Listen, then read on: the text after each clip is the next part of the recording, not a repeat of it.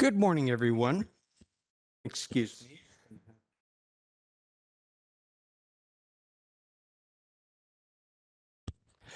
Testing. Good morning, everyone, and welcome to the Committee of the Whole meeting of Tuesday, March 14th. And welcome also to the Squamish Nation Traditional Territory in which we are convened. Councillor Anderson in the chair. Councillor Andrew Hamilton has sent regrets. He will not be able to join us this morning, but will be joining us later on after noon. Could I have a motion, please, to adopt the agenda as we have it before us? Councillor French moves and Councillor Pettingill seconds. Any opposed? Thank you. That's carried. And first up, we have a year-end 2022 quarterly financial report to be presented by our Finance Department representatives, Ms. Boxford and Mr. Russell. Please take it away. Great, thank you. So good morning, Mayor, Council, and members of the community who have joined us today. My name is Heather Boxrud, General Manager of Financial Services, and my pronouns are she, her, and I may be addressed accordingly. I'm joined here today by Roland Russell, our Senior Financial Analyst, who will walk you through some of the key highlights of the 2022 fiscal. As well, we have several budget managers online and in the room today to answer any specific questions you may have on the projects. So in terms of process, a little different this year in that we've split the Q4 financial report and the carry forward reports over 2 weeks. So today's reports really highlight the project status at year end and provides the opportunity for council to really dig into the projects and ask for any clarifying questions. Next week, the carry forward report is before council. We have limited time in the regular business meeting, so it is more of an administrative in nature and simply establishes the carry forward budgets in the financial plan amendment that is required to continue the inflate projects. As well, in April, staff will be bringing forward a financial plan amendment that will address the inflationary pressures in 2023 and the recommended use of the Growing Communities Fund for Council's deliberation.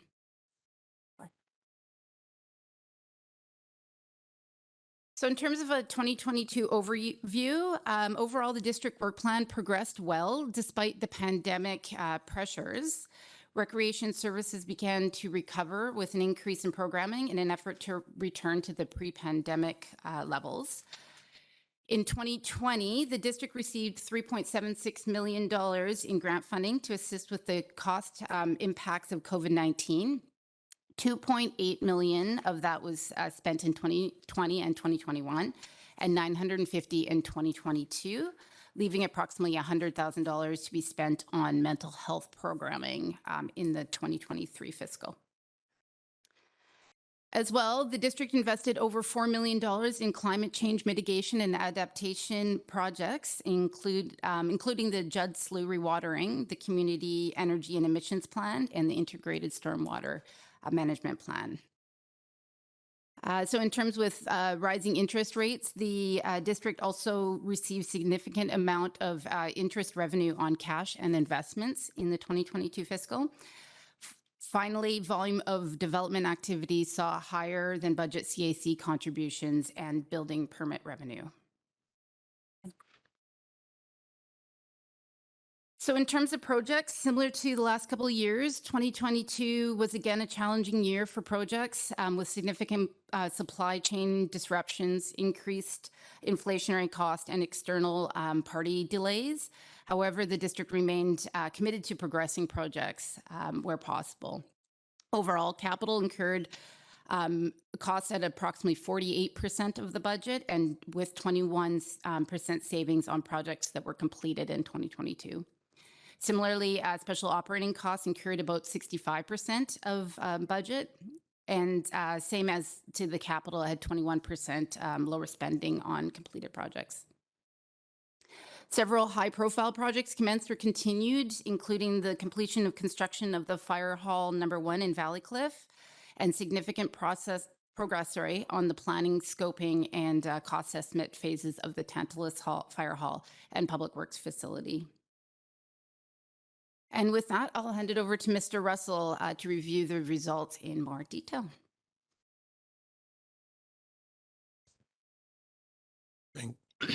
Thank you very much, Ms. Boxroot.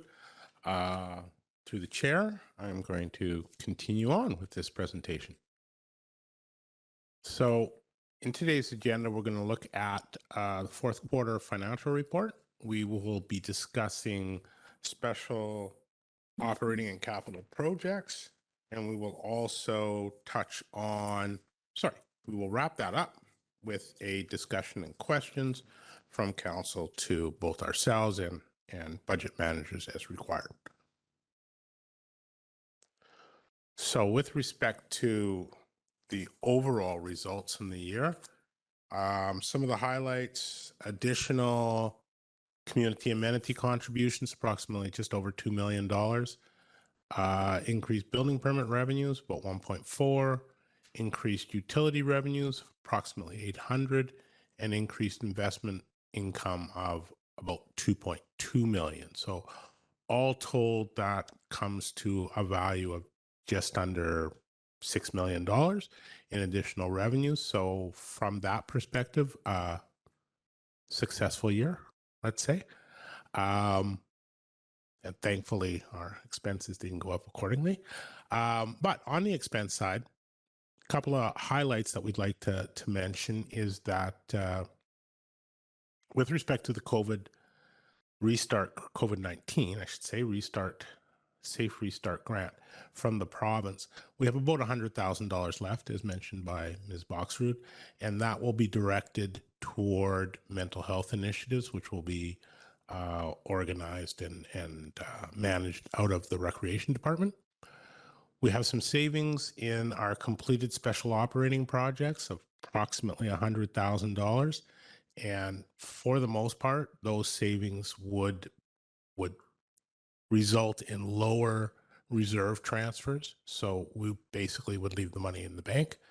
And it should be noted that due to the fire contract settlement in 2022, the fire department did have higher expenses than budgeted. Other items of note, I should say, we have some provisions where we transfer additional cost savings. So for the RCMP, if there are cost savings in the RCMP contract, they go to the protective services provision. Last year, we created a library provision such that savings in the library's operating costs based on the proportion that's supported by the district would go into a provision for future library expenditures. And we've done the same thing this year in 2022 for transit. And in 2022, it should be noted that there was a transit strike. As a result of the transit strike, both the costs and the revenues were lower than the established budget. The overall savings in the transit program was approximately $200,000, and we've used that to start a transit provision. And the idea there is that as we move into the future and we have transit expansions, they can be fairly expensive. And so if we have a provision built up of savings from prior year's transit costs, then we will be able to smooth the cost of future transit expansions and allow us to continue on that progress, which allows us to move towards our climate goals and also to enhance active transportation and other modes of transportation. We had a delay in the UBCM Community Strengthening Grant. That's a flow-through grant that goes to Helping Hands and is being used to support vulnerable communities. We gave them half the money that we received. We received $450,000. We gave them half the money in 2021, and we had anticipated that we would give them the other half in 2022. They've had some delays in investing this money and getting their programming up and running at full speed. So they've delayed the second tranche until 2023, but they have provided us with a full outline of their spending plans and patterns, and we anticipate that they will be able to complete this this portion of the project in 2023. So we're pretty happy about that. It gives us an opportunity to use support from other levels of government to provide necessary services for vulnerable communities. And lastly, because of a number of different issues and items, some related to supply chain, some related to capacity, both internally and and with external consultants, we've had some delays in actioning our special operating projects. And so over the total program of special operating projects in 2022, the unspent portion was approximately $875,000. And you'll note that we've outlined the larger areas that had significant project delays. Certainly you'll be able to see that in the detailed reports and also ask questions of the managers if you would like to get additional information. So with respect to the report that you have in front of you and how this is delineated, we're now going to switch over from the overall financial results to speaking about special and capital operating projects specifically. At year end, we provide a report which is summarized using a different project categorization. During the year, we categorize the projects based on what is the driving plan or program behind the project. So strategic plan, master plan, organizational items, etc. And that's really good from a project classification perspective during the year to see how the organization is progressing with the different types of projects. But at year end, I think it's sometimes more beneficial to be able to view the projects with respect to what type of project they are, and therefore be able to assess the organization's efficiency in delivering the product, the efficiency and effectiveness, I guess I should say. And so with that in mind, we've changed it up for year end, and we're providing it using this framework with single projects, annual projects, multi-phase projects, which are basically projects that are going to continue over a number of years, and externally funded projects, which often relate to projects that are dependent on grants or external financing from third parties, where we do not have direct control either of the funding source or of the actual spending program because it is being driven by a developer, for example. So the last two items, multi-phase projects and externally funded projects, are not included in our overall metric of project completion. So when you saw the earlier numbers for project completion of about 50% for capital, that relates to the first two annual projects and single projects. It does not relate to the second two because we anticipate that those are going to be multi-year projects where the timing will shift. So on an overall basis, you get to see this wonderful slide. I'm not going to try to read all the numbers because you can read faster than I can talk. And this is the same picture that you saw earlier in your reports. But it does show good progress with 33 projects in progress and 24 projects complete. So we're fairly happy with those results. Obviously, you'd like to get the not started and delays down, but sometimes that's beyond our control. With respect to special operating projects, some of the ones that are being highlighted, annual project completion, integrated stormwater management, dike vegetation. Of the ones being completed in multi-phase projects, we've completed one phase of the community energy and emissions plan. Externally, of the major externally funded projects, to note, it should be noted that we've made really good progress on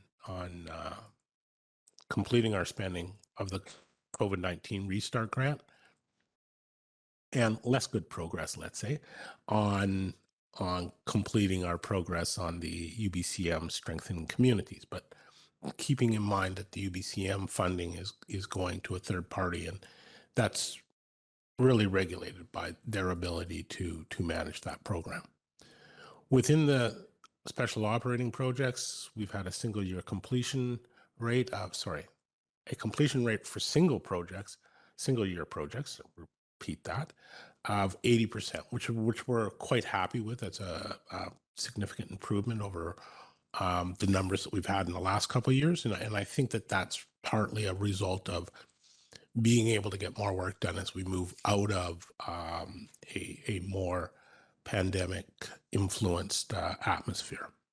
And so last to note on special operating projects are some of the larger single projects that are carrying forward, or more notable ones: government road conceptual design, speed limit reduction pilot, and public space design standards. And in most of those instances, the delays are related to our ability to work with third parties in a timely manner to push these projects forward. So please feel free to ask our managers more questions if you desire. With respect to the capital ones, we have an interesting contrast here, which makes those numbers a little more difficult to read, at least for me. But it looks good. You know, we've half the projects are in progress at 45 of 90, and 1/3 are complete. So, you know, that's a good metric, I think. But obviously, you know, you would like to see the canceled and delayed projects as a lower percentage of total. But again, we're coming off a period where a lot of external factors are coming into play. And so we hope to be able to improve this over time as we move forward. I will highlight some of the specific capital projects. And, you know, I think we should all be very happy that Valley Cliff Fire Hall number 1 is complete. That's the first really major project that the district has taken on under the Real Estate and Facilities Master Plan. And we're happy to say it was completed on time and under budget. So we're pretty proud of our infrastructure and construction team and the support that the overall district was able to provide to them with respect to this project. I think it's a real good news story for the district. Momquin Road sewer upgrade. We have completed the second phase of this project. This project has become more complex as time has gone on. And so we will be looking at a phase 3 in this project to finish off some of the other pieces that had to be further delayed. But that will probably go out a year or two before we come back to that. We've had on the Judd Slough rewatering project, this is a significant project in our diking program. It's worth approximately $2 million and is grant funded. And the major construction has been completed. We're waiting for changes in river flows, which will occur in summer to do the final bits and pieces around that. The last two items I'd like to note are that with respect to the technology transition project, each year we're taking on different pieces of our financial system and our ERP support structures, and we're updating those and adding more and better tools for both the district and our residents to use. So this year we were able to complete the tax and utility billing software implementation, and we commenced on the budgeting software, which is pretty much underway in 2022 and will be, I should say, was used to create the 2023 plan and will be rolled out to more fully to district staff in 2023 for use in the future. So that's two big wins, we think, for the district and for financial services specifically. So kudos to Ms. Boxrud and the finance team for getting all those things in place. And I'd like to also throw a shout out to the IT team, which obviously is a key driver of that project. Lastly, we wanted to comment on the annual rehabilitation projects. Most of them have been complete. The one significant project that did require additional carry forwards is the active transportation area. And in that specific project, that project is being funded by Community Works Fund. And so we were putting a lot of pressure on ourselves to ramp that up, because Community Works funding at this stage is going to expire at the end of 2023. We anticipate that there may be some news forthcoming, hopefully, that there will be an extension or some redevelopment of grant programming between the province and the federal government to allow ongoing use by municipalities of gas tax revenue, which is what was supporting that program. So that's in short, or maybe long, highlights of the past year. And with that, I would like to turn it back to the committee for questions and discussion. Thank you. Thank you, Mr. Russell. Ms. Boxrud.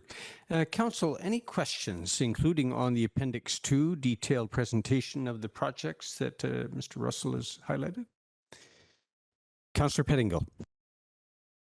Yeah, thanks. A few questions. Just one in the charts that compared 2021 to 2022 revenues versus expenses. We're at 100% revenue expenses in 2021, and 2022 they're not. Is that just because we haven't calculated in the reserves for 2022 yet? Is that why they're not aligning at 100%? Through the chair, I'm not sure if you're referring to a specific segment, but in general, no. The answer would be no. Reserves are not included in that revenue number that you see there. The revenue budget would be, trying to find the best way to put this, external revenue, so tax revenue, utility revenue, fees and charges at recreation, for example, rather than transfers from reserves. So if it is lower, it is probably because we received less revenue than we anticipated.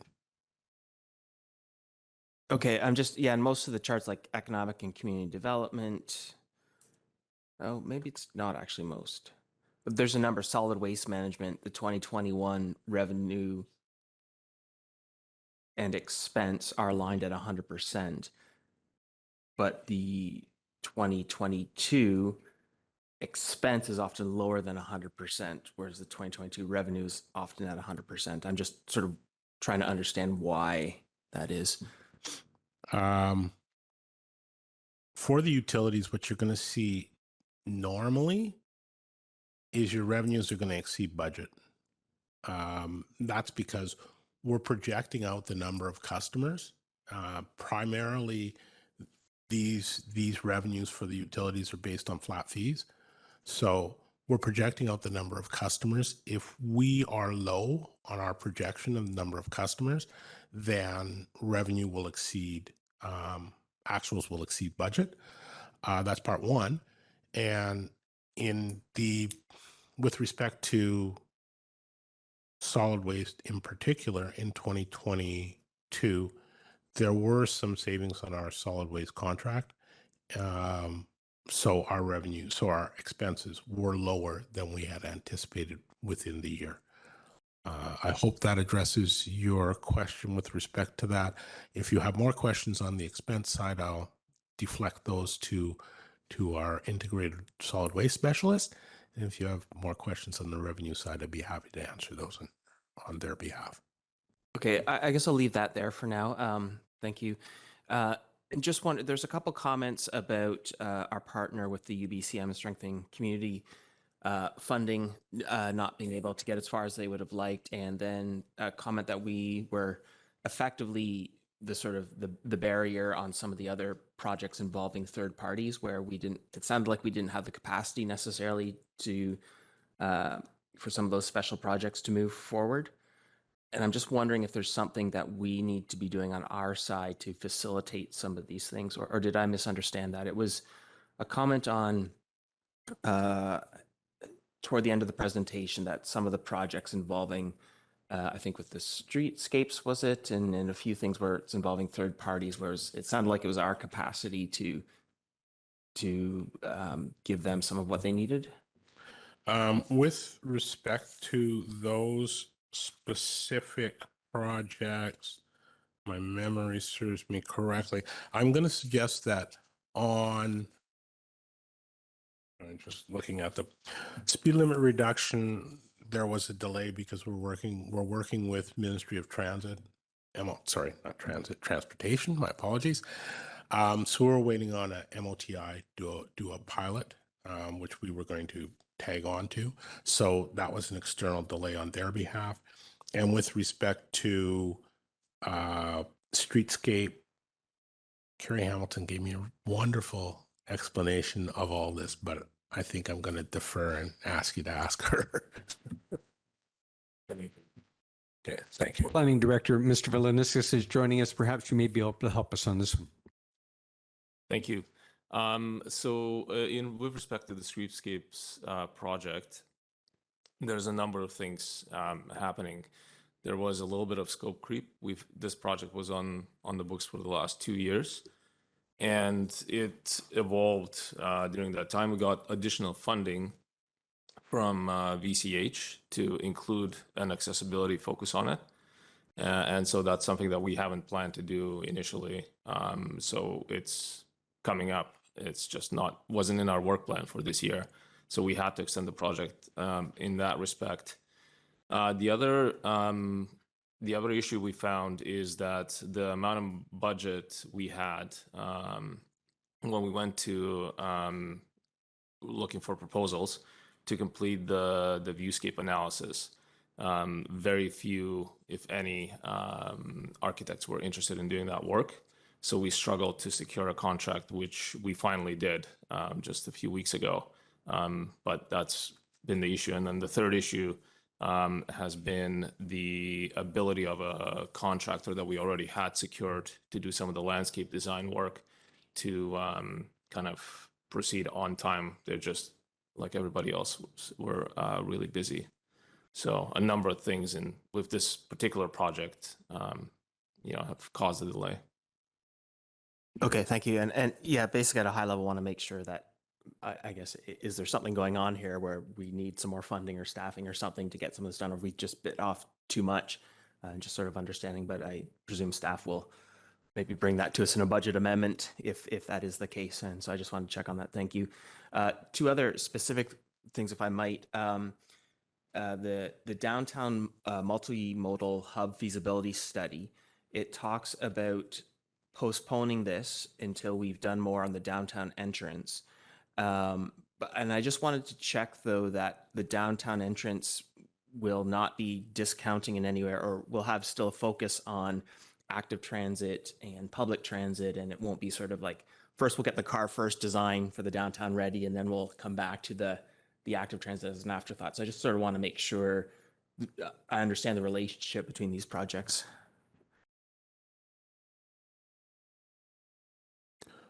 I am quite sure that there are people in the room or online that can answer that way better than me. Thank you, Mr. Russell. Would there be a representative from the engineering department that could just clarify the broad scope of the downtown entrance study with respect to active transportation consideration?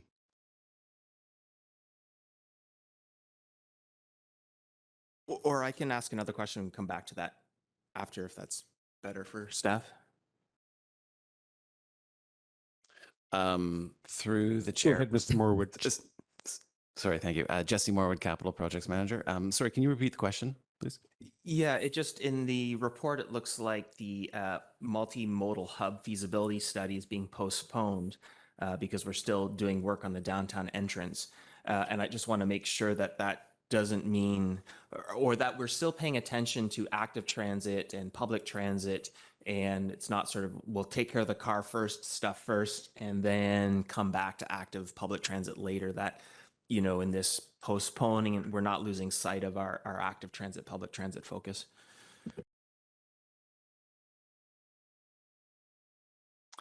Great, thank you for the question. Ms. Gunn, our transportation planner, I think is the best person to answer the question in detail. What I can say is as far as the downtown entrance study, we're really digging into it next year.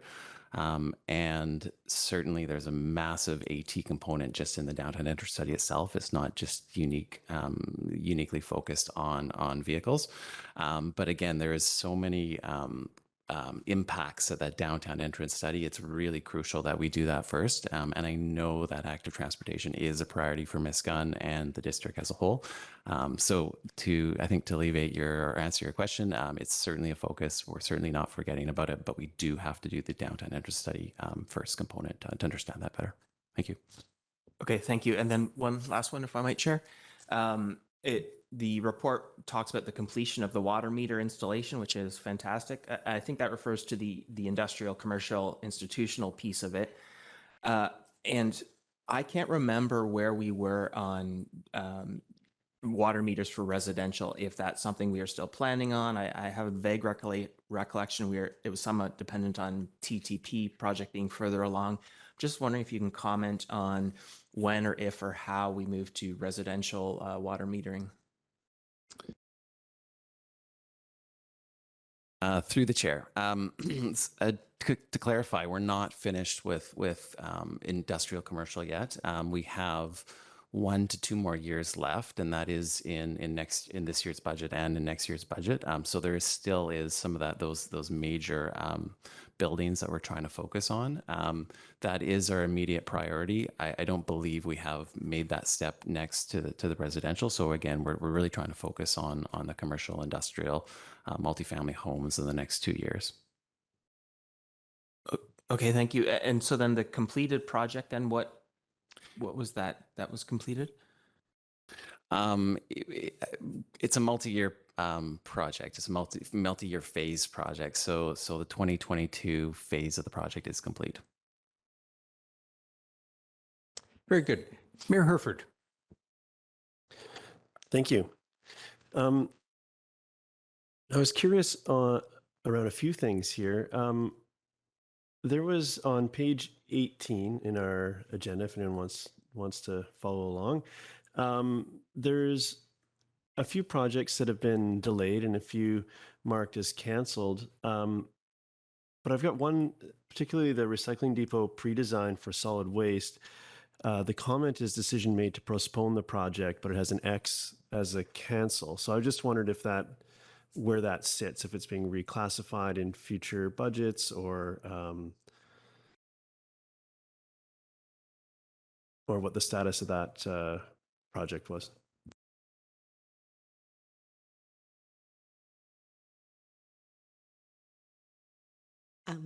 Thank you. Through the chair. My name is Shannon White. I'm Integrated Solid Waste Specialist with the District of Squamish. And so the budget item for the recycle depot has been canceled. It was largely put into the budget because there was concerns that the Queensway Recycle Depot might close a few years ago. And that was kind of due to some ongoing discussions at the time. And so we put money in the budget with anticipation of building our own depot. The situation has changed and we're no longer under the same concern, I guess I could say. And so we've removed it from the budget at this point in time. That being said, potentially it could come back in 5 years or so.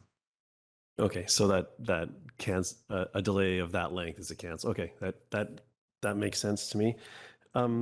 Thank you for that. My next question is around the CAC project, and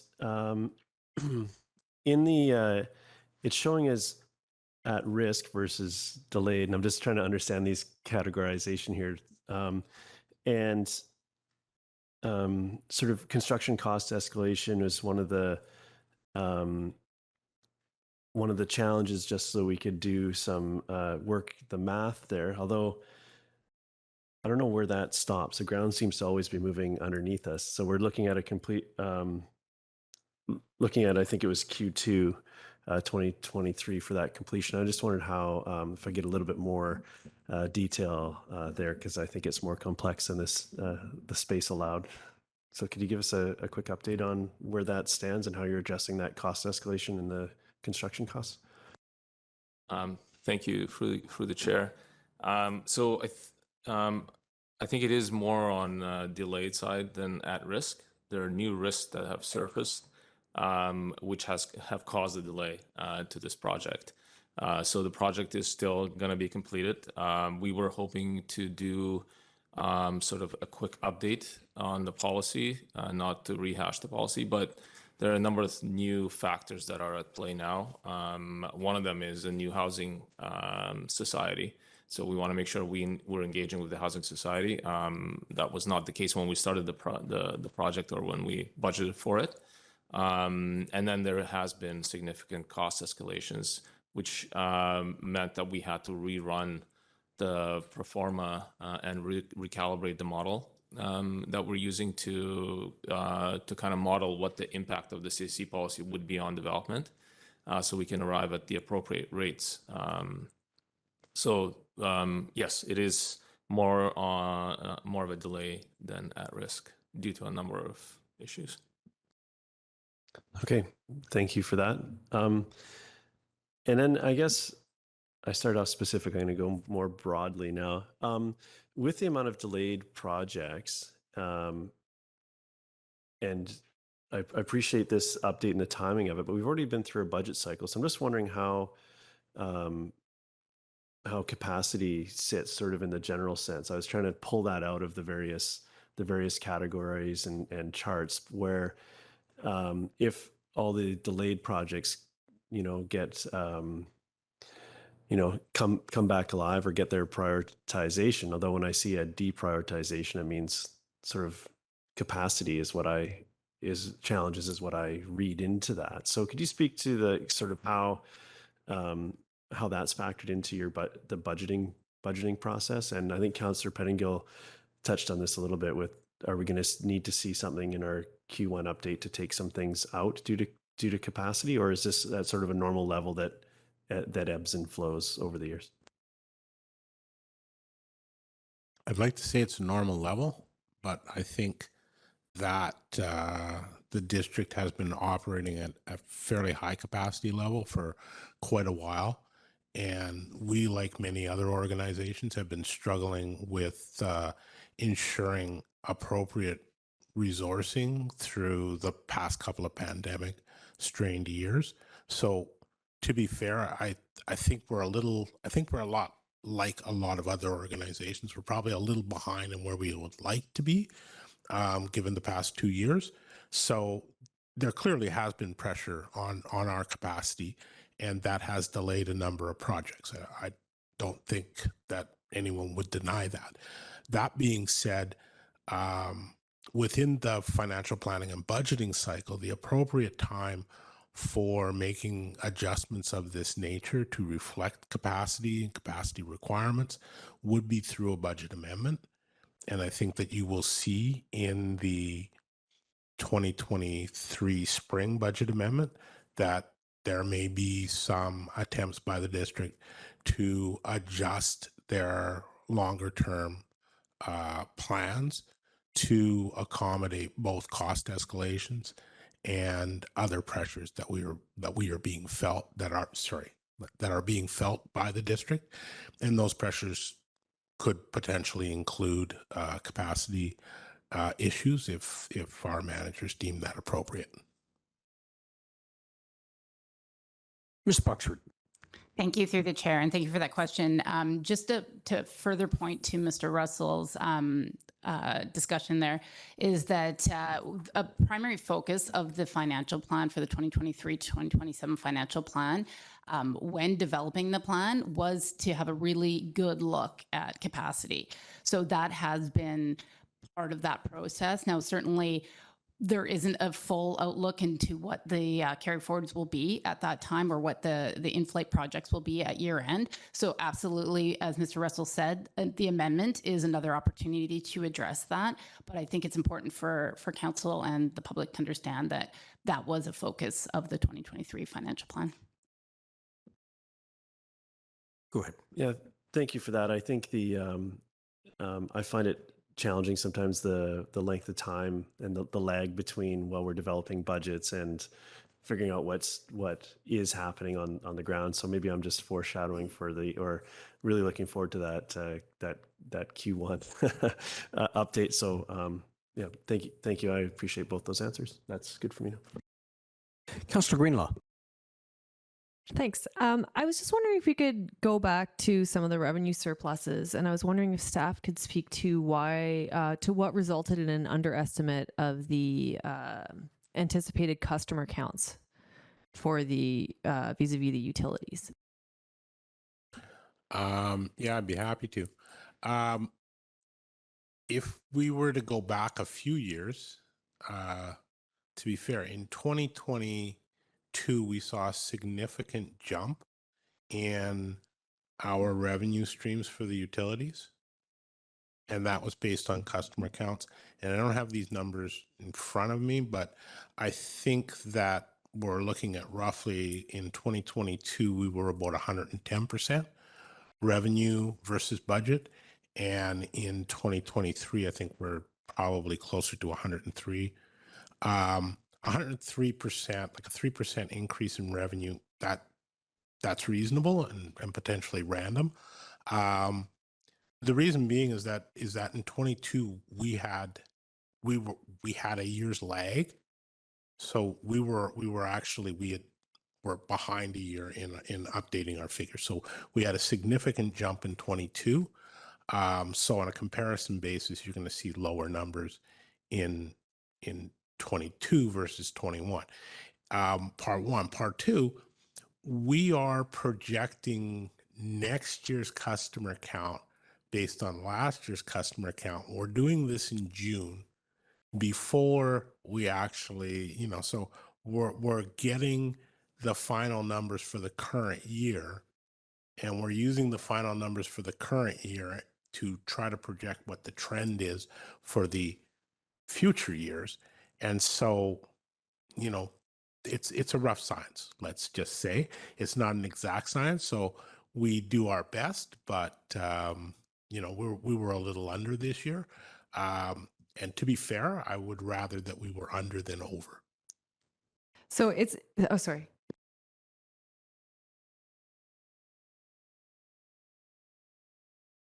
Thank you. Through the chair, I'll just further add to that. Just any increases in the solid waste or the any of the utilities, for that matter, just go into the reserve. So as much as we try to be as accurate as possible on the revenues, it is a matter of it just moving into the reserve. So it's a fluctuation at that and within that fund. Okay, and then basically it's because new addresses, like unanticipated new addresses, have come online, right?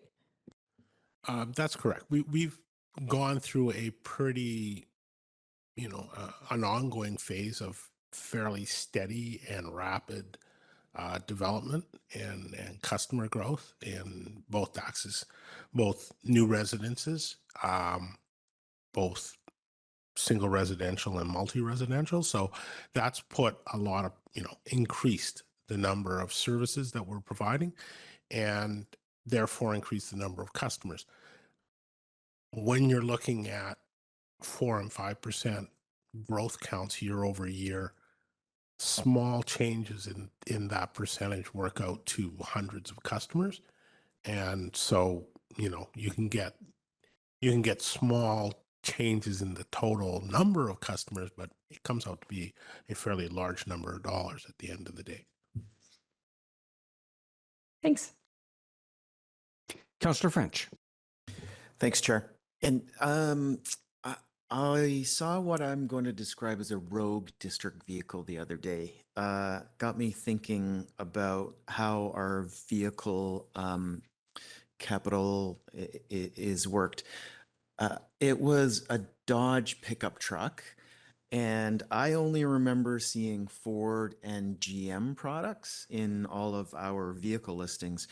So I'm just curious to know what happened. Is it just a case of Ford didn't have the particular truck that we need, so we shifted over to a different supplier? Can anybody shed some light on what's going on there?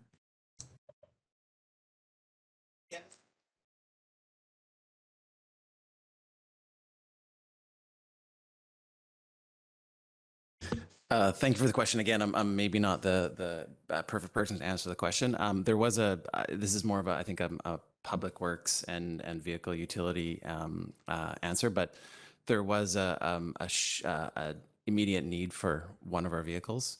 And so it went to public works, and then in lieu we needed a vehicle, and I think there was delays on getting a long-term vehicle. So it's the vehicle you're seeing is a short-term lease to fill an immediate gap that we have. Does that answer? I appreciate that. Thank you. I figured that was probably the situation.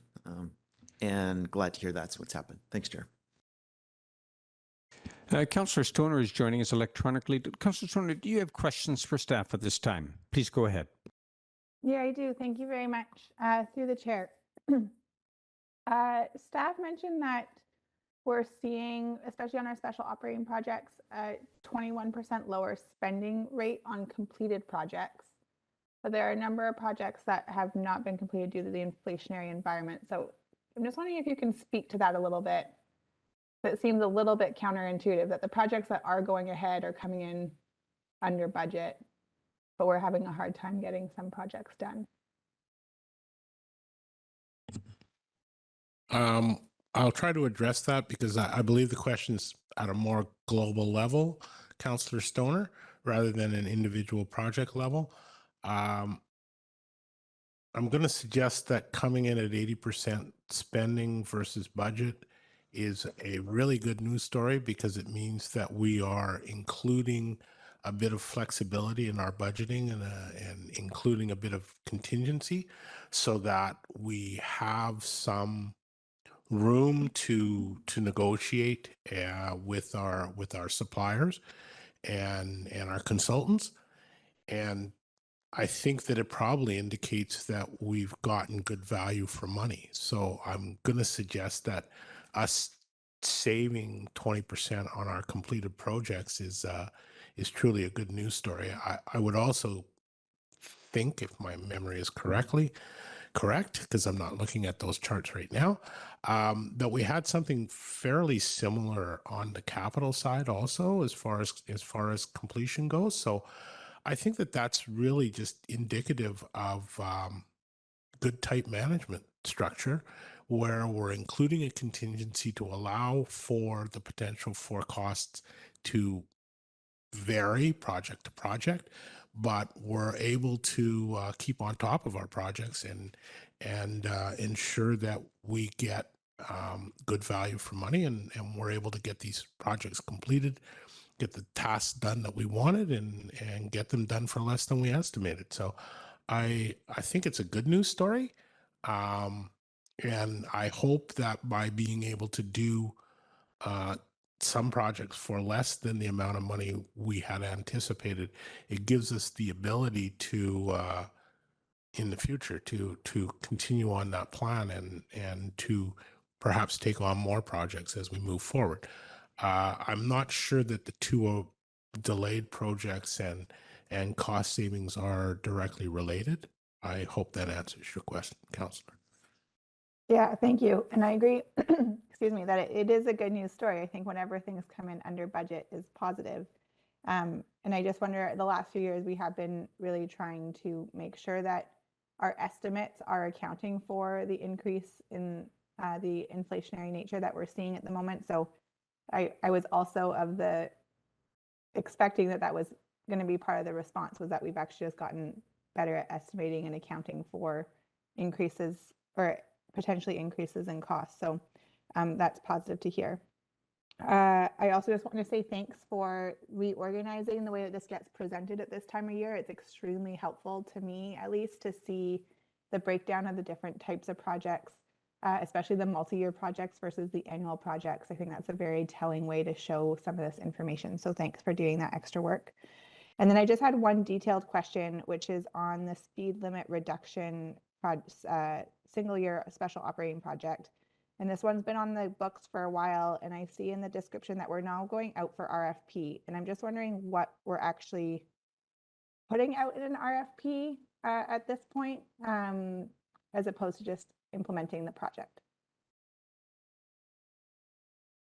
Thank you. This is Dora Gunn, a transportation planner with the District of Squamish. Through the chair, so the original plan was to implement an MOTI pilot project. We had heard that MOTI was going to offer this opportunity, but they have not done that. So we had to think about a different way to do it.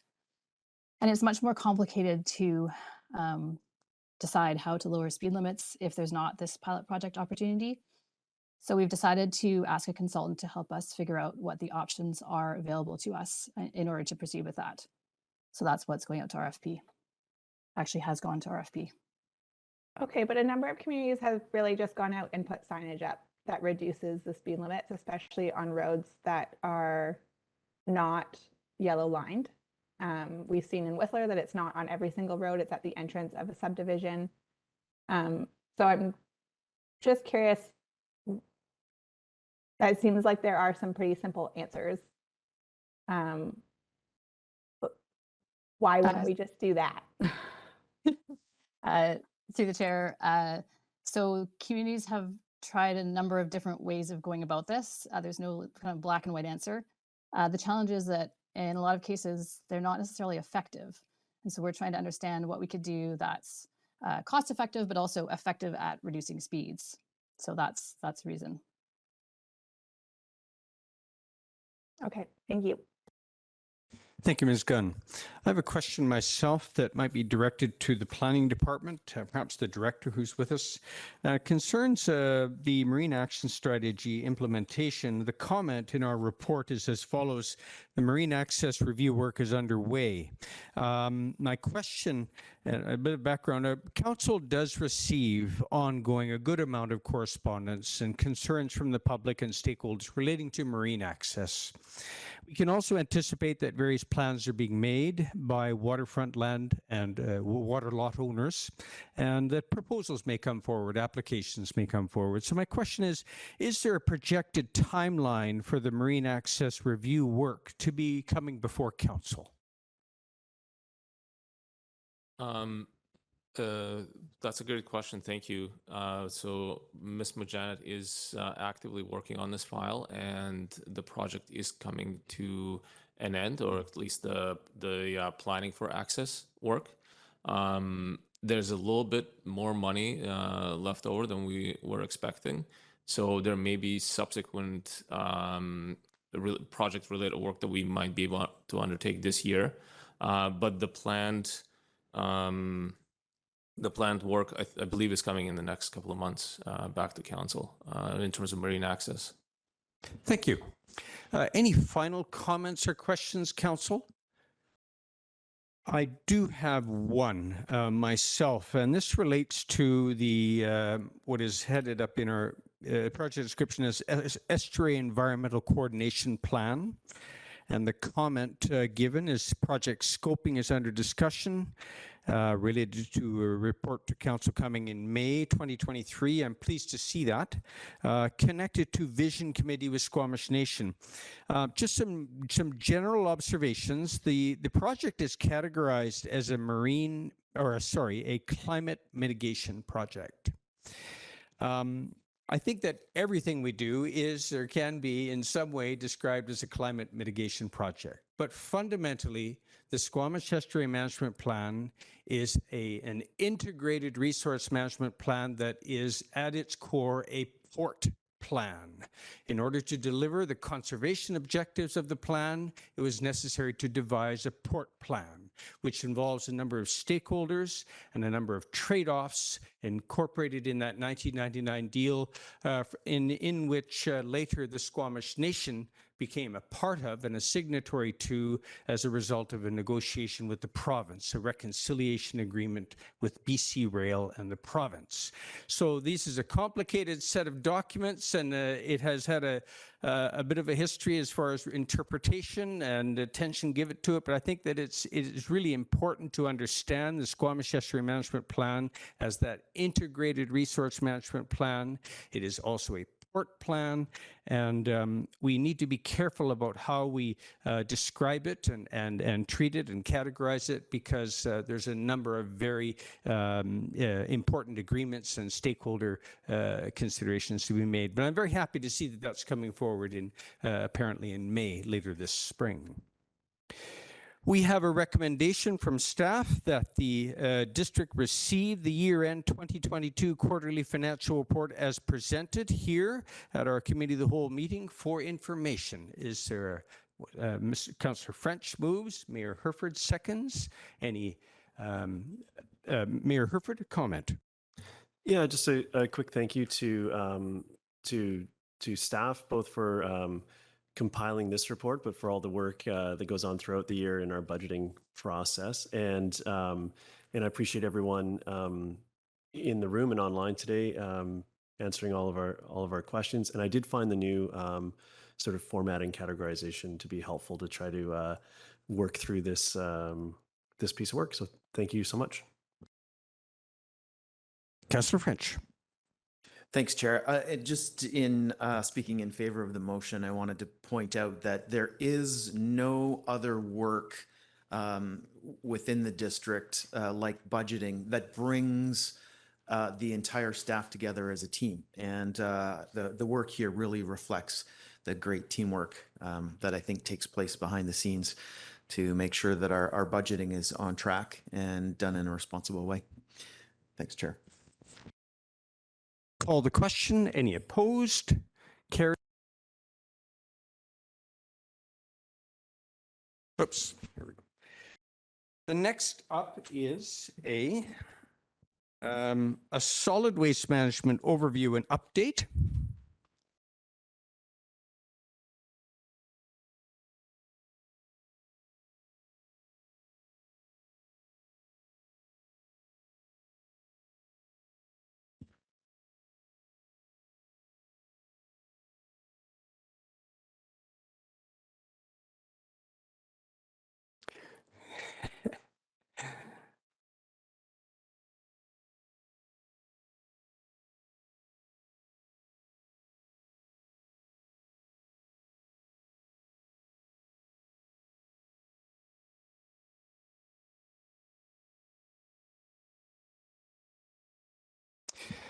Ms. White, Ms. Bittenseller, we're ready to go. Thank you. I'm just going to take a moment to do a bit of switching of the screen. Very good.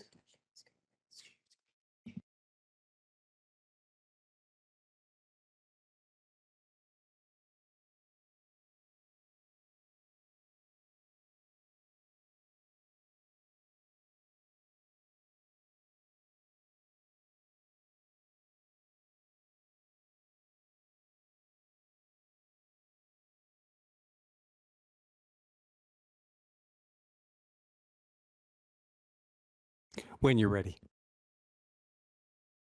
Thank you. Good morning, Mayor and Council. My name is Shannon White. I'm the Integrated Solid Waste Specialist at the District of Squamish, and I'm presenting today with my colleague, Laura Witten-Zellner, who is our Outreach Sustainability Coordinator.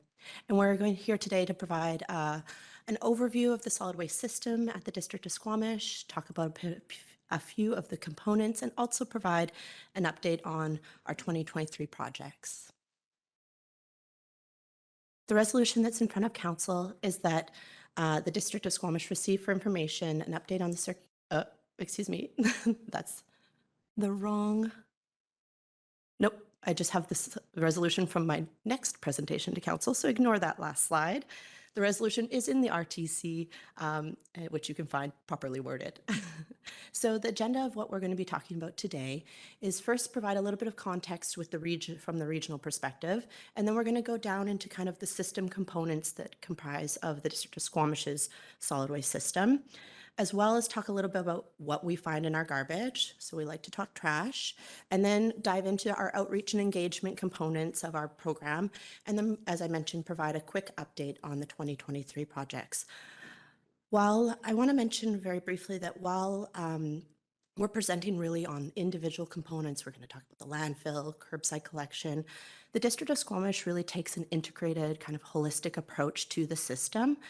And so these pieces are actually intertwined. We look at how our disposal is managed, how that complements the diversion opportunities, as well as our outreach and engagement. So just please keep that in mind as I move forward with kind of piece by piece. So to provide a little bit of regional context, I'm just going to take a step back, and talk about the Environmental Management Act. So solid waste under the Environmental Management Act of the province of BC regulates that solid waste is really a regional district priority. And so therefore regional districts must create these overarching management plans called solid waste and resource management plans. And they really provide a long-term vision for solid waste management within the region. And the nice thing about this is that it's a regional context. So how do the different member municipalities and communities interact and together? It regulates what can and can't be done with regards to solid waste management. So for example, I will speak about the lateral landfill expansion. Because the lateral landfill expansion was not explicit in this document, we've had to amend this document. So this document is a guiding document. It is quite vast, I will add. And it does need to be updated every 10 years. The current Squamish Lillooet Regional District's Solid Waste Management Plan was submitted in 2016, approved by the province in 2019. So they're actually going to begin updating it next year with the intent of submitting it in 2026. It is quite a process to update this document, and the District of Squamish, as well as residents and businesses in our community, will have opportunity for extensive engagement and input. So to dive into the pieces of our system I want to provide a little bit of context about the Squamish landfill. So just a really quick refresher on it. The Squamish landfill has been servicing the District of Squamish for almost for the better part of 40 years. It serves the District of Squamish, part of Squamish Nation, an electoral area D. So that's Britannia Beach, Furry Creek of the SLRD. The property is leased from the province, and the operations are contracted to GFL currently. Landfills are no longer the days of we go there and check out the bears and I don't know, hang out at the landfill or the dump, as my father would say. It is really, they are regulated, permitted, visited by the province entities. They are engineered landfills. And so our landfill is permitted by the province and in compliance with environmental and other regulations that apply to it. And again, it's authorized at that regional level by that guiding document.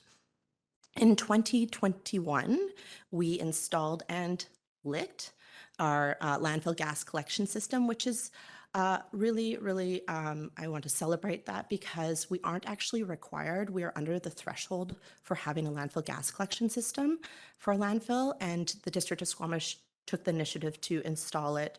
It was a major win for our climate action plan, and it's a really neat thing. And then the District of Squamish landfill also, this is good news. I'm working through some of our draft reports for 2022, and it looks like our capacity has been expanded until early 2030. Last year I presented and it was 2029, so this is great news. And that's really due to a lot of different factors, operational factors on the site, how we use soil and different management techniques, and then also diversion within the community.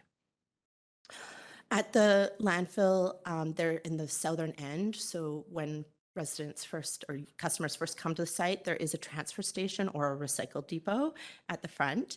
And it serves both residential and commercial customers. There are 2 different contractors on that site. So GFL, part of their operations contract is to have a landfill attendant, and then the scale is contracted to a different contractor. We serve up to 200 customers daily there. Often those customers drop off multiple materials and bypass our scale multiple times. So it's quite a busy site. And there's a variety of different diversion opportunities. There's drywall, wood, white appliances, all sorts of different material. And we're always looking to increase that opportunity, diversion opportunities. However, it is a bit tight in space. So that's always a challenge. Wanted to provide a little bit of highlight of other diversion opportunities within the community. So there's the GFL Queensway depot site, which is a Recycle BC site. The District of Squamish does pay to have an organics collection bin there because we just see the opportunity for residents who are coming to drop off their flexible packaging and styrofoam to also bring their organics collection. We also provide curbside collection to many multifamily homes and single family homes within the community. And then there is what the extended producer responsibility collection sites. Extended producer responsibility are programs that are regulated by the province and kind of owned and managed and operated by the producers. So, for example, the producer of light bulbs gets to decide where they put their collection sites. The producers of paint put their collection sites where they want. So those collection sites are all over town in different locations. You can see in the image, the What Goes Where guide, we have tried to provide a clean and easy way to identify collection sites for some of like the top questions and inquiries we get in the community in like a visible reading format. And then also there is direct pickup by private haulers. So private businesses go to multifamily homes like apartment buildings and businesses. And then we are planning in the planning stage of launching a kind of a glass neighborhood pilot project. So kind of glass collection in some of the neighborhoods in the community. This diversion does have significant challenges. They're ongoing. We continually hear this through all the other local governments we speak to. So we have an inability to influence the extended producer responsibility collection sites. We can advocate and we can ask for it and we can continue to challenge them, but we cannot make them have more sites. That is a provincial regulation and provincial authority. Also, wish cycling is, and the last one, this lack of trust by the public in recycling. Those two are really behavior changes. Wish cycling is someone throwing something in a recycling bin thinking it should be recyclable, but it might not be. So these are things that we're trying to address with some of our outreach and behavior change. So the waste composition, if you like numbers, I would suggest you click on the link and dive in. I'm going to provide just a snapshot of this because it's a lengthy document, but it's interesting. It provides insight into what we see in our landfill in the garbage. What is very, I want to give a shout out to the District of Squamish, is that a waste composition audit is really looking at the garbage that comes to the landfill, pulling it apart and assessing, does it belong here? And if not, what is it and where does it go? And what's neat is that, and sorry, I am a subject matter expert, so neat is maybe not the right term, but we have integrated this into our operating budget. Not a lot of other landfills do this. They do it like once off every 5, 10, 15 years, but we, every 2 years, look at what are we seeing in our garbage. And that provides us insight into our outreach and education material and how effective, if we're seeing any change.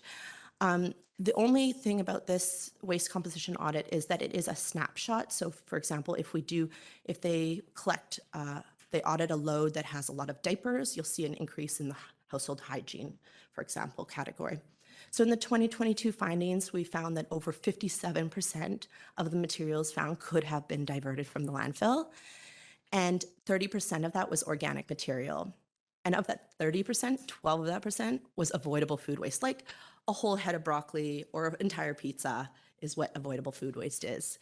So food waste that really could have been eaten. It's not like a banana peel. And then the largest volume of waste was from the commercial construction sector. We talk about a lot of numbers in our department and division, and here's just a snapshot, a few by the numbers. So our 2021 diversion rate was 56%.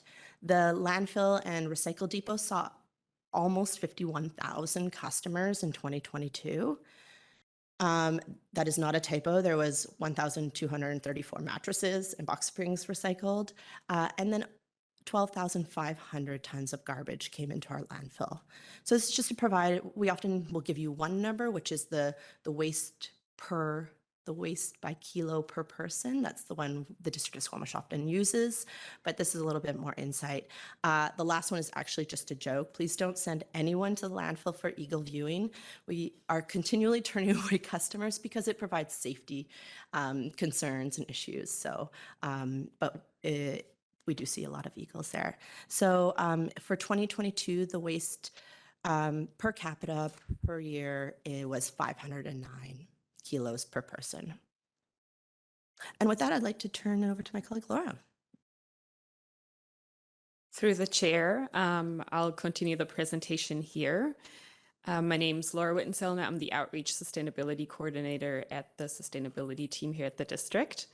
And I'll give a bit of an overview of outreach and engagement that we've been implementing and leading over the past little bit. So on your screen, there's a variety of photos from different outreach and engagement activities, campaigns, and education initiatives that the solid waste team has either implemented, supported, or led.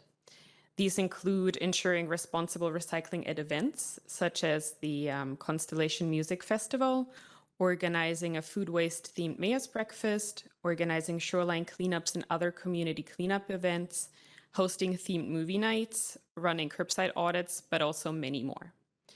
Some of these events allow us to address the gaps that we have identified that exist in our current diversion and reuse opportunities that we offer and can support, such as the lack of a used furniture store in Squamish, which we can address with the Reuse It Fair. Outreach and engagement campaigns are excellent opportunities for our team to educate, to spread awareness, and to identify challenges, existing barriers, and opportunities. We think that experience-based learning is a critical element in fostering sustainable habits and behaviors, lifestyles, and change the mindsets in our community in a positive way. The next thing I would like to talk about is Recycle BC and the Contamination Remediation Plan, or we call it the CRP. So the District of Squamish was tasked by Recycle BC to develop a CRP, a Contamination Remediation Plan, which is intended to reduce our curbside recycling collections contamination rate.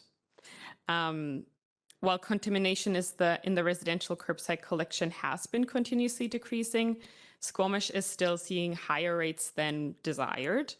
Currently, we're looking at about 8.3% of the total curbside recycling collection being not accepted materials. So that means materials that cannot be accepted by Recycle BC's curbside collection program. The goal rate is 3%. The top contaminants in our community are hard and soft cover books, textiles, and durable plastic products like children's plastic toys. The solid waste team developed a CRP outlining the targets, timing, and a variety of promotion education campaigns, either led by the district or in cooperation with GFL or community partners. We also outlined training, monitoring, enforcement, and tracking. All campaigns and enforcement are tracked and reported to Recycle BC throughout the year from January 2023 to January 2024. That represents the implementation period of the CRP. If we are not able to show continuous progress, we risk facing fines as a community. Back to my coworker, Ms. White.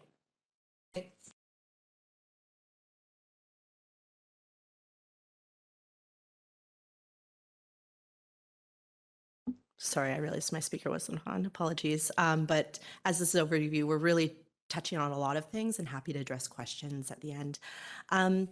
So I just wanted to touch on the lateral landfill expansion. So the District of Squamish's landfill, as I mentioned, is anticipated to reach capacity, so be full by 2030.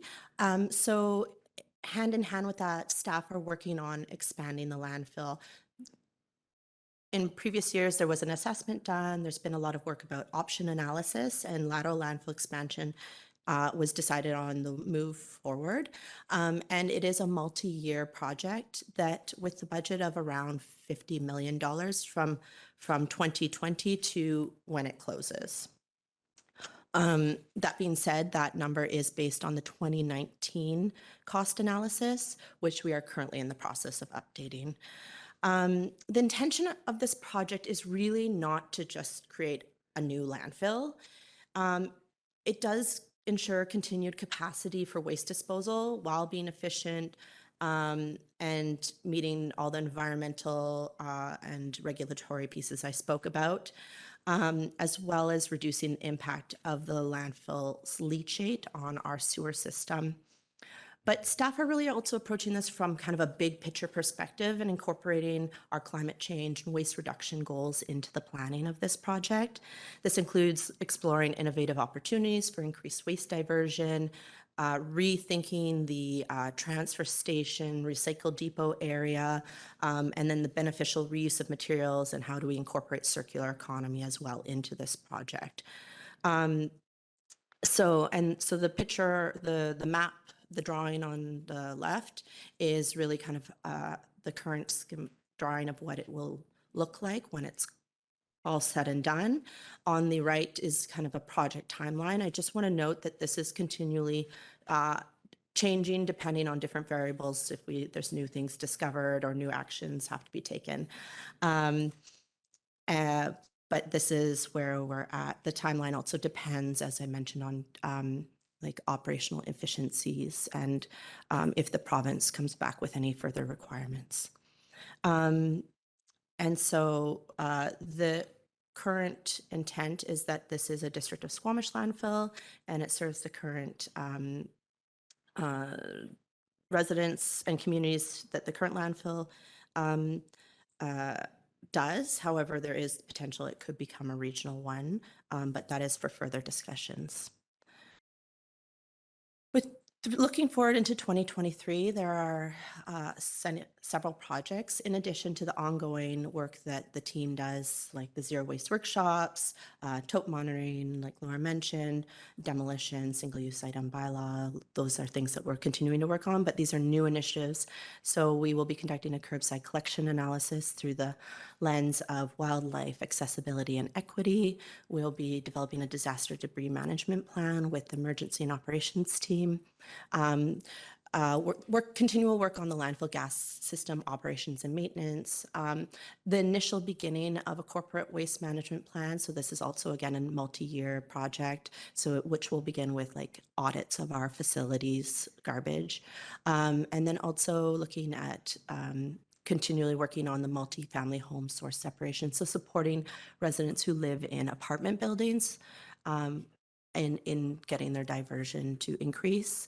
And then also developing a toolkit for childcare businesses that is around waste reduction, circular economy. And then also looking at the technical waste storage guidelines that were published in 2019, I want to say, and just seeing if they need to be updated and if there's any other applicable bylaws that need to be kind of touched up along that with that process. Some of these projects might be regional initiatives. We're in touch with folks, our peers at Whistler or the SLRD to see if there's synergies and efficiencies that can be found also in that. And so without further ado, I just want to open up to any questions and say thank you for having us. I did want to note that there is an absence of a discussion about the Zero Waste Action Plan. However, we will be coming to council shortly to present on that item. So that's why that is not in this update, although it is a large part of our team's portfolio. Thank you, Ms. White. Questions, Council? I'll start with Mayor Herford and then Councillor French.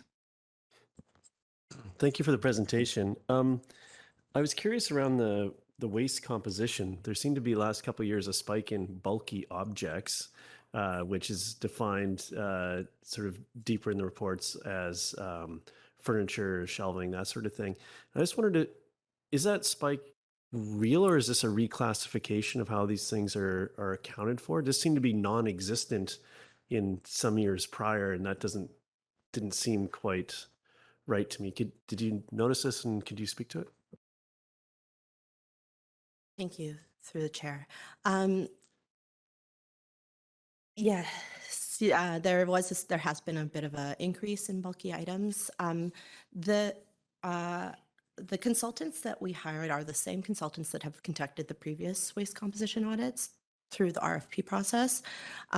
However, they have been changing their process slightly due to COVID, so that I kind of accounted for some shift in what they found. They didn't open as many bags as they have in the past, and they did some more visual audits and hands-on. So in discussing the results, there was a little bit of a, like because of the process change, there might have been a change in what the findings were as well. So that's why we drilled into, like, is it a significant change or not? So I would say the bulky items, as well as the ICI and the construction demolition findings in particular, are slightly different because of the change in process. Okay, thank you. And I appreciate in your presentation, you mentioned that there's not a used furniture sort of store or facility. And so I think, yeah, thank you for noticing that.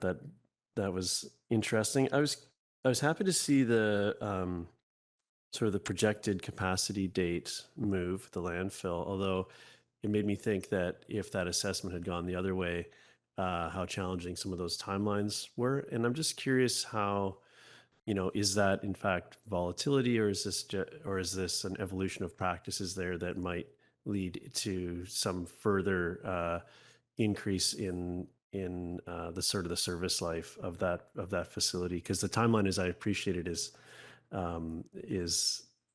it all makes sense, but at the same time, there's not a huge margin for error in there in those two in those things. Sorry, through the chair, could you just repeat the question? I just wonder if the question was hidden in the middle there, which was, do you see, is this ongoing sort of refinement of processes that might also lead to a further extension, or is this sort of volatility because of fluctuating amounts year over year? Great, thank you. Thanks for the clarification. I must say, staff was pleasantly surprised by the news that we just received about the extended lifespan. And the reason is that not as much garbage was put into the landfill as originally projected this year in 2022, like in layman's terms, which is fantastic news. Whether that is the trend or not, it's hard to say. Similar to Mr. Russell's presentation, COVID has thrown our data off because we saw a gigantic increase of material coming to our site and material being diverted when everyone was at home doing renos and things like that. So I feel like in the solid waste world, our data is just, now we're going to kind of see where it's going. It's like coming down and kind of evening out a little bit, returning back to quote unquote normal.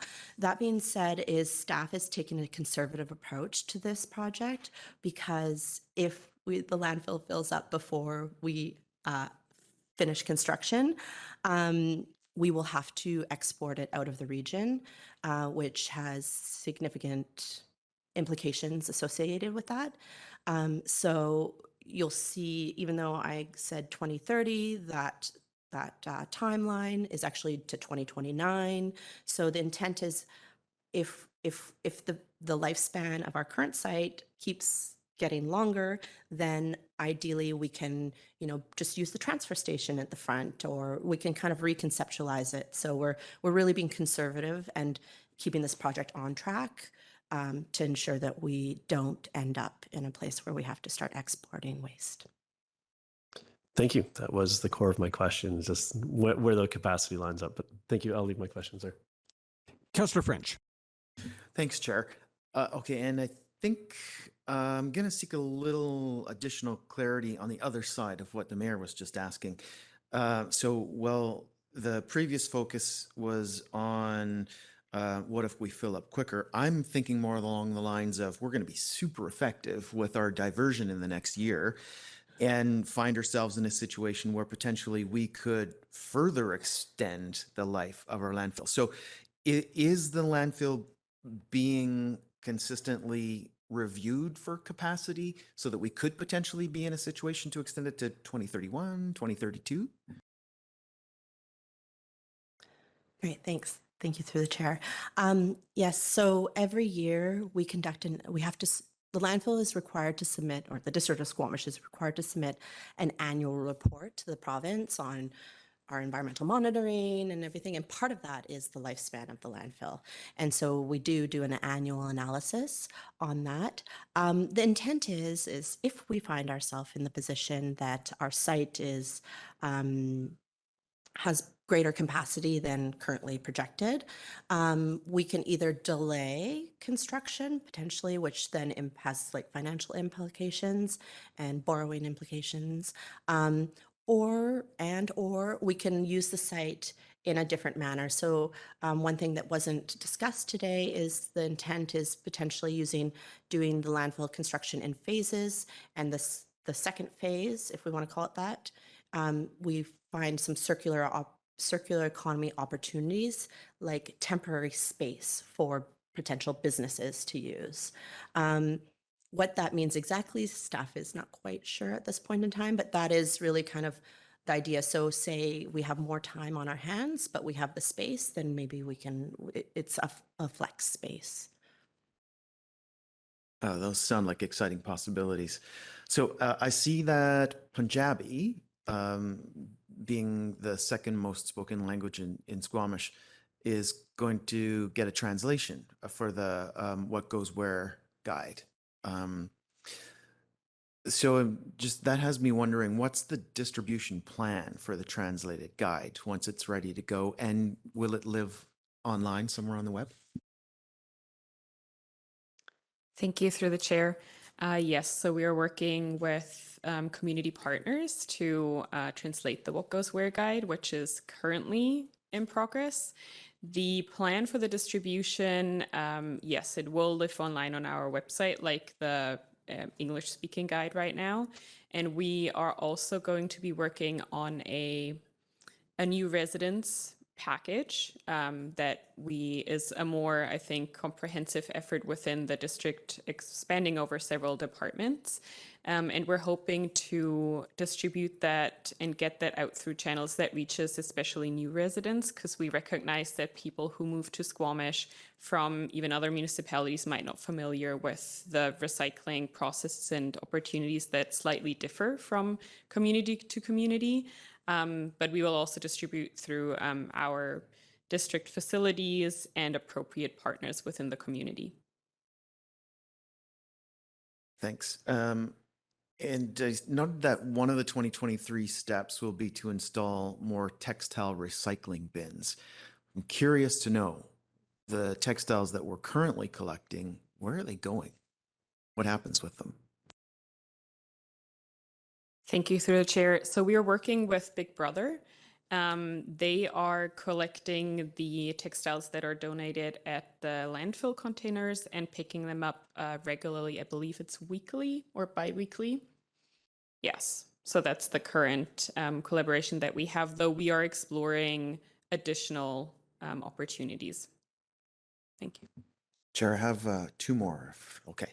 I was noting the group called the Diversion Champions and wondering, are those volunteers or paid workers or a combination of? Thank you through the chair.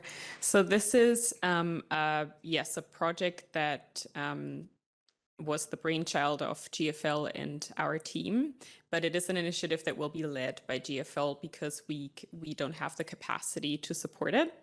Well, we do support it, but it is not led by us. So whether and how this will be implemented does depend by the leadership of GFL. We're currently in the stages of preparing it. They have, I think, 1 to 2 staff that they have designated to doing regular audits, and they will be involved there in training volunteers. So yes, it will be mostly volunteers. We have it outlined in quite a bit of detail in our contamination remediation plan if anyone's interested to read up more on it. But yes, it's supposed to be or intended to be a 3-month-long volunteer initiative with regular audits. And our hope is that the volunteers that get involved inspire others and kind of spread their knowledge and their awareness. Okay, and last one, Chair. Neighborhood glass collection, Ms. White, you touched on it in the presentation, scheduled for planning through last month and then implementation this month. I'm wondering, is that on track? And could you maybe just throw a little bit more information at that than what you provided in the presentation? Great, thank you. Through the chair.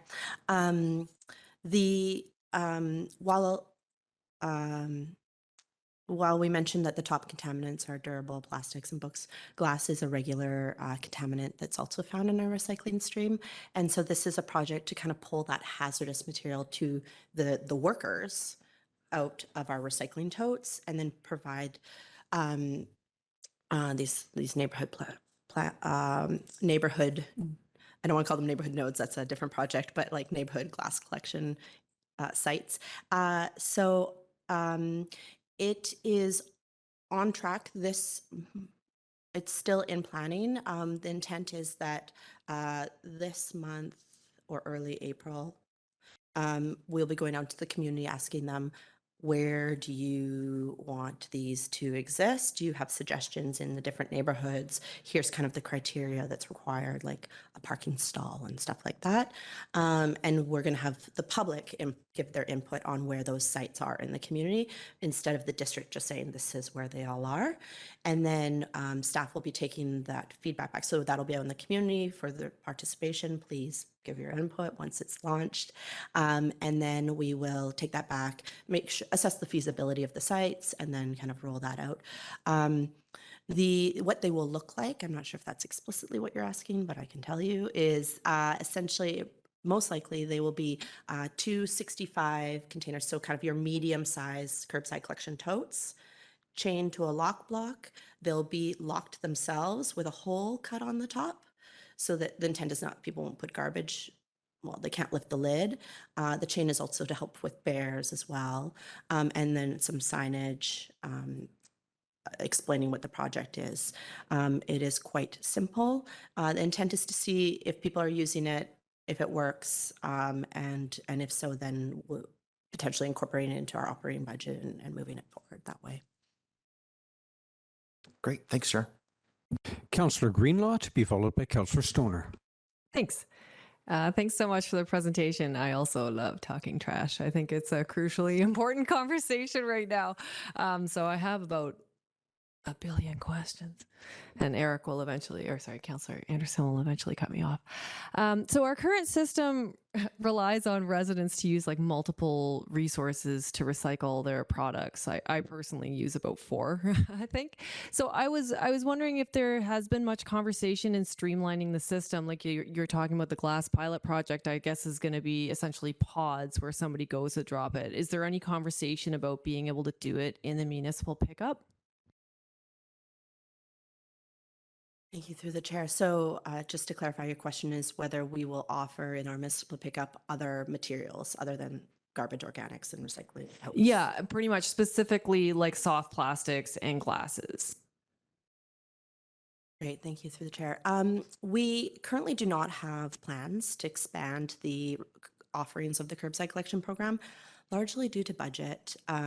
We have done a little bit of assessment on cost, and it is quite expensive to add that component.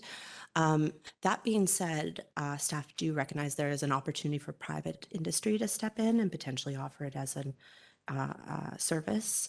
And we will continue to look at whether it is something we could do, but right now we're not going to. Thanks. I was surprised to see from your chart there, you could see a real change when recycling was introduced in the waste diversion, but then when composting was introduced, there wasn't that significant of a shift.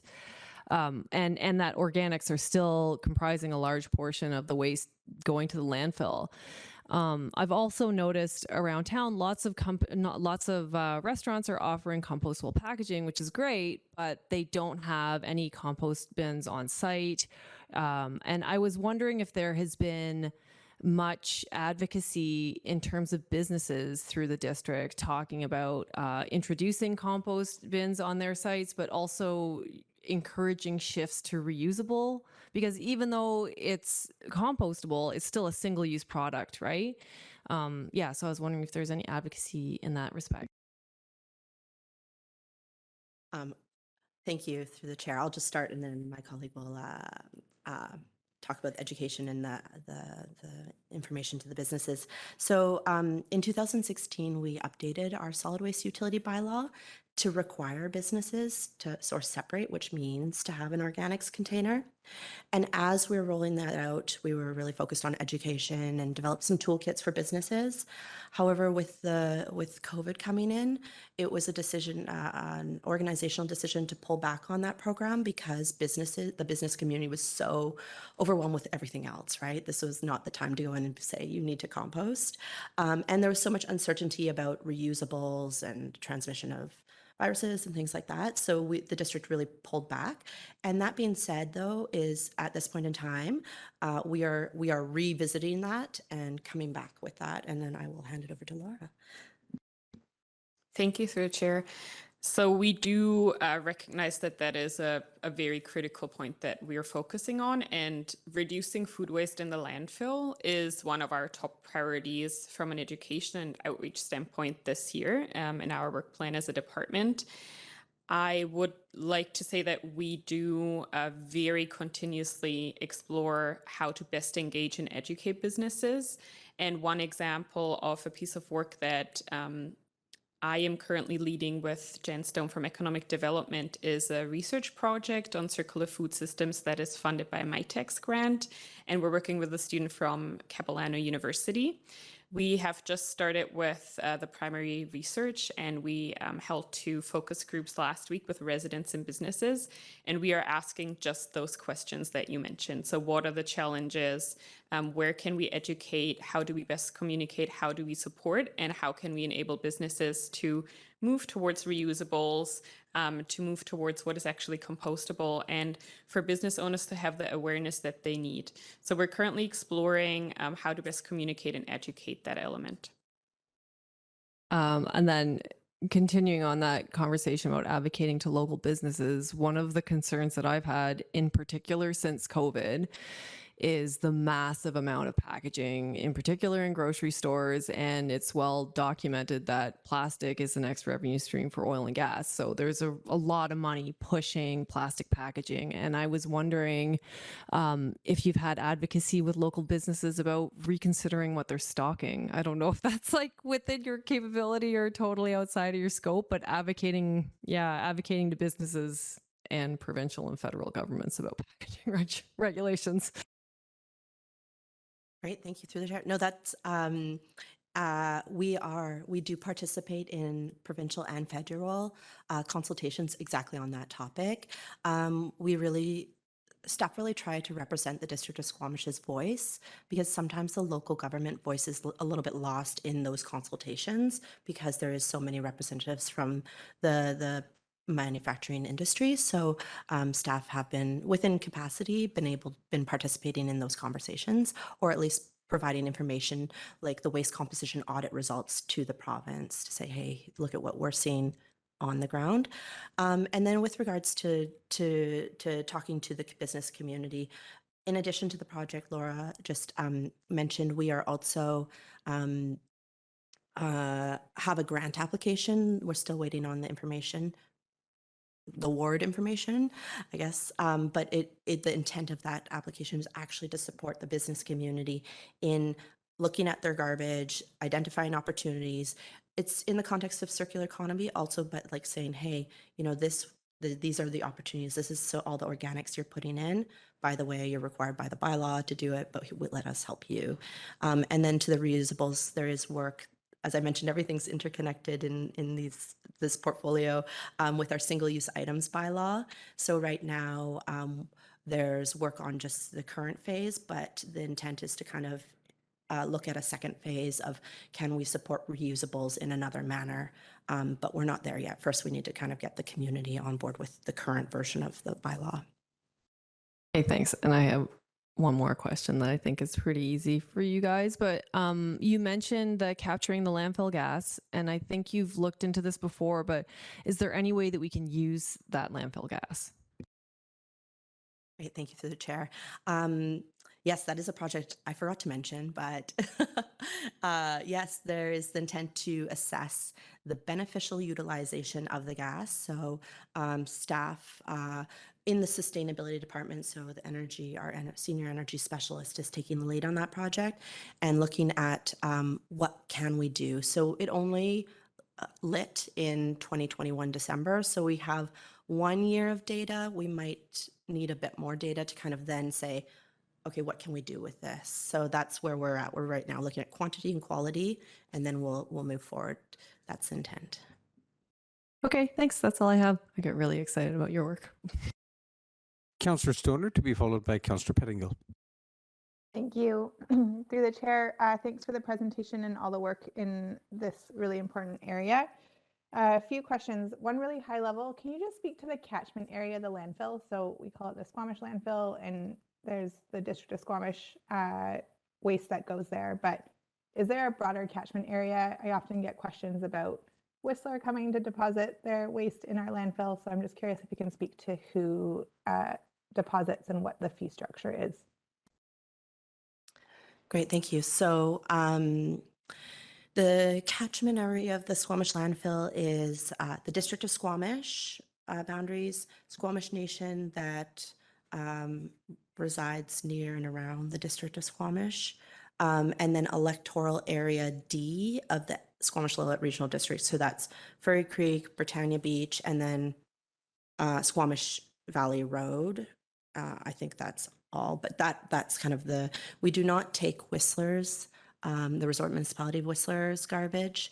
We did take it during the atmospheric rain for 5 days because all their roads, because they ship their garbage to Cache Creek, all their transportation routes were down. So we temporarily assisted them until they could find another place to deposit their garbage. So it is only, that's the catchment area. Thank you. That's very helpful. Our curbside contamination rates are still super high. I know that we're doing a lot of work in this space, and it's a challenging one because it's really behavior focused. I'm just wondering, with Recycle BC putting us on a requirement to do the curbside contamination reports, how much grace period do we have to get down to that 3%, and what are the potential risks if we don't? Thank you, through the chair. So technically by our contract, we have to get to we're held to 3% contamination of not accepted materials. It's a very specific term. And while our contamination rate, I must say, is still high, it's at 8% instead of 3%, we've seen significant improvement. So we were on a plan last year, and we did such a good job at decreasing our rate that we were not fined, while other municipalities who also were on a plan last year have seen substantial fines in the tens of thousands of dollars in 2022 because they were unable to achieve the reduction that we were. So yes, while as to their grace period, I mean, Recycle BC technically could turn around and say, you know, you didn't achieve 3%, here's the fines. But thus far, they're really working with us as a partnership and working with us and, you know, supporting us through different materials that they provide and regular check-ins. So I would like to think they're at least going to give us to the end of this plan to see where we go. Okay, that's helpful, and it's helpful to hear what the risk is, which is monetary fines. And so on that note, have always been a supporter of an educational approach first, and appreciate that there have been some challenges over the last few years of COVID in particular. But I also feel like we are sometimes a little bit too lenient in this space, and we don't actually lean on our enforcement tools as much as we should. And I think the risk being is that it starts to create some sense of unfairness, especially in the business community, where we have some businesses who are really actively doing source separation and organics, and they've gone all the way, and then they see that their neighboring stores are not, and we see this both on the source separation as well as the single-use plastics issue. And so I'm just curious, when do we start to really drop the hammer? Like, how much of a grace period do we give folks when this has been in conversation since 2016, some of these components? And I'm just wondering if you can speak to that a little bit.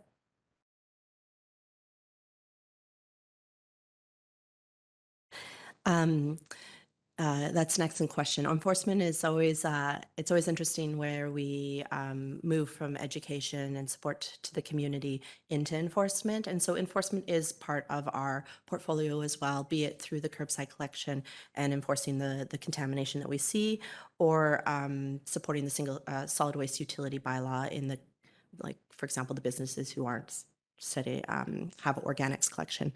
So similar to the other answer before, is that this work is being picked up again in 2023, and so there's this look at enforcement, and so we've identified multifamily homes in particular, but hand in hand with the looking into the businesses through the waste audits and the single-use items work, we will be also bringing in the bylaw discussion. We don't have a firm date as to when we will start enforcement, but it's going to be integrated into that conversation. I think. Great, thank you so much. Councillor Pettingill. Yes, thanks. Just a question and a comment.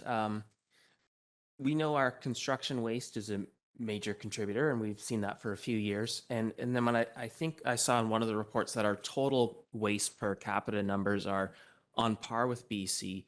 Is the proportion of construction waste to other waste here comparable as well, or do we have a uniquely high construction waste component?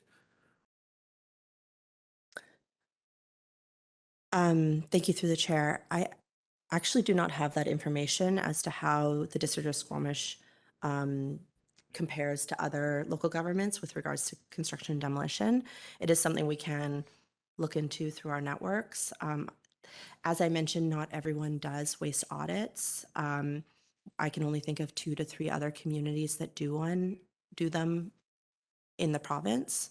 So yeah, I mean, we can look into it, but I'm not sure we can provide you with that data. Okay, thanks. It would be something that if we can figure out a way, I'd really appreciate understanding that. And, you know, if our sort of residential citizens are doing an excellent job and sort of being undermined by the other sectors, or if, you know, we're sort of on par with everyone, it's a common challenge, would be helpful to know. Just the other piece, I think we saw some of the gas composition data at some point, but I'm really looking forward to seeing more of that and understanding, is that composition changing as we get organics down, or where is that at? It's just really fascinating stuff, which I'm looking forward to. Thank you. Well, there's being no further questions. Ms. White, Ms. Wittenzeller, we've received a very useful orientation today for our new council, in essence, with lots of things in the air.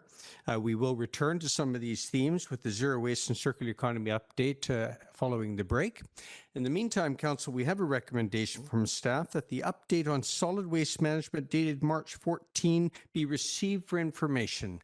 Do I have a motion from Mayor Herford, seconded by Councillor Greenlaw? Any discussion? Any opposed? Call the question. Any opposed? Motion carried. Thank you very much. We will take a break for 10 minutes. Returning, we'll be back here just about 25 minutes to noon for the next presentation. Thank you. Welcome back to the Committee of the Whole. We have next up a presentation on zero waste and a circular economy with Ms. White from our Sustainability Department and Jen Stone from our Economic Development Department. Please proceed. Good morning, Mayor and Council. As mentioned, I'm Jen Stone from the Economic Development Department, and I'm presenting today with Shannon White, Integrated Solid Waste Specialist from the Sustainability team. Today, we're presenting two very aligned pieces of work. The ongoing work of the Sustainability team on Zero Waste Strategy and Action Plan, and the more recent developments relating to our work in the circular economy, which has been a collaboration between the Sustainability and Economic Development teams. We'll provide some definitions as they relate to the two frameworks that we use, demonstrate how they intersect, and just provide you with an update on the work in each area and next steps. In order to understand the work with the circular economy and zero waste, we'll give you some definitions and delineate the two models, demonstrating how they're similar, I hope, but different. A circular economy aims to keep products, components, and materials at their highest utility or value, decoupling economic development from the consumption of raw materials, the traditional linear model, the take, make, dispose model. By adopting an alternative approach in which economic growth is generated, jobs are created, while simultaneously reducing environmental impacts. Circularity is addressing the need for consideration of the circular process to occur from cradle to grave, from the ideation of a product through to its full useful life and into its next use or stage. The goal of zero waste is to design and manage the manufacturing and consumption of products in a way that minimises waste and recovers as many resources as possible while keeping toxic substances out of the environment. Both of these concepts are based on similar models. They both focus on systemic change to closed loops models with the goal of redesigning systems to avoid needless waste and consumption and create loops in the value chain.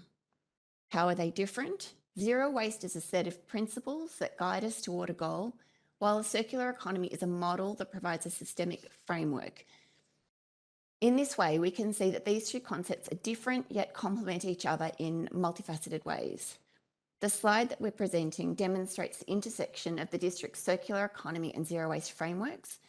In the middle of the diagram is the overlap or intersection of these, and perhaps keep in mind that it's not as black and white as perhaps presented here, as many of the items appear in all three components of the Venn diagram.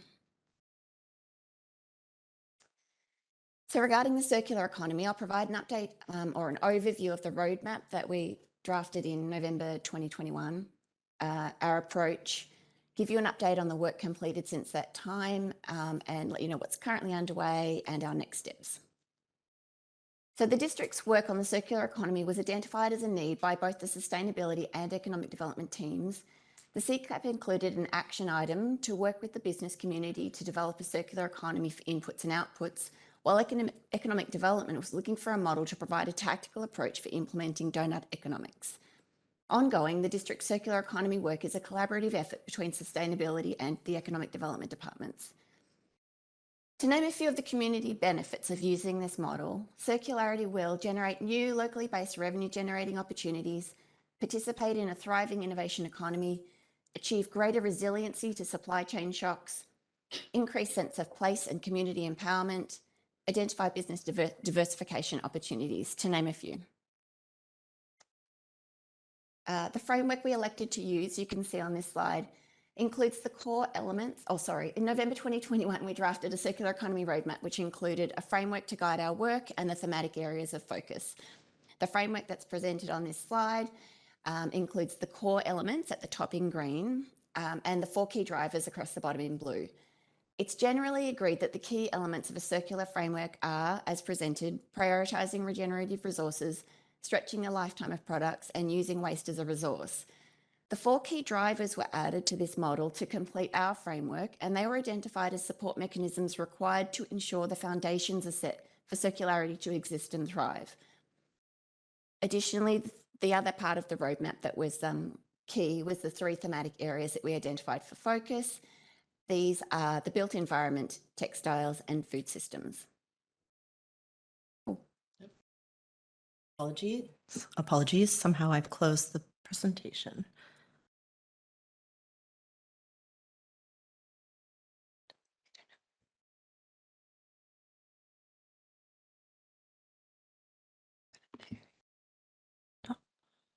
Do this from the beginning.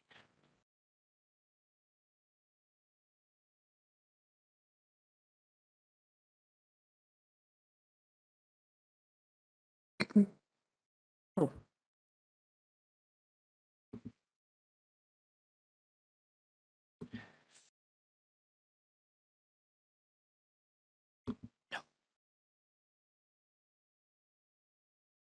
You got it.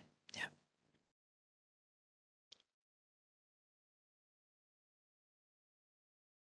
While circularity already exists locally in many forms, the Circular Economy Roadmap intends to add structure and organisation to the efforts so that the district can leverage, harness, enhance and recognise the benefits of the collective effort towards circularity. This slide presents some of the work that the district has directly influenced regarding circularity, such as Squamish's Library of Things, as well as our work on embodied missions, social procurement and organic collection through curbside collection. Additionally, Squamish has seen a dramatic increase in for-profit and not-for-profit circular economy businesses in town over the past few years. These businesses demonstrate the circular economy framework in practice. For example, prioritising regenerative resources, we have businesses in zero emissions last mile transportation, a soil amendment company, a local slow fashion business, and we've seen an uptake in the use of sharewares rather than disposable takeaway containers. Examples of stretching the lifetime might include repair, thrift and consignment stores, and although not a business, it might be worth noting that our community is very active on Facebook Marketplace. Examples of using waste as a resource include a bike or recycling company and a building deconstruction business, just to name a few. These examples not only demonstrate how the framework is reflected in the Squamish community, but also they provide evidence of the support and momentum that already exists within our local community for circular business models. Work being undertaken relating to setting the foundations for circularity since the launch of the roadmap in 2021 include participating in the Circular Cities and Regions initiative, initiating a circular economy communications project with the goal to incite impactful change locally, activating businesses and residents to adopt circular food practices, establishing an innovation working group to understand and develop local innovation opportunities and to increase innovation capacity, which is an external working group that the district established.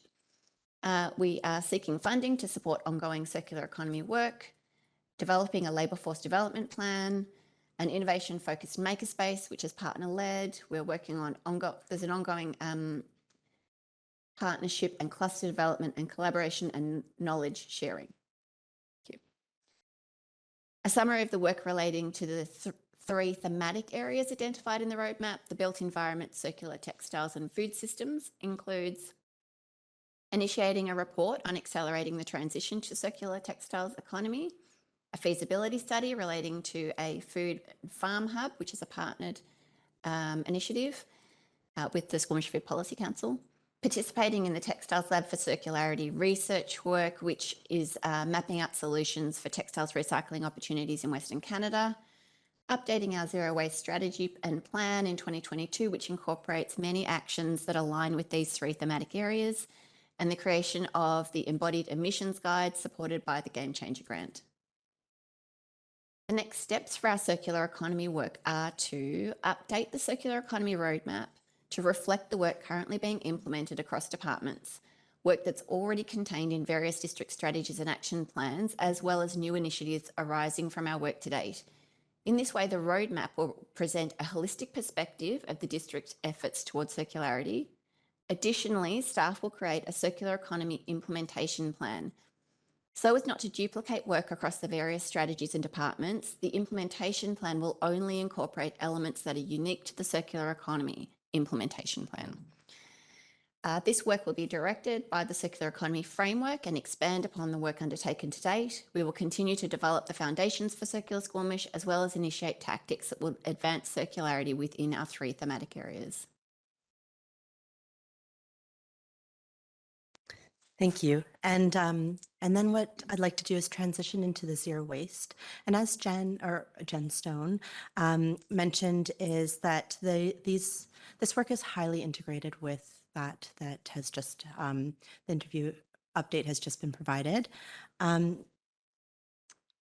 So in 2016, the District of Squamish launched a zero waste strategy. Its renewal was integrated into the OCP, or the Official Community Plan. And so in 2022, it was updated to be the 2022 Zero Waste Action Plan. The development of this plan included extensive public engagement. So there was online surveys, a stakeholder committee, poster boards posted in some of our public areas at our facilities. The work that the consultants did analyzed the current state of our system, so around zero waste and the diversion opportunities in the community and kind of that overall system. And then also, what are the best practices in the industry and what are other communities doing? And then also analyzed a lot of that baseline data, such as our waste composition and other inputs. They also conducted a SWOT analysis as well as a gap analysis to kind of really identify where are those leverage points where we can really make an input and also close those gaps that are existing. The action plan also, took all that information and then built out new targets that also have indicators and then are related to desired outcomes. This was done through a backcasting approach, whereas then we identified the targets and indicators and then came back and developed strategies and actions that led us to the targets that we need to get to. And I just want to note that zero waste is, as is circular economy, it's a journey. We're not going to get there tomorrow. It's a work in progress and we're continually working on it. And we're integrating it into many different pieces of the work that's done at the District of Squamish. So the Zero Waste Action Plan strategies, as I mentioned, does have the desired outcomes, but what it also contains is it addresses 4 different material categories, as well as a cross-cutting category, the all materials. And these categories align with those in the circular economy roadmap as well. So they're the built environment, food and organics. And then we also have packaging and single-use items and durable goods and non-food consumables. We developed, to achieve those desired outcomes, we developed the strategies that are high-level courses of direction to meet those outcomes, and really moving to the top of the solid waste, the pollution prevention hierarchy, which is reduce, reuse, refuse at the top there. And then to achieve those strategies, we built out actions. So one strategy could have 5 or 6 actions underneath it. There are actually over 200 actions in this 5-year strategy, and many of them are multi-year or interconnected actions. So when reading the document, it's a little bit difficult sometimes to see piece by piece, but overall it's a built picture together. And it should be noted that the desired outcomes are really, if we can achieve all of the actions, there are some pieces that are out of the authority of District of Squamish. So for example, increasing the extended producer responsibility scope of materials that they are regulated by the province. So there's this advocacy piece that is intertwined, as well as regional collaboration. So I just wanted to provide a high-level overview of the Zero Waste Action Plan targets. So this plan has 3 targets, and while they are ambitious, we have built in some indicators and are currently reviewing how we can be more transparent in our achievement or moving towards these targets. So the first one is waste per capita, which is that kilos per person per year that is created. That's the number we always talk about at the District of Squamish. The second one is discards per capita. So that's really also looking at like the recycling, and it's kind of the bigger picture, how much is going to the landfill and how much of that is recycling and compost. And then the target 3 is organics and waste. So that data is led by those waste composition audits. So we can see how many kilos of organic material are put into our landfill on a biannual basis. And then also we built in some interim targets just to continue to measure ourselves against. As I mentioned, there's over 200 actions, and there's no way that anyone would allow me to put those in a PowerPoint presentation. So if you want to reference them, please see the attachments in the report to council. In front of you are 3 examples. So the all materials, for example, this is just an example of how we linked strategy and action. So the strategy of all materials in this one on the screen is to develop and implement the regulatory requirements to support zero waste. It's very catch-all. And so one of the actions identified to help us move towards achieving that strategy is to require zero waste management plans for businesses, events, film sites, construction permits. So this has not been done, but we're looking at how can we move towards that type of thing. I did want to highlight some of the zero waste actions that were done under the zero waste strategy to date.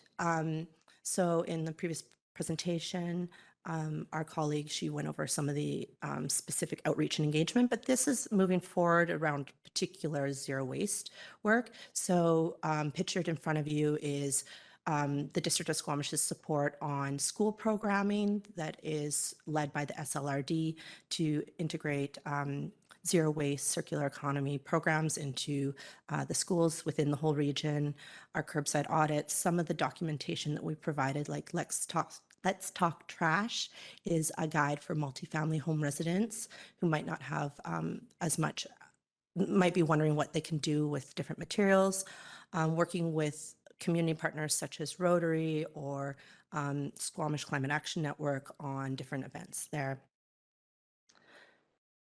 Some of these events I just need to acknowledge have been ongoing for over 10 years. So for example, the Reuse It Fair is an annual swap. And if you haven't attended in the past, I highly recommend it. It is an event unto itself in Squamish. We get calls leading up to it asking when the date is, and I have the date for you. So just, I just want to give recognition that a lot of these activities didn't even occur because of the Zero Waste Action Plan. The community itself has come together identifying this need and is working together on moving this forward. So under the Zero Waste Action Plan, we will be continuing on a lot of the ongoing annual programs. There's a list in the report to council of many of our 2023 action items that we will be moving forward. These action items, I do want to highlight, align with the Contamination Remediation Plan, our CCAP, the Circular Economy Roadmap thematic areas. So there's this interlink of the work we're doing. And then a lot of them are collaboration across different departments. And then moving forward, we'll be developing our 2024 and 2027 prioritization. And if there is any budget implications, bringing them into the discussion at the appropriate time. So with that, I'd like to move forward, apologies, that's not my phrase to say. The resolution that staff is bringing forward is that the District of Squamish receive for information the update on circular economy and zero waste dated March 14th, 2023 from Community Planning and Sustainability. Thank you, Ms. White. Ms. Stone. Council, any questions? Sorry. I'll start with Councillor French. Thanks. I think this is a quick one, Chair. I noted somewhere that one of the actions is translation to other languages for some of our various information pieces. And I asked earlier about the plans for the Punjabi translation of the What Goes Where guide. So the way that this particular item was phrased had me wondering what other languages are being contemplated besides English and Punjabi for our materials. Thank you, through the chair. So in 2023, the focus is on translating this large document into Punjabi. The second language that currently is identified by our team is, I apologize if I say it wrong, Tagalog. Sorry. No. I'm going to say it wrong. I always write it and read it. So that would probably be the second language. That being said, is before we move forward with that, we want to kind of assess how the Punjabi version went, and then also work with our communications department and see if this is something that, like, we want to make sure that we're doing this correctly. So that's the language, but we will be working closely with the communications department on that. That's great. And for those who aren't familiar, that's the Filipino language you were referencing. And through this discussion, I found myself thinking, how cool would it be if we could have it somehow translated to Squamish? Just a note there, thought. Thanks, Chair. Other questions, Council? Councillor Pettingill. Yeah, just a question on the textiles focus in the circular economy. You hear about fast fashion and why that's a problem, but I take it our focus on textiles isn't because this is necessarily the highest priority global problem. It's here we're seeing the synergy with our RecTech economic development focus and so on. Is that what's driving that? Through the chair. One of the reasons that we chose textiles for a thematic area for the circular economy piece of work is because it's so palatable, so understandable. It's used by consumers and businesses. We have some good case studies with regard to businesses, and it's so applicable to everyone. And so we chose this as a low-hanging fruit to develop as a case study so that we could explain more clearly the concept of a circular economy. And that's how we hope to implement it. Food systems is similar. There's, it's a similar sort of a tangible case study. Councillor Greenlaw. Thanks. I was just wondering if you could speak to the type of advocacy you've been doing at the schools, like what you're presenting and talking about. Definitely, thank you for the chair. The school program is hosted by the Squamish Lillooet Regional District, and they've been hiring. It's a contract position. The last 2 years, I believe it has been by AWARE, which is Whistler Residents for the Environment nonprofit, and they're the ones delivering the content. And to date, it is really around that why is this important? Climate change. They talk about what we're seeing in the garbage, and then they bring in like that reuse piece, the circular economy piece, and then they tailor it to the different communities that they present in. So Pemberton would slightly differ than Squamish. And they talk about like the opportunities in those communities, and they target grades, I want to say 4, 6, and 7. It might be 4, 7, and 9 those, but they're targeting specific grades as well. Okay, thanks. Yes, there we go. Through the chair, I was just going to add to that question if that's okay. So also personally, I give about 4 presentations to House Sound Secondary a year. And one thing that's really interesting to note is that we break the groups into 3 categories: waste, transportation, and buildings. And over the 3 years I've done this, waste is getting more and more popular to the point where it outnumbers the other 2 combined. So it's really interesting to see that real focus of waste among youth. I think largely because it's really tangible and they can actually drive change themselves, whereas it's really hard for a 16-year-old to buy an electric car, for example. Also, we do participate in the Cool It program, which is a more broad climate action program. Thank you. Yes. And to add on to that, in the past, we have sponsored Dream Rider projections to come into our school in Squamish and do an assembly-wide waste reduction, zero waste theatrical performance, which was fantastic. During COVID, again, it slowed down, or we paused it, and we haven't brought it back online. We're kind of reassessing whether its impact in the other programs that we offer. But yeah, so schools and youth engagement is very important to the team. Thank you. Councillor Stoner, I just wanted to check in if you had any questions at this time. Yeah, I did. Thank you, through the chair. I think one of the challenges is for some of the businesses that we're seeing emerge in this space is actual physical space to try and deliver some of the concepts behind the circular economy. And Ms. White, you mentioned this a little bit in your previous presentation when we talked about the expansion of the landfill and potentially having some wiggle room there. Just wondering if the 2 of you can speak, especially with the employment land strategy, the site at the landfill, where we might actually start to see some opportunities for these businesses to really advance the concepts of the circular economy. Through the chair.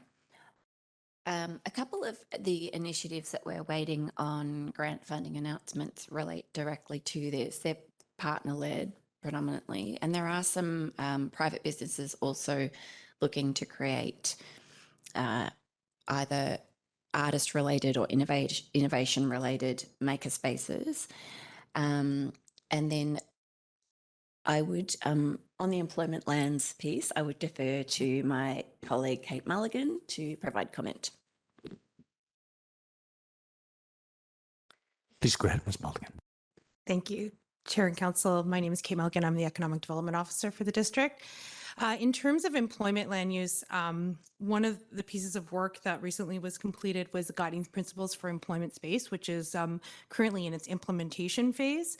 So right now we're spending time with working with planning in terms of the prioritization of that implementation.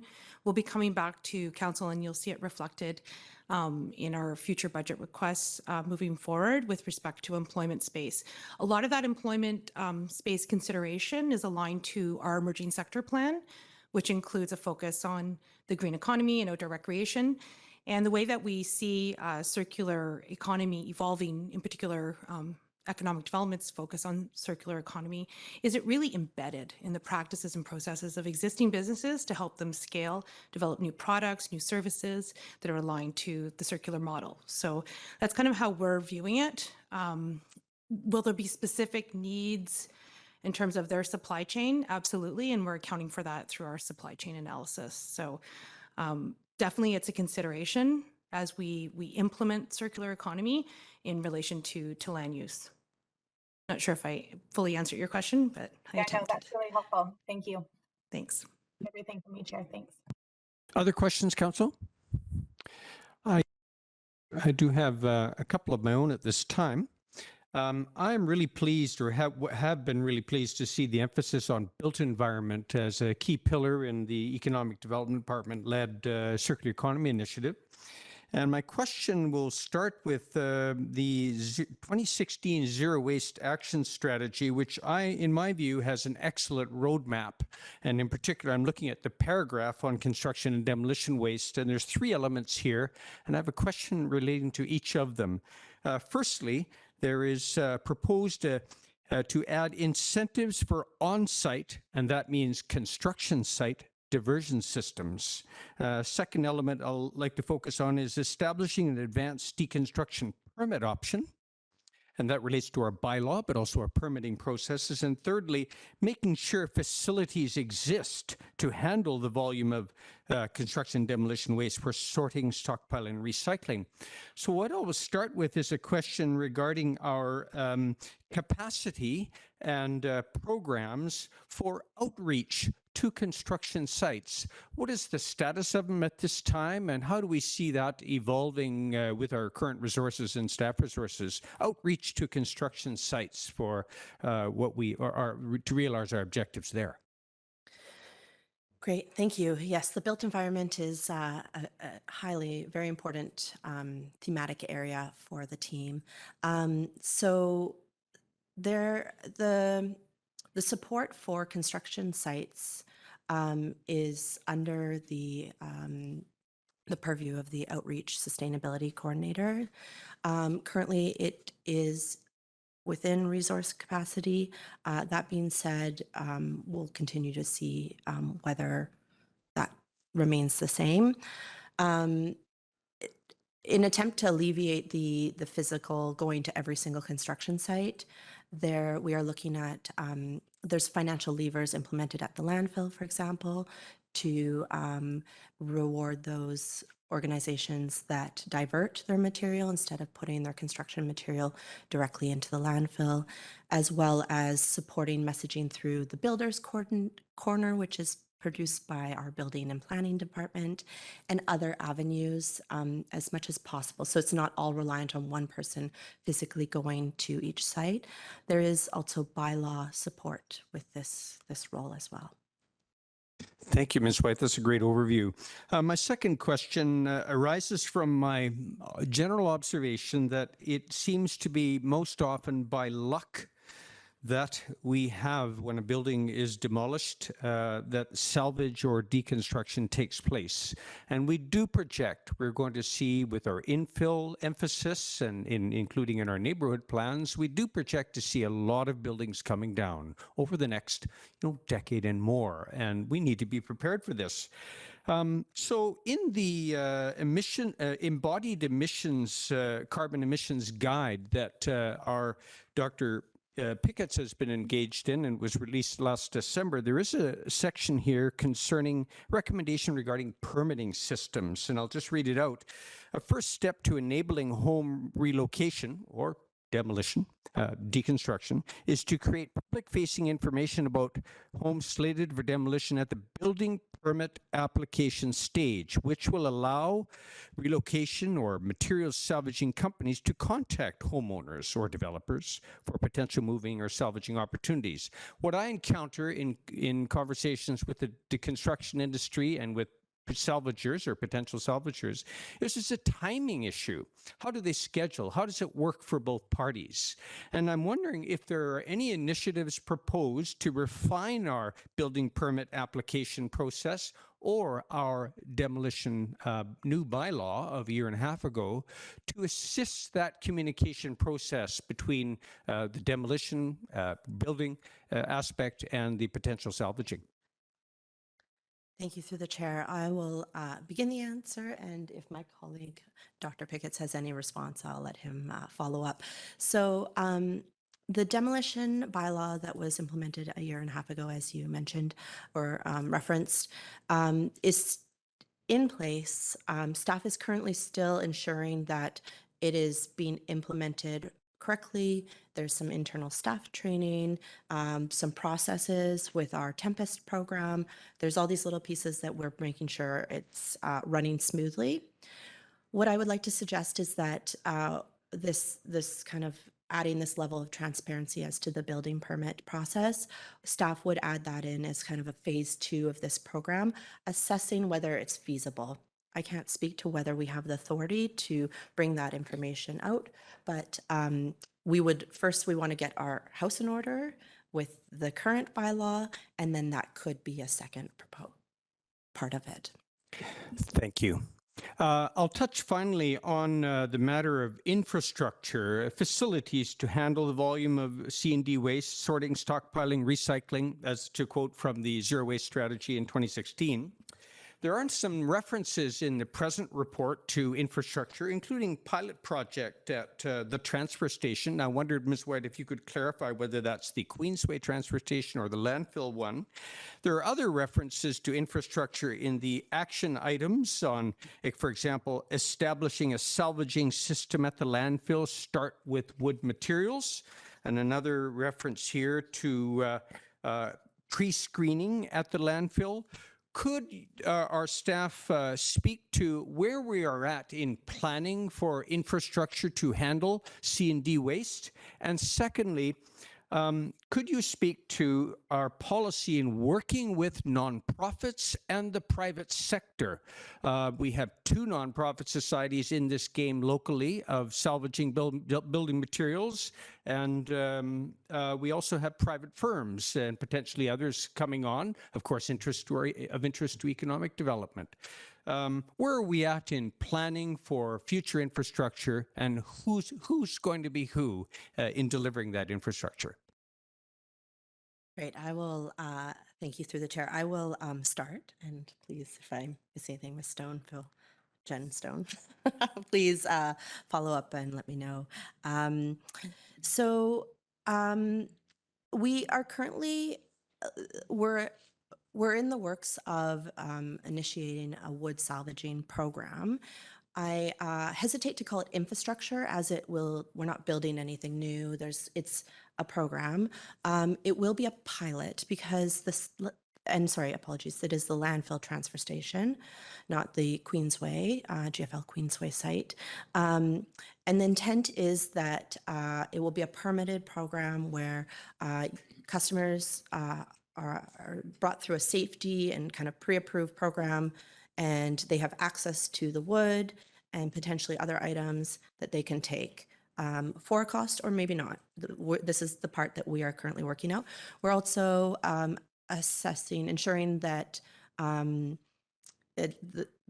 the liability piece is also addressed and tuned up before we launch anything like that, because there are safety concerns of nails and things like that. So that project is under works, but it's not ready to be launched in the next Q2. And then with regards to working with nonprofits, for that program, I'm not sure if this is exactly what you're looking for, but it will be open to anybody. It won't be only nonprofits. It won't only be so-and-so's private company. It will be kind of people can apply and be part of it. It's truly a pilot. We want to see who's interested. It could be an individual resident. For that, with regards to working with nonprofits and the private companies and deconstruction, we currently are not working with anyone in particular that I can think of specifically, but please correct me if I'm missing something. And with regards to actual infrastructure, we are not in the process right now of creating a space for C&D deconstruction or like a yard where people can kind of separate. There are a couple of projects that I'm aware of that are in the works that the District of Squamish is not connected with in any way, but we will support them. And then the other thing about the infrastructure, sorry, it's okay. So one thing Jen just brought forward is rebuild, which, yes, thank you. So we are supporting rebuild through the rebuild of rebuild. We have committed to having somebody from staff on their board of directors. For those who are unaware, Squamish Rebuild provides a service to the community. People can drop off reusable construction building supplies, and then they sell them. They are a not-for-profit, but they have been struggling in a variety of different ways that is documented through the local newspaper. And so we are supporting them through that. There might potential if there was, for example, if we launched like deconstruction workshop training or workshops, maybe they could be a site for that, but they are currently not able to host that, nor are we offering those at this point. So they are in our kind of scope of work and what we're looking towards and potential partner, but right now we're not working with them on that. And I'm not sure if there's anything on infrastructure that. Thank you, Ms. White. Council, any final comments or questions? I do have one question, Ms. White, and I'm sure it's an exciting announcement for many people in the community. You mentioned that you have a date for the Reuse It Fair. I hope I understood you correctly. Thank you. Yes, you did. That is exciting. Please tell your friends. June 10th at the Brennan Park Arena. That is locked in. And so we will be looking for volunteers. And so stay tuned for that, but tell your friends. Yeah, it's a great event and we always look forward to it. Thank you very much. I may make one final comment to pass on to the Economic Development Department and its Circular Economy Roadmap document. There is a reference to ensuring building codes are not a barrier to buildings with circular, in particular, heritage buildings. We do have an issue, and people have come forward, I know, to the Planning Department. What do I do? I've got a heritage building. Maybe it should be moved, or what do we do about building codes in this? This is of direct interest to our ongoing heritage strategy study, and they are working on the same issue, and there are indeed 2 or 3 heritage buildings in Squamish for which this issue of what is the future of them with respect to meeting building codes is a topic for that initiative as well. I just wanted to pass that on, that heritage initiative being led by consultant Jesse Abraham and colleagues. Well, then, we have a staff recommendation to receive for information this update on circular economy and zero waste dated March 14th. Do we have a motion? Councillor Greenlaw as seconder, Mayor Herford. Any discussion? Thank you very much. I'll call the question. None opposed. Carried. Thank you very much again. Council, we'll take a break until 1 p.m. We're scheduled to receive a delegation. I hope that will be sufficient for our lunch hour. Thank you.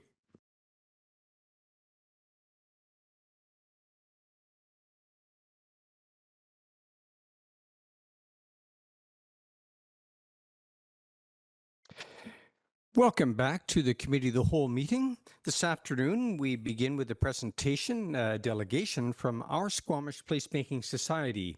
We're joined by guest Sarah Ellis, President, and Cléa Rochon-Berman, Executive Director of the Society.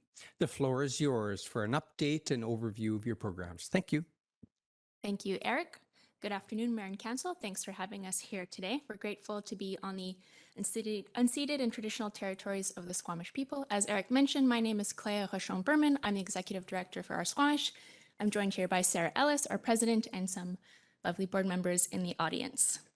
So we are here today to provide an update on our strategic plan and priorities, our projects, and how they align with district priorities. OurSquamish is a community nonprofit charity dedicated to enhancing Squamish urban public spaces for a lively, inclusive, sustainable, safe, and healthy Squamish. Oops, sorry. In fact, OurSquamish was founded in 2019, shortly after the release of Squamish's official community plan, and our mission aligns with the OCP's goals of livability, health, connectivity, and engagement, as we'll discuss later in the presentation. As highlighted during the pandemic, quality public spaces are critical in supporting social connection and livability, which in turn contribute to good health and well-being and high quality. Oh, sorry, what's happening here? And high quality of life.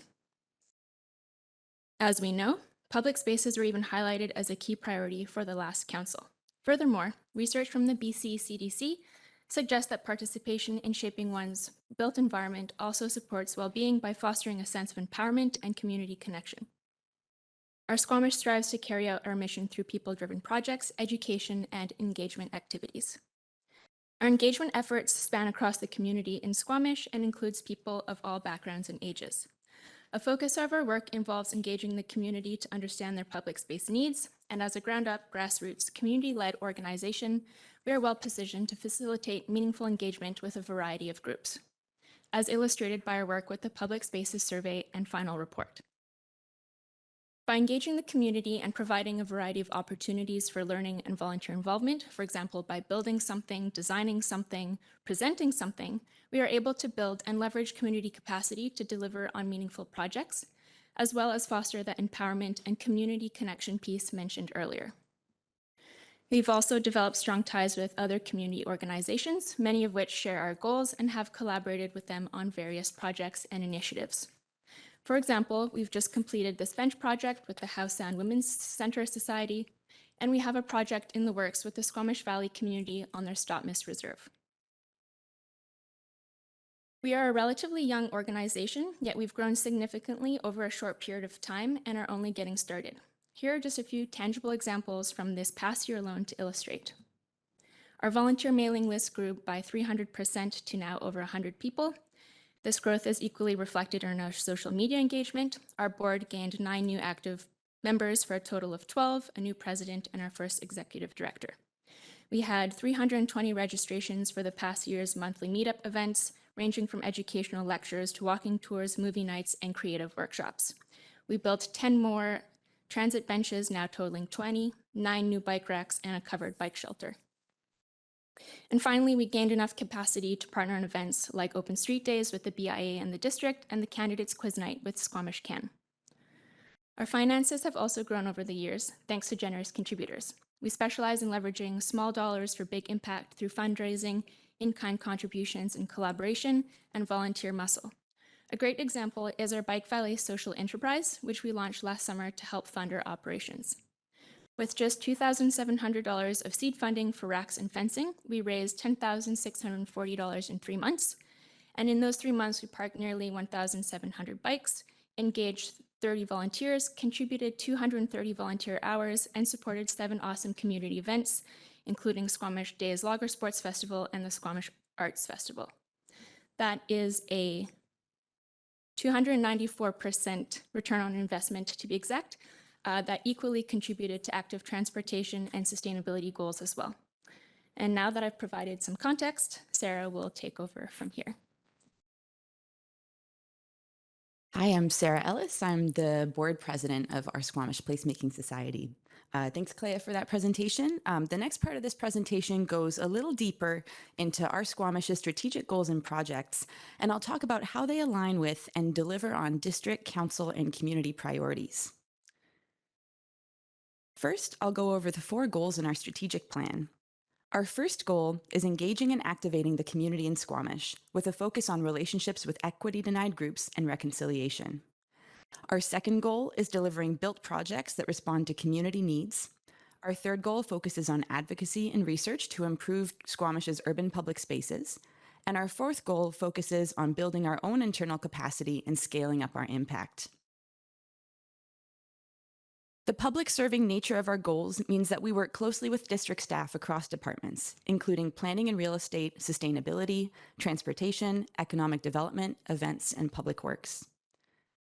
This slide shows some of our recent projects involving the district. One project I want to highlight was the Public Spaces Survey, which we ran in collaboration with the district from July 2021 to July 2022. There's a link to the Public Spaces Survey final report at the end of our slides. Our work is also closely aligned with district priorities as laid out in the OCP. We're constantly reviewing district policies and connecting with staff and council to make sure that our work is in step with community needs.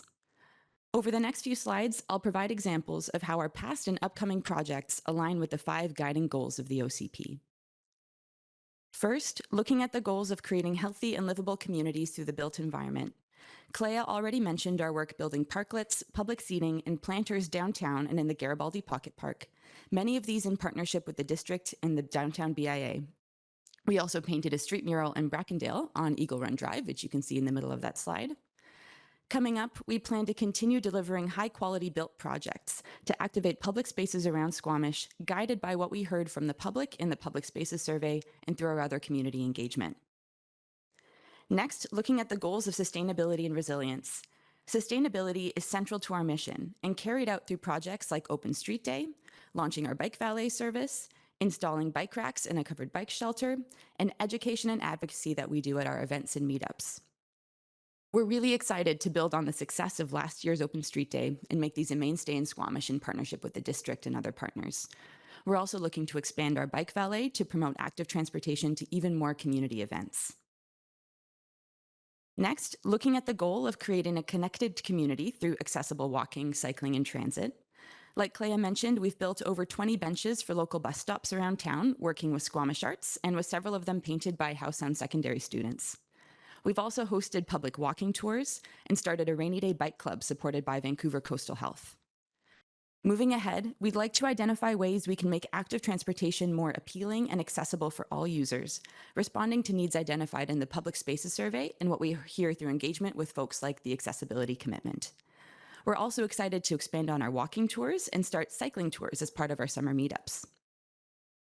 Finally, looking at the goal of creating an active and engaged community in Squamish. As you've heard throughout this presentation, engagement is fundamental to everything we do. Moving ahead, we're excited to keep growing our network of passionate and engaged community members and volunteers. We hope to repeat the Public Spaces Survey and continue building relationships with equity-denied communities in town to support their specific needs, including the Squamish Nation, local youth, seniors, and the Squamish Accessibility Commitment. Key to carrying out this work is funding to support our internal capacity and leverage with other partner grants, in-kind donations, and volunteer contributions. We're working with district staff on a partnership agreement that will strengthen our core operations and help us deliver on our strategic objectives. The plan is to bring this agreement forward to you as council with staff later this spring. So I'll just wrap up this presentation on a personal note. In the 1.5 years since I started volunteering with OurSquamish and then joining the board, I've been so impressed by how much we've grown and taken on. We're constantly out in the community, hearing from people who are excited to roll up their sleeves in service of the community. I'm especially grateful for the support we've received from many of you on council through coming to our meetups, volunteering with us, and promoting our projects. I'm excited to keep this up in collaboration with you, the district, and all of our partners, and I hope you are too. Thank you for listening, and we're happy to take any questions. Thank you. Any questions at this time, Council? Councillor. Thanks, Chair. I'm just wondering, will you share with us a bit about the long-term maintenance of the items that our Squamish builds? And for add some context, does the organization monitor the condition of all the items that it has create and hopefully will create? Does the group have long-term maintenance agreements with each of the landowners that you're involved with? I can speak to that.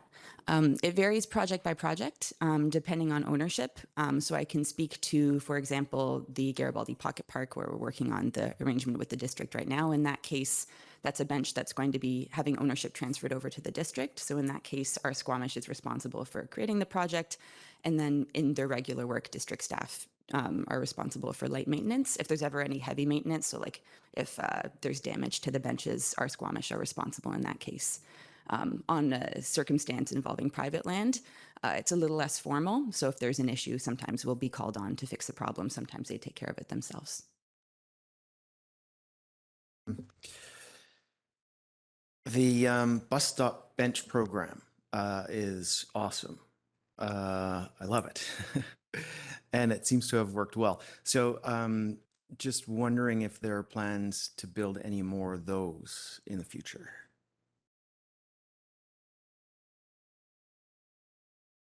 Yeah, not that I know of at this time, but if there's a need and a desire for it and there's bus stops that don't have benches yet, then I'm sure that is something that we can look at doing as well. And Chair, one more. In the very early going, and I'm not sure if this is still the case, the organization was using a lot of salvaged wood from pallets. Great circular economy example, and we talked a lot about circular economy in our morning meeting. There are a few companies in Squamish that are constantly struggling with what to do with unwanted pallets. Does your organization want or need more pallets?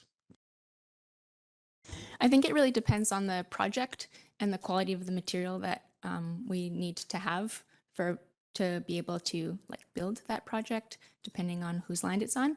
But I think that there's definitely room for using those kinds of recycled materials for specific projects, yes.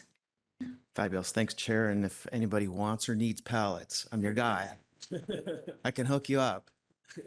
My company has lots, and I know of a few others who struggle like us to find a solution for them. Councillor Pettingill, followed by Councillor Hamilton. Yeah, I just want to thank you for all the work you've done. It's just incredible events and infrastructure, and the meetups are really fun and interesting. I always learn a lot. For people who maybe thought this was a district initiative or something, I just wonder if you can speak a bit more to who OurSquamish is, but also how they can get engaged, dip their toe into the water if they're interested and they think this is exciting, they would like to join up. I'd say the easiest way to kind of connect with what we do is show up to one of our monthly meetups. We've been keeping these up every month since last March. I think we took a break for August because no one was around, but they're different every month. Last month, we had a great speaker come from University of Waterloo to talk about public health and placemaking. Next month, we're thinking about doing a movie night. Once we get into the summer, we'll probably do some park hangouts and walking tours. So we try to create events that have different levels of engagement for folks who really want to get into the weeds versus people who just want to go for a walk and learn. I'd say that's the great first way to get involved. We also have lots of great volunteer projects. So I'll give the bus benches as an example. That's how I first got involved with OurSquamish, where benches, I've learned, are actually not that hard to build, and a great way for someone with pretty limited building skills like myself to actually learn how to use a screwdriver and build something real that then you can see out in the community. That for me was like, this organization had me after that. So it's a really great way to learn skills that you can then put forward in your own life and then see results. So I'd say those are two really great ways to get involved. Our board is also quite involved. We do a lot of engagement on district activities, and we call in on volunteers to do work for us as well. So there's a lot of different ways that people can connect with us. Councillor Hamilton. Yeah, thanks very much for the presentation and all of the work you do all for the last 4 years or 3 or 4 years. I'm so impressed with how OurSquamish has taken something that I don't think is an obvious thing to do. What you touch is sort of everywhere. When you walk through the downtown, just the little pieces of artwork, the little connections make a big difference to Squamish. And I think that it's extremely valuable and important that this is coming from people who really just care about being here in Squamish. So thank you. My question is actually about ROI. Do you record, ROI is a very difficult thing for a volunteer organization because there's so much donated or volunteer work and all that, right? Do you somehow keep track of that and report on that on an annual basis? As far as I know, no, so far, but it is something, a project for me that I've started looking at and trying to figure out how to calculate that, keep track of that going forward. Because as we've grown so much in the past year, I think, as you pointed out, it will be really important to be able to do so. Yeah, thank you. Mayor Herford. Thank you. And thank you so much for everything that that your organization does. It's been very impactful in our community in a shockingly short period of time, which one of your slides spoke to. And I don't know how sustainable that rate of growth is, but it's to be celebrated. Absolutely. I was curious about where this work happens. Like, what have you been doing from a construction standpoint to make these pieces, and how? And I'm sort of fishing for, are there needs there, or is there a story to tell around sort of co-location, or people helping with capacity from other organizations or entities, or how does it? Where does all this work happen? They seem to just sprout from the ground from the community's perspective, but I know that that's not the case. We've been lucky to have access. Some of our board members have access to personal shops that we rely on right now for our built projects. One thing that we've learned doing these projects, and especially as we've grown, both on the built side, but also doing our engagements, is there's not a lot of great public space. It's funny for a public spaces organization to reflect on that. Not a lot of public space with the capacity to do anything more than kind of smaller built projects. This is something that we've been in dialogue with other organizations in town about, especially looking at ways that we could work together and come up with more usable spaces. So yeah, right now we're just using what sort of private resources we have available, and then using spaces that are around town for things like our events and meetups. Yes, thank you. It was Councillor French trying to push some palettes that kind of got me thinking also about sort of accumulating material for future projects. I could see that being a challenge. So yeah, no, I'm glad that we have the capacity in our community to help with these projects, and hopefully we can find ways to continue that. I was curious around the bike parking program and sort of what that looks like for this year. Are you booked up, or do organizations like how do you, I suppose, how if an organization felt they wanted that service, they just get in touch with you, and how is your schedule looking for the summer, and how is that going to compare to last year? Yeah, I'm working on finalizing the details for this coming year. But right now we have, I think, three organizations or events that have already kind of reached out and booked a tentative date. But for anyone else who's interested, you can just go through our website, email us on our Instagram and our little link tree, you can say book bike valet. Some of the details will change for this coming year, but I'm kind of working on putting those together. And when that's finished, I'll reach out to our events from last year to let them know that we're doing it again and how it's changed, and do some more formal promotion and advertising stuff. Great, thank you. I look forward to using that service at hopefully many events this summer. Thank you very much. Councillor Stoner joining us from online. Thank you, through the chair. Thanks so much for the presentation and all the work. As my council colleagues have said, it's really impressive how much you've been able to do in such a short period of time.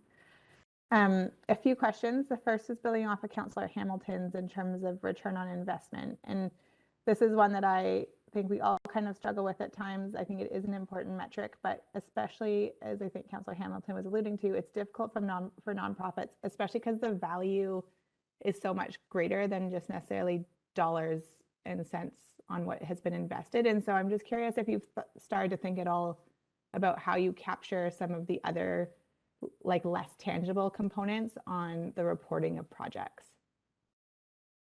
So do you go back and see how many people are using the infrastructure, or spot surveys on like the connection that it might create over time? That's a really good question. And we are lucky that we have some volunteers who've recently joined OurSquamish who actually do more academic work, learning about how to measure the impact of public spaces. And we've had some conversations with them about ways that we could do intercept surveys or observational surveys, looking at who uses things like the park, like our parklets, benches, et cetera. Because you're right, it's one thing to report on things that we actually can measure, like number of volunteers, number of people we engage, but there's a whole level of impact happening around our projects. That's, I think, the most important impact in some ways. It's what we're trying to create. It's that like social connection, the sitting down on a bench, enjoying the outdoors, and then connecting with 3 people who walk by. And that's really difficult to measure systematically, but there are ways. I think as we scale up and have more resources, we're looking to do that more formally, and maybe even that's an area of collaboration with the district as well. Yeah, thanks for that. My other question is around, I guess, funding from the district so far. So you said that you've been in, you collaborate significantly with, I think, district staff. I know that you've done a fair bit of outreach with council members. I'm just wondering if you can speak to like how that has been formalized to date, if at all. And I heard you say you're going to bring a partnership agreement with staff forward in the spring. This might be more so a question for staff of what we're expecting the scope of that partnership agreement to look like, if we have an idea yet. I can start on the first part. So to date, our collaborations with the district have been project-based. So it's been project level funding for specific projects and or like operating agreements for specific projects. We're in pretty early stages of discussions with staff around a potential partnership agreement. So I think the details are still in the works. It most likely looks something like a potential like a fee for service, or laying out specific concrete deliverables that we could partner on. Okay, and as I'm not there, is there someone from staff in the room who can just speak to timing? When I hear spring, that means that it'll get incorporated in our 2024 budget, but I just want to confirm that that is indeed the timeline that we're working towards.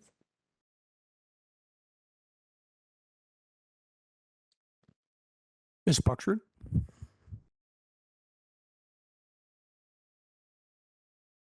Can you hear me? I'm sorry, Ms. Buxford. I just wondered if there was somebody, a staff member, that was going to speak to this. I didn't quite see the hand. Yeah, no, I don't know if, can you hear me? Yes, yeah. we can. Yeah, okay. Yeah, sorry. No, I don't know if there's anybody in council chambers that can actually speak to this. But certainly if we were in terms of scope of any sort of partnership agreement, but in terms of timing, yeah, absolutely. If anything was, the 2023 budget is closed and done. If there's something that is going to be, coming to fruition, it would be incorporated into 2024 budget. So part of the 2024 to 2028 financial plan. The timing would be good if that is council's will. in terms of staff direction to do that. But yeah, that would be the timing. If there is a one-off sort of thing at all, that is obviously council always has the discretion to utilize their council contingency if there's anything else that they would prefer to add. But yeah, and staff always do recommend that it goes through the financial planning process, just because then you're prioritizing all projects at once, and then they can align with the strategic plan as well. So that's helpful. Thank you, Ms. Boxford. Stoner, did you have or Councillor Stoner, did you have a follow-up or? Good, then we'll go to Councillor Greenlaw. Thanks. Well, you know, as my colleague stated, I very much appreciate your work too. I regularly find myself appreciating one of your projects in some form or another. You made mention in your presentation that you have an emphasis on spaces for people. I'm paraphrasing, so apologize if I get this inaccurately, but for people who are not represented equitably in our society, essentially. And I was wondering if you had any ideas or plans for spaces for mothers and children, as currently they are really undersupported, a very undersupported demographic in our community. We don't have any specific projects on that at this moment. I think that would be an area we'd love to engage more to learn about specific needs and how we can either shift our existing projects to make them work better for mothers with children, or if there's any specific projects that we could start up, we'd love to talk about that. Okay, thanks. Other questions, Council? Then I'll go to one of my own. I would have to say that if we were looking at a review or a synopsis of achievements in our neighborhood connectivity and public spaces pillar in the past council strategic plan, we have to give good mention to OurSquamish, our partnership with you, and your growing activities and other partnerships in the community. One of the other objectives of that neighborhood connectivity and public spaces goal is neighborhood plans, and we're now undertaking our third neighborhood plan, as you know, in the Garibaldi Estates. I've recently been meeting with a number of the neighbors there, and we do attend some of the meetings that are organized by our planning department. One of the themes is that or conversations is that from people who live there, they know how their streets work, how the buses work, how the people waiting for the buses work, and how things interact with each other, and how public spaces are used and or might be used. My question to you, have you taken opportunity to be involved and provide input into the Garibaldi Estates neighborhood plan? And after all, that would reflect one of the key objectives we have with that plan. I can start, and Sarah, feel free to add anything if I have missed. But we have actually worked directly with district staff on providing public space feedback and ideas for that plan. We wrote a document with our policy and advocacy committee that has been incorporated in the staff's engagement and scenarios.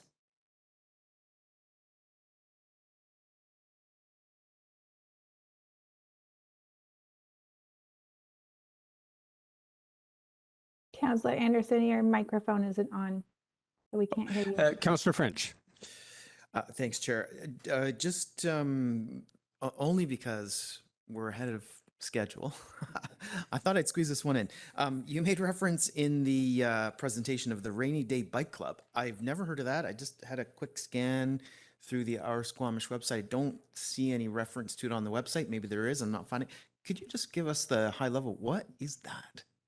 I can tell you a little bit, and then I won't put Constance on the spot. So this is an initiative that Constance led up, funded by a small VGH grant. And it's inspired by something we hear all the time when we're talking to people in Squamish, which is cycling is great in the summer, but it sucks in the rain. And we all know that. And so we thought that one way that we could get people more excited to use active transportation in the less nice months are to start a club. And so it's a kind of slow burn, but we have a lot of materials. If you want to join the Rainy Day Bike Club, we have stickers you can put on your bike. We have little reflectors you can put on your bike spokes, and the stickers are reflective as well. And it's a cool way where if you want to nod to your friends while you're biking in the rain, and it's either in the Rainy Day Bike Club, it's a good way to start. And I think we'd like to expand and scale it up a little bit more. But it all goes down to the idea of creating connected communities and using active transportation all year instead of just in the summer. So could it simply be summed up as a group of people who are super enthusiastic bike riders and even do it in the rain? And want to bring other people along with them, less enthusiastic. And I'll maybe take a second and say, just in response to Councillor Pettingill's question about ways to get involved, I think I'd be in trouble if I didn't mention the bike valet. We will definitely need volunteers, and you are all invited if you would like to come volunteer. Councillor Stoner? Yeah, I'm contemplating just putting a motion on the floor. So if now is an appropriate time, let me know. Otherwise, I'll hold it, Chair. Perhaps Councillor Stoner, I'll just ask around the table if there are further comments or questions this time. I know that Councillor Pettingill had his hand up. Did you want to offer something this time? Yeah, I just wanted to know if you brought any of the stickers and reflectors with you today. It's a total missed opportunity. Then over to you, Councillor Stoner. Thank you. So I would like to propose a motion, and that would be just to direct staff to continue working with OurSquamish on a partnership agreement for consideration in the 2024 budget. And if it's seconded, I'll speak to it.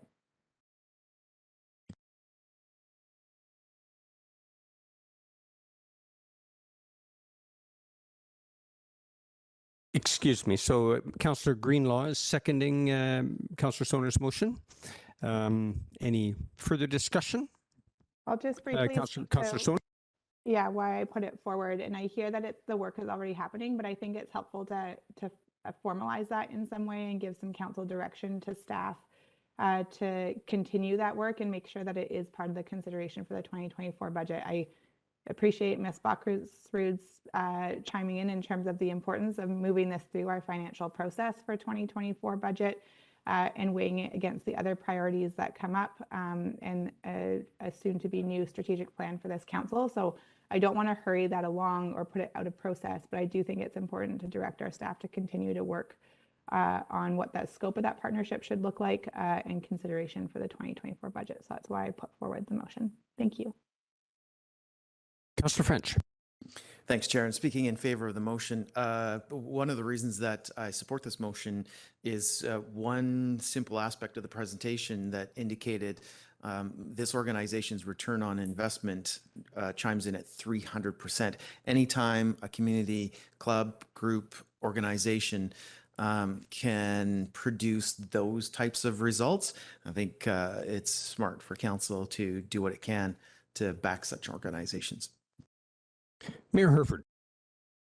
Thank you. I'm speaking in support of the motion. I think it formalizes work that's underway. So we're not directing anything more, but we are reinforcing the importance of this work.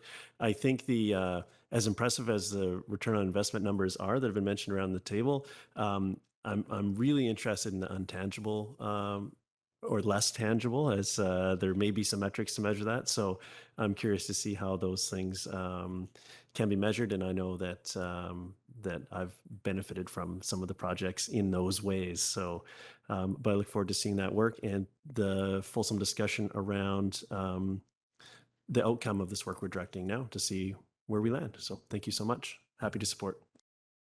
Further comments, council?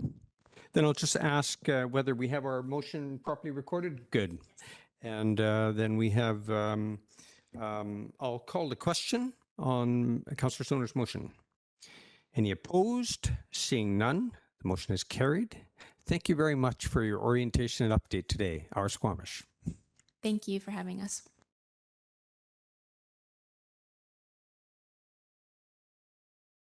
Next up, we have an update from our transit planner, Ms. Dora Gunn, on transit expansions, electronic fares, free summer weekends, and transit support for the Foundry Sea to Sky programs and services.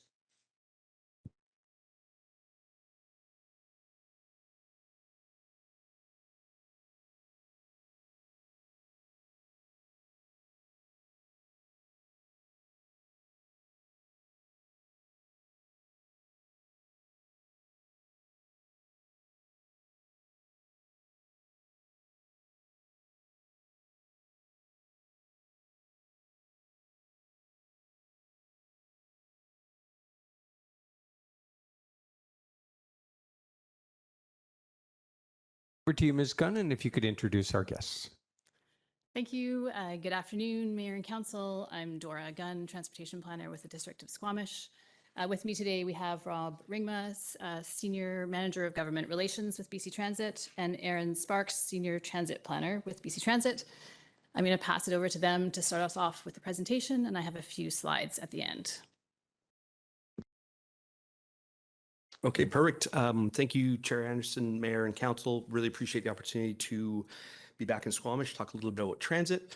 I will apologize at the start if you hear me randomly whistle. It's because of a hockey incident I had a couple weeks ago, and I'm missing one of my front teeth. So hopefully we won't scare anybody through this presentation, but we'll get through it. Thanks, Nora, for the introduction. What we want to do today is just, because I know there are a couple new counselors in the room, just wanted to kind of go over kind of a Transit 101, just a review of the BC Transit model, so everybody has a good understanding of how we do what we do and how we work with the District of Squamish on improving transit within the community. I apologize for some of the counselors and mayor that I saw at the local Lower Mainland Local Government Association, because a couple of slides are very similar. Then we'll talk a little bit about the transit improvement process, because it's a key one. So I'll dive into a little bit more detail on the transit improvement process, talk about what is in the plan currently for Squamish. And then Aaron will provide a ridership update and also a couple other updates on some initiatives. And then we'll talk a little about the electronic fare collection system. So who is BC Transit? So BC Transit is the provincial Crown agency charged with delivering transit services outside of the Metro Vancouver area, which of course is provided by what I would call our sister agency in terms of TransLink. But what BC Transit does is work with the province and with local governments in over 52 transit systems across the province in various sizes to provide transit services. What BC Transit does through kind of our shared services model is we basically house all of those transit functions in-house, and then we work through a cost share model that I'll describe in a little bit more detail with the province and our local communities that allows us to be able to provide transit services in a variety of communities, from as small as Bella Coola, where we have a 2-bus system in Bella Coola, all the way to larger systems like Victoria, Kelowna, and Kamloops. Over 1,100 buses that we manage in terms of our fleet, and all of the ancillary services that are involved. So I talked a little about the BC Transit shared services model. So you can really see BC Transit really is that kind of conduit in between the provincial government and our local governments. So the provincial government provides the overarching policy for transit. Obviously, they provide a provincial share of funding as well. And then on the other side, our local governments, they provide their local policy and insights and their share of the funding. So what BC Transit does in the middle is we're that shared services provider. So we deliver, we have an in-house planning, scheduling, marketing, fleet, operations, contracted operations, myself and government relations. We have all of these subject matter experts under one roof. And that way we can provide that economies of scale to the communities that we work with in terms of being able to deliver those services on a provincial scale. And clearly that has long-term benefits from a cost perspective for local governments. And then with the provincial added provincial funding, that puts us in a good position to conduct transit services. So I mentioned a little bit about the shared services model. So what you'll see on this slide, on the left-hand side is the conventional transit model. So we do have two different cost share models, one for conventional transit and one for custom transit, which is also known as handy dart service. So if we just focus on the conventional transit system, what you'll see is the province contributes 46.69% of the costs for transit within the District of Squamish. The District of Squamish picks up the additional 53.31%. But 100% of the revenue that the system generates is retained by the District of Squamish and goes to help offset some of the municipal share of costs. We do also provide a little bit of advertising revenue as well. So when you see the buses with potentially, they're branded on the outside or they have the interior bus cards inside that we have sold through a marketing partnership, the district also receives some of those revenues. So if you take the fares and the advertising, what's left is the balance, and that typically is covered by local governments through property tax and your property tax assessments that you work with your constituents on. On the custom transit side, the province provides a little bit of a higher cost share formula, and that's really what I think pretty good insight by the province. Custom transit is a more specialized and customized delivery of service. Of course, it's door to door, has a higher cost per hour to provide that service. So in light of that, the province has put in a larger cost share to help ensure that local governments are able to support some of those very critical services under the custom transit side of things. Everything else works the exact same as the conventional side. Municipal partners put in 33%, retain all of the revenue and advertising, and then the balance is covered by your municipal property tax component that goes to transit. So just in terms of roles and responsibilities, I kind of outlined a lot of this already. We again have all of these functions from marketing to scheduling to planning in-house. And really our role is to be transit experts and to provide data and insights to our local government partners and their staff so that they can make sound transit decisions within their community. And what you'll see by the next slide is at the end of the day, local government always has the final say on those service levels. And that's because of the previous slide where I talked a little bit about property taxation. So the district, because you are taxing your citizens as a portion of your transit costs, ultimately you have the final say on service level decisions. So again, BC Transit will provide local government with insights and data, but we work with staff very closely to align our transit initiatives with any of your strategic plans, any of your community plans, key priorities. But ultimately you will see myself and Dora and other subject matter experts like Aaron come to this council to seek adoption of any of those transit initiatives before we move forward with implementation. The last bucket you see here is the operating company. So I mentioned that BC Transit has our own contract management in-house. So what we do is we plan the transit system with the district. We basically then contract a third-party operator through an RFP process, an open and transparent RFP process, and then that contractor delivers the service, manages the labor and the overhead, but has to adhere to all of BC Transit's safety, security, customer service, all of our priorities and protocols. They are tasked via contract to make sure that all of those are upheld. So this slide just talks a little bit, and again, we're very active working with staff on a consistent basis in terms of communication, but we do have 4 key sets of communication pieces that we do come to council with. Very soon, and actually in the next 2 weeks, I should have your annual operating agreement. So that annual operating agreement basically outlines the services that we have agreed to deliver for the next year, and also outlines the provincial and municipal portion of costs. That is a reoccurring yearly agreement. We have a transit service agreement, the underlying agreement. The annual operating agreement gets updated every year. As we add initiatives and the costs go up, we need to bring that to council so council is fully aware of the cost of transit within their system and then signs off on that annual operating agreement each year. Our fiscal year end is March 31st, so we work off of a fiscal calendar year, which is sometimes problematic, working with municipal governments that are working on a calendar system.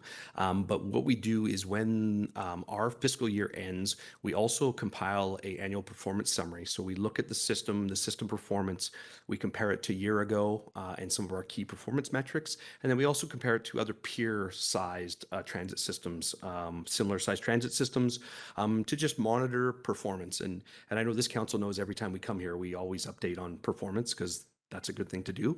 But this is the annual performance summary is kind of a formalized yearly process. Then I'll probably maybe just go over the 3-year budget. So each year by October, what BC Transit does is we look out 3 years ahead. We take into consideration any of our upcoming initiatives. I'll say as an example, electronic fare, any of those costs that may have to come into the transit system. And we try to best estimate revenue and ridership over those 3 years and provide local governments with a 3-year outlook of what we see their transit budget looking like so that they can plan, so that they can budget for that transit service. So we do that every year around October, and we continue to try to get that earlier and earlier to local governments because we know your budgeting plan and timeline is moving up all the time as well. And then finally, I'll talk a little bit more about the transit improvement program, and I can probably just jump to the next slide. So the transit improvement program basically communicates to local governments our expansion initiatives over the next 3 years. Basically, what we do is we take into consideration, and we just finished a great and robust transit future service plan here for Squamish. So we look at those. We look at local initiatives and priorities. We look at anything that we haven't initiated or implemented from previous years, and we compile those together and work with staff to present to council a 3-year projection of transit expansion items. So those would be over and above what I would call your base level of service that we currently have on the road in Squamish. These are improvements, expansions to the total transit system. So we're actually going into that process. We get into that process every spring. And then actually, I'll just go to the next slide. What you'll see here is the timeline. We get into that process in the spring. We work with staff very closely, taking into consideration all of those elements that I mentioned before, and we produce kind of a 3-year rolling transit improvement memorandum of understanding. That memorandum of understanding has all the costs involved for those transit initiatives, and we seek approval from council for those initiatives. Once council has approved their share of the costs, then we sum all of those expansion requests across the province into BC Transit's total operating service plan to the province. So we basically go to the province and we ask for their approval of our service plan, and then we wait till the budget's announced in late February, which it was just announced. I'll speak to that a little bit more next slide. And then if our expansions are approved, then we start the implementation process in March. But as you can imagine, to implement an improvement or an expansion in transit system, if we need buses, we need to be procuring the buses, which have a bit of a timeline associated to them. Our scheduling team and our planning team need to finalize the actual on the street improvements. So, you'll see in the transit MOUs, we have goals and hours and buses, but we still have to do the detailed finer work of putting that final schedule together. And then we typically implement those expansion initiatives anytime from July of that year into March of the following year, prior to the end of our fiscal. So just looking at what's in your transit improvement program. So these are our snippets directly from last year's 3-year TIPS MOU. These were discussed wholesomely in front of council and come to an agreement on how to plan and segment these expansions. And what you'll notice is we have the total annual hours of the expansion. We have if there's any vehicle requirements. And then most importantly, on the far right, you'll see the estimated annual net municipal share of costs. So you see the total costs. I'll just use the example on the first initiative there, 3,800 hours to add frequency to routes 1 and 2. A little bit of work on the number 3 Valley Cliff, and then this council provided a request to look at supporting the oceanfront development and potential expansion there. That has a total annual cost of about $639,000, but the district share is actually $350,000 of that, based on the revenue that we projected and that cost sharing formula that I had mentioned. For year 2, you'll see a larger expansion, 6,500 hours. And 1 bus to introduce service to Alice Lake. Again, improve service to South Squamish, and Aaron will speak a little bit about our work there. And then start to increase, again, frequency on those routes 1 and 2 as we work towards the year 3 initiative, which is to phase in a new frequent transit network that, again, we're working on right now in terms of consultation and system design.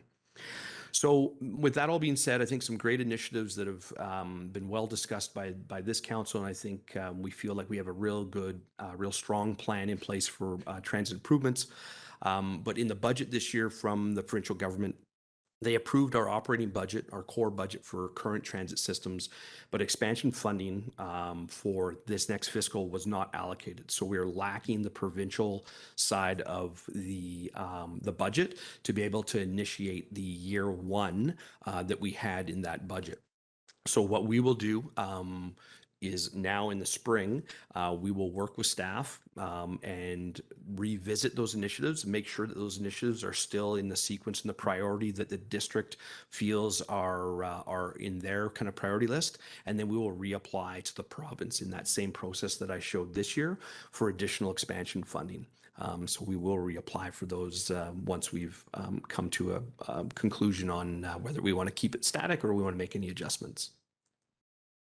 So I'm going to turn it over to Aaron at this point, and Aaron will go through some ridership recovery and some current performance metrics. All right, thank you. Am I close enough to the mic? All right, sounds good. Awesome. So this is a slide that details provincial level ridership recovery. So looking at the province as a whole, you can see that there's the big red arrow indicating the pretty significant and immediate drop that we saw in about March of 2020 when COVID really sort of made its presence known. And then the other lines, so we have 2019, 2022, 21, and 2020 kind of detailing ridership recovery since that drop. And then I think the most important line on this graph is that bright green one labeled 2023, which details provincial level ridership recovery so far this year. So we can see that we're averaging about 90% across the province of pre-COVID ridership levels. This is essentially the same chart, but specifically for Squamish. So we can see it's an even better picture here, where instead of 90% provincially, we're looking at 130% ridership recovery compared to pre-COVID in Squamish. Again, that green line there. And then you'll notice that the line is fairly light, but you can see there's a bit of a gap in 2022 where there was no ridership because there was obviously the transit strikes. That's just explaining the gap in the data there. But as you can see, ridership has certainly bounded back since the start of COVID. Councillor Pettingill, do you have a question at this time? Please go ahead. Yeah, thanks. Just a clarifying question on these numbers. Are these per capita numbers or are they absolute ridership numbers?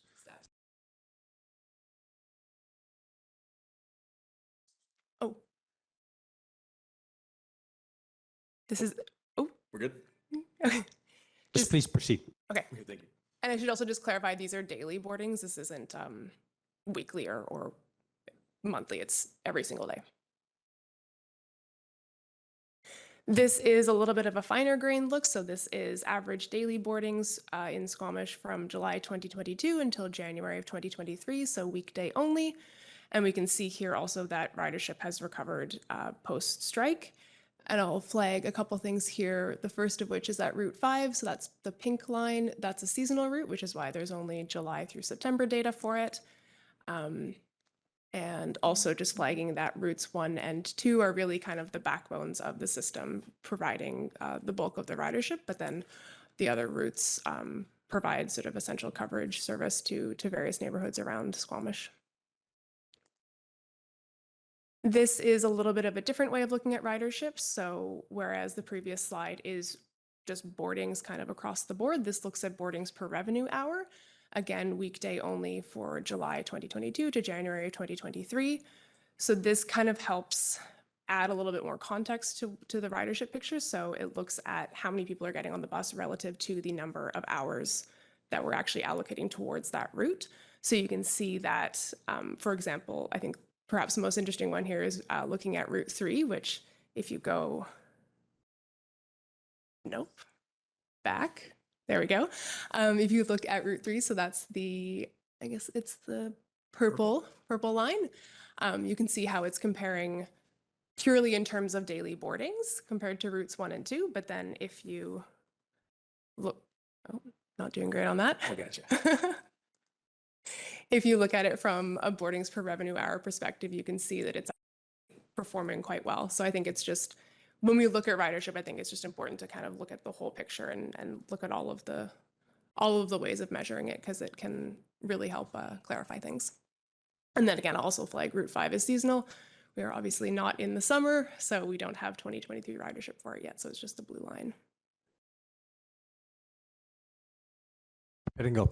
Councillor Pettingill. Yeah, I'm just wondering what revenue hour means as opposed to like operational hour, or is it the same thing? It's just, this is when the bus is running and so boardings per We use the term revenue hour, so it's service revenue hour. So revenue hour, you can just think of it as hourly, like hourly ridership. We use the term revenue hour just because there's a cost to that hour.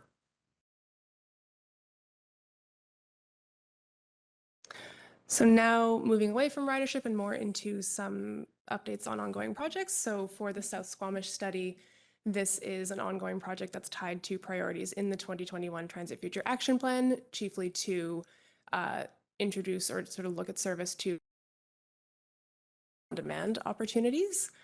We are currently in the stages of refining some routing options, and then we're expecting to wrap up that work in the coming months. And the options for consideration will likely include a conventional fixed route option, so similar to what exists right now, as well as a more hybrid option that includes fixed route service and some flexible digital on-demand service. The other ongoing project is our FTN, so that's the Frequent Transit Network Corridor Study. So this project began fairly recently in the last month or so. Again, a priority identified in the 2021 Transit Future Action Plan. This is being led by Watt Consulting in collaboration with the District of Squamish and BC Transit. And the purpose is really to identify preferred routing for a frequent route that will operate between downtown Squamish and Garibaldi Village.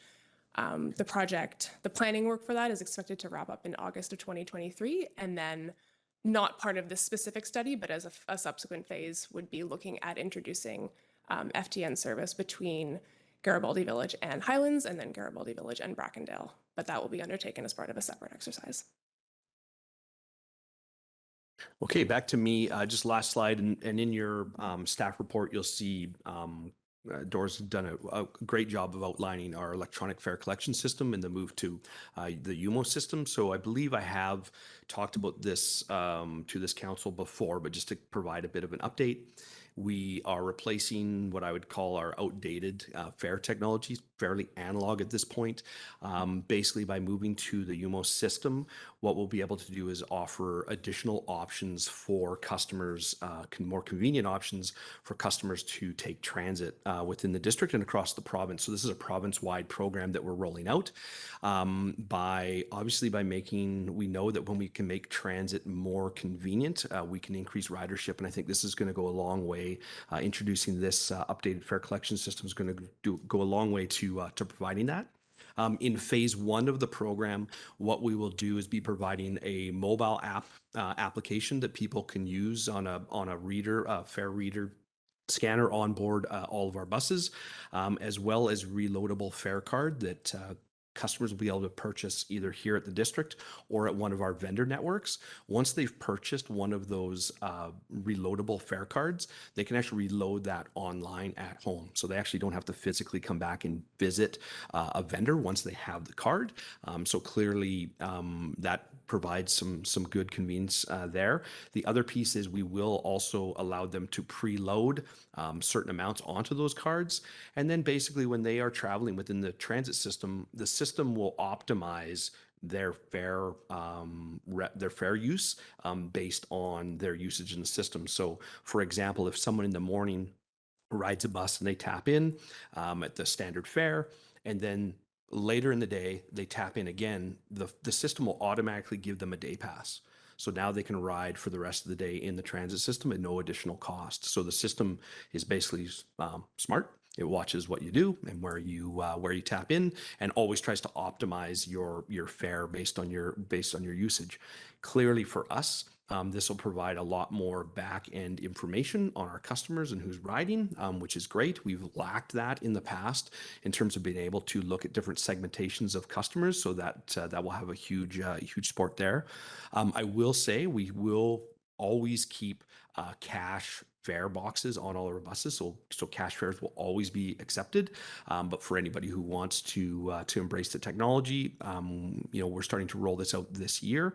We're implementing it in Victoria actually in the next coming weeks. So we're starting to put the onboard validators in and test the system in Victoria with a tentative, I would say, depending on how that rollout goes, we're projecting for the district here, probably an implementation of summer of 2023. So it will be a pretty fast rollout once we've gotten through our Victoria kind of rollout. Yeah, we expect that in phase 1, we'll get all the validators on board and we'll get the system up and running. And then phase 2, which is actually, to me, even more exciting, is we'll move to an open loop payment system. So instead of just the mobile app and the reloadable fare card, we'll also move to a mobile wallet. So if somebody just has a general mobile wallet, they'll be able to use that. And we'll go to open loop debit card and Visa card. So somebody should be able to tap their Visa or debit card. And again, the system will track those people in the system and make sure that it's optimizing fares as they go. So there are and I know Dora's going to speak to it a little bit. There are some staff recommendations that are will be on the floor. So I'll let her speak to those right about now. Thanks, Rob. So BC Transit has suggested 2 fare changes to support the transition to UMO. Fare changes are ultimately the responsibility of the local government, so that's why it's being brought to you today. The first one is to transition from a monthly pass to a 30-day pass. Monthly passes start at the beginning of the month and end at the end of the month, whereas a 30-day pass can start at any point in the month and end 30 days later. So the advantages of the monthly pass are that customers can start using them immediately. They don't have to wait for the first of the month. They also, in UMO, offer the option for auto renew. So a customer can decide to set it up so that it just auto renews. And if they're a regular transit user, that just makes the system very easy for them. The only real downside to this change is that it's going to be different for people. They'll have to adjust to the new system. So district staff are supportive of this proposal, and it's included in the recommendations. The other suggestion was to eliminate 10 tickets. So 10 tickets are a sheet of 10 tickets. Ordinarily, if you bought the tickets separately, they would be $2 each. But when you buy 10 together, you can save $2. So it would be $20 normally, but $18 if you buy the 10 tickets.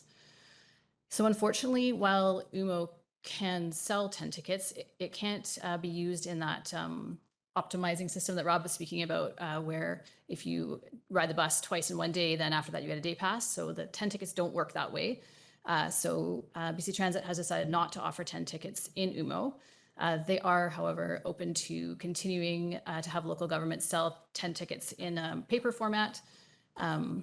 There's no day pass paper format though. So if a customer was to purchase the 10 tickets in paper format, they could still use them on the bus, but they would not get a day pass out of that if they had two tickets.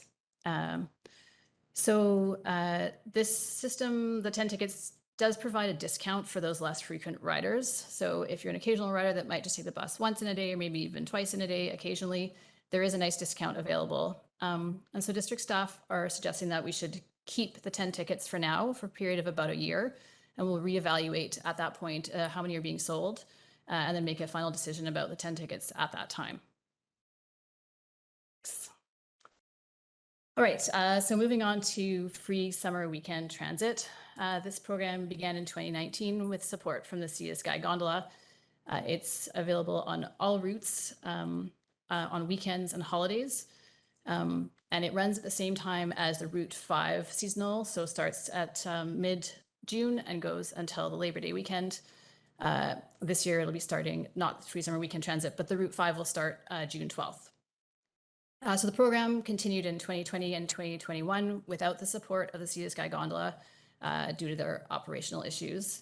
And then 2022, of course, we had free summer transit all summer long. The nice thing about this program is that it provides an opportunity for non-transit users to try out transit, and we've heard lots of good reviews from the community about this program. So rather than coming back to council every year to discuss this again, staff are recommending that we make this an ongoing program.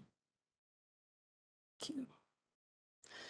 And then lastly, Foundry Sea to Sky is an organization that provides a variety of support services to youth in our community.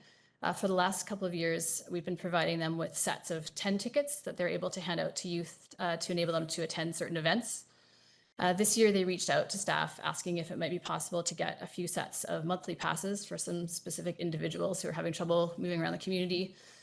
So we're proposing to increase the support up to $3,000 a year. This would let us continue to provide the 10 tickets as well as adding in a few sets of monthly passes. So some budget considerations related to the items we've discussed today. So the delayed expansions in the budget for 2023 was 153,000. So this will be underspent. It can be moved into the transit provision for use in a future year. The cost for UMO, so the local government cost in the 2023-24 BC transit year is $22,000. This is already included in the 2023 budget. The 2023 portion is included in the 2023 budget. Free summer weekend transit, the best number we have is from 2019. After that, it's been free, so it's very difficult to estimate what that cost would be. That's 13,000. We will be working, we've already started working with the Sea to Sky Gondola to understand what they may contribute this year. It's not finalized yet, so either that 13,000 may be covered by the Sea to Sky Gondola, or possibly it can be taken from the transit provision, if not. And then lastly is the cost in 2023 for the support for the youth is $3,000. Thanks. And then I've put the recommendations up on a slide. As I was preparing this presentation, I actually noticed that there is one change that Council might want to consider to one of the recommendations. That first recommendation is that the District of Squamish adopt the 30-day pass fares in place of existing monthly pass fares, but I didn't have a timing on that. So I've added in beginning on the UMO launch date as a suggestion.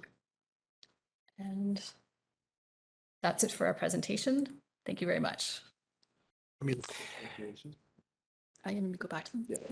Thank you very much. Then we'll go to Council for questions.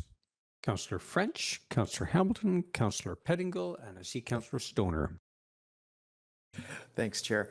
I'm very excited about the launch of UMO, and in hearing the presentation today, it occurred to me as you were talking about how it will be tracked.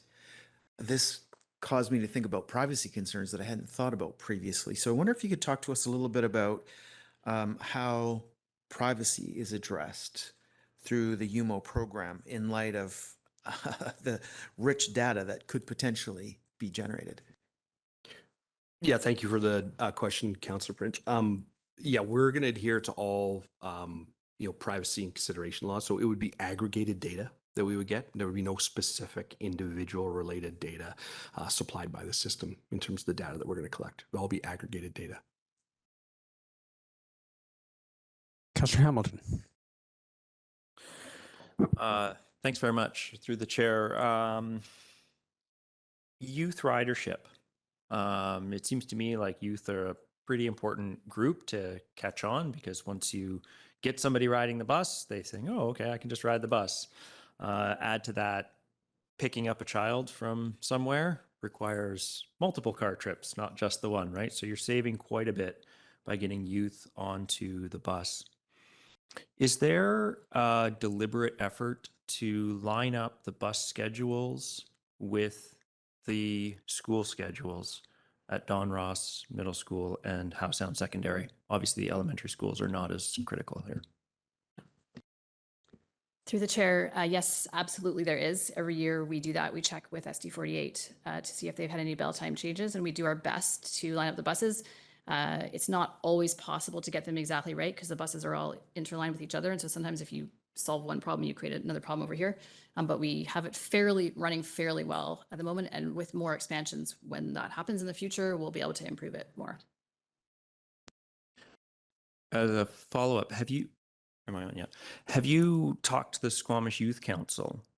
Because SD48 and talking to the schools, they'll have one perspective, but then obviously when the kids get out and actually try to get somewhere, you may have a different perspective. Have you consulted with the Squamish Youth Council about whether they see ways you can improve transit?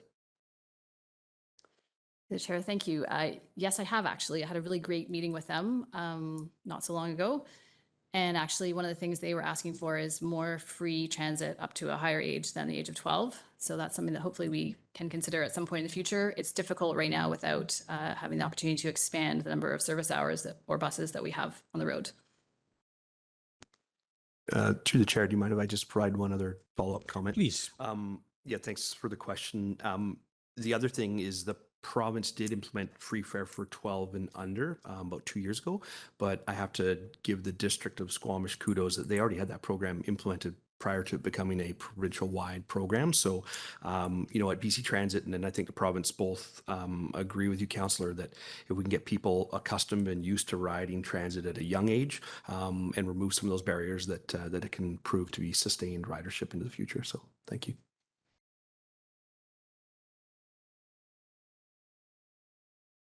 Councillor Pettingill. Yeah, thank you. The first thing for staff, I'd like to flag for consideration for discussion for minister meetings at UBCM, the provincial funding for expansion or lack thereof. I'm not sure if we need a resolution for that or if we can just note that. A resolution? Ms. Arthurs. Through the chair, yes, it would be better to make a resolution that it be considered during whatever UBCM, but just so we don't lose sight of it and we can include it in the packages come September or August when we put everything together. Even though the resolutions have gone forward to LMLGA, this would, if you're looking for something for a minister meeting, it would require a separate motion. Yeah. Okay, maybe I'll take the opportunity to do that now, is just move that we flag provincial funding for transit expansion for consideration for UBCM minister discussions.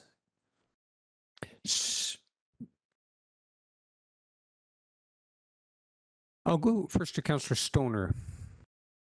Councillor Stoner on this topic. Yeah, thank you. Through the chair, I wonder if my council colleague would be open to potentially a friendly amendment that would include writing the Minister of Transportation and his Minister of State for Infrastructure and Transit in advance of a minister meeting. Because I don't think this can wait till September. This is the third year in a row that we haven't seen any provincial funding come forward. So I would like to see a letter as well as a request for a minister meeting. That works for me. Set a friendly amendment to you, Councillor Pettingill, and then Councillor or Mayor Herford will second this motion, this amended motion. And I'll just check that we have that that the letter, the element of the letter. Then would you speak to your motion further, Councillor Pettingill or Councillor Stoner? Yeah, I think, well, my colleagues sort of point out this is something we've been banging our heads against the wall for quite a while. And the province, I think, understands how critical this is. We understand how critical it is. So let's figure out how we get moving on it. Other comments? Well, thank you. I'll be supporting the motion. I think that the urgency of this is summed up quite nicely by where this motion sits in our meeting and our time together here today. So I'm happy to take this forward and continue to advocate for our community's need for transit. And I won't go into the lengthy frustration of where we are currently, but I'll save that for the letter. Thank you. Councillor French. Thanks, Chair. Speaking in favor of the motion, there are a few things I want to point out. Squamish is a proven leader in the transit world, as we heard from Mr. Ringma around the free transit for 12-year-olds, being ahead of that curve, and also a community that has rebounded very well and very quickly after COVID-19 setbacks to the transit system and a transit strike. Our community is clearly telling us that it wants transit, it uses transit, and is looking for expansion. Further comments? Then I'll call the question. Any opposed? Motion carried. Thank you. Other comments or questions on the presentation, Council? Herford? Thank you. I was curious about the sort of the carry forward in funding, and is staff's vision that this will position us to maybe take 2 steps at once versus starting our 5-year expansion 3 years late? Like, is that what we're trying to position for, or do we have any insight from our guests in this regard? Through the chair, I will pass this to BC Transit in a moment. My understanding is that having a transit provision will allow us to not increase taxation levels as much in a future year, even though we're going to be increasing service. However, I don't know that we can take two steps at once, but I will pass that to Rob. Sure. Thank you for the question, Mayor. Through the chair. Yeah. So what we, as I outlined, we will revisit all of those transit initiatives with staff this year. I would say under normal circumstances, we could double up expansions. The one challenge we do still have in Squamish is the current capacity issues at our facility. So that's another, I imagine we will be coming to council with some updated information on that front. So we have a project term sheet already signed with the district. Our team is currently looking at property acquisition to build that facility. So we should have a revised timeline for council, I would expect in the next couple of months on that front. But it is currently a challenge. If we looked at the timeline that I outlined, if we tried to double up those expansions, I think it's 4 buses. So I would have to check with our operations team and make sure that we have enough space for those buses. If we do, I know we have a bit of leased space outside of our facility right now, then we could do that. But I just want to put a little caveat that I need to do a little bit of investigation to make sure that we have the operational capacity to accommodate the buses that would be required. But we'll definitely explore that. Okay, thank you. And that's through your tips, the tips process. Is that, I guess the other way to ask this question is maybe from the other direction, is our already approved expansion plans that haven't had the provincial support, will they be reviewed as well under the tips process for recommendations of our next steps given where we are? Is that the process? Yeah, sorry, I cut you off by hitting the button early. So yeah, what we'll do is we'll take those initiatives that I just outlined. We'll talk to staff, and if there is some direction from council, because again, we'll probably do a touch base with council on what our proposed tips initiatives are, and if council does, provide guidance, they would like to see us combine certain initiatives. If we've already explored that and we think it's operationally feasible, then we would adjust our tips initiative for the first year to make it larger, and then we would apply for that amount to the province for their matching funding. Thank you. I think I've got that process down now. I was curious about what was the uptake on our 10 ticket. I appreciate sort of phasing in change, and we want to support our existing users, and we don't want to mess with their systems too much. But just sort of, what are we talking about roughly with that 10 ticket package? Through the chair. So I don't have the exact number sold per year, but our annual order, which is around about where the number sold is 1,000 sheets per year. So it's not insignificant.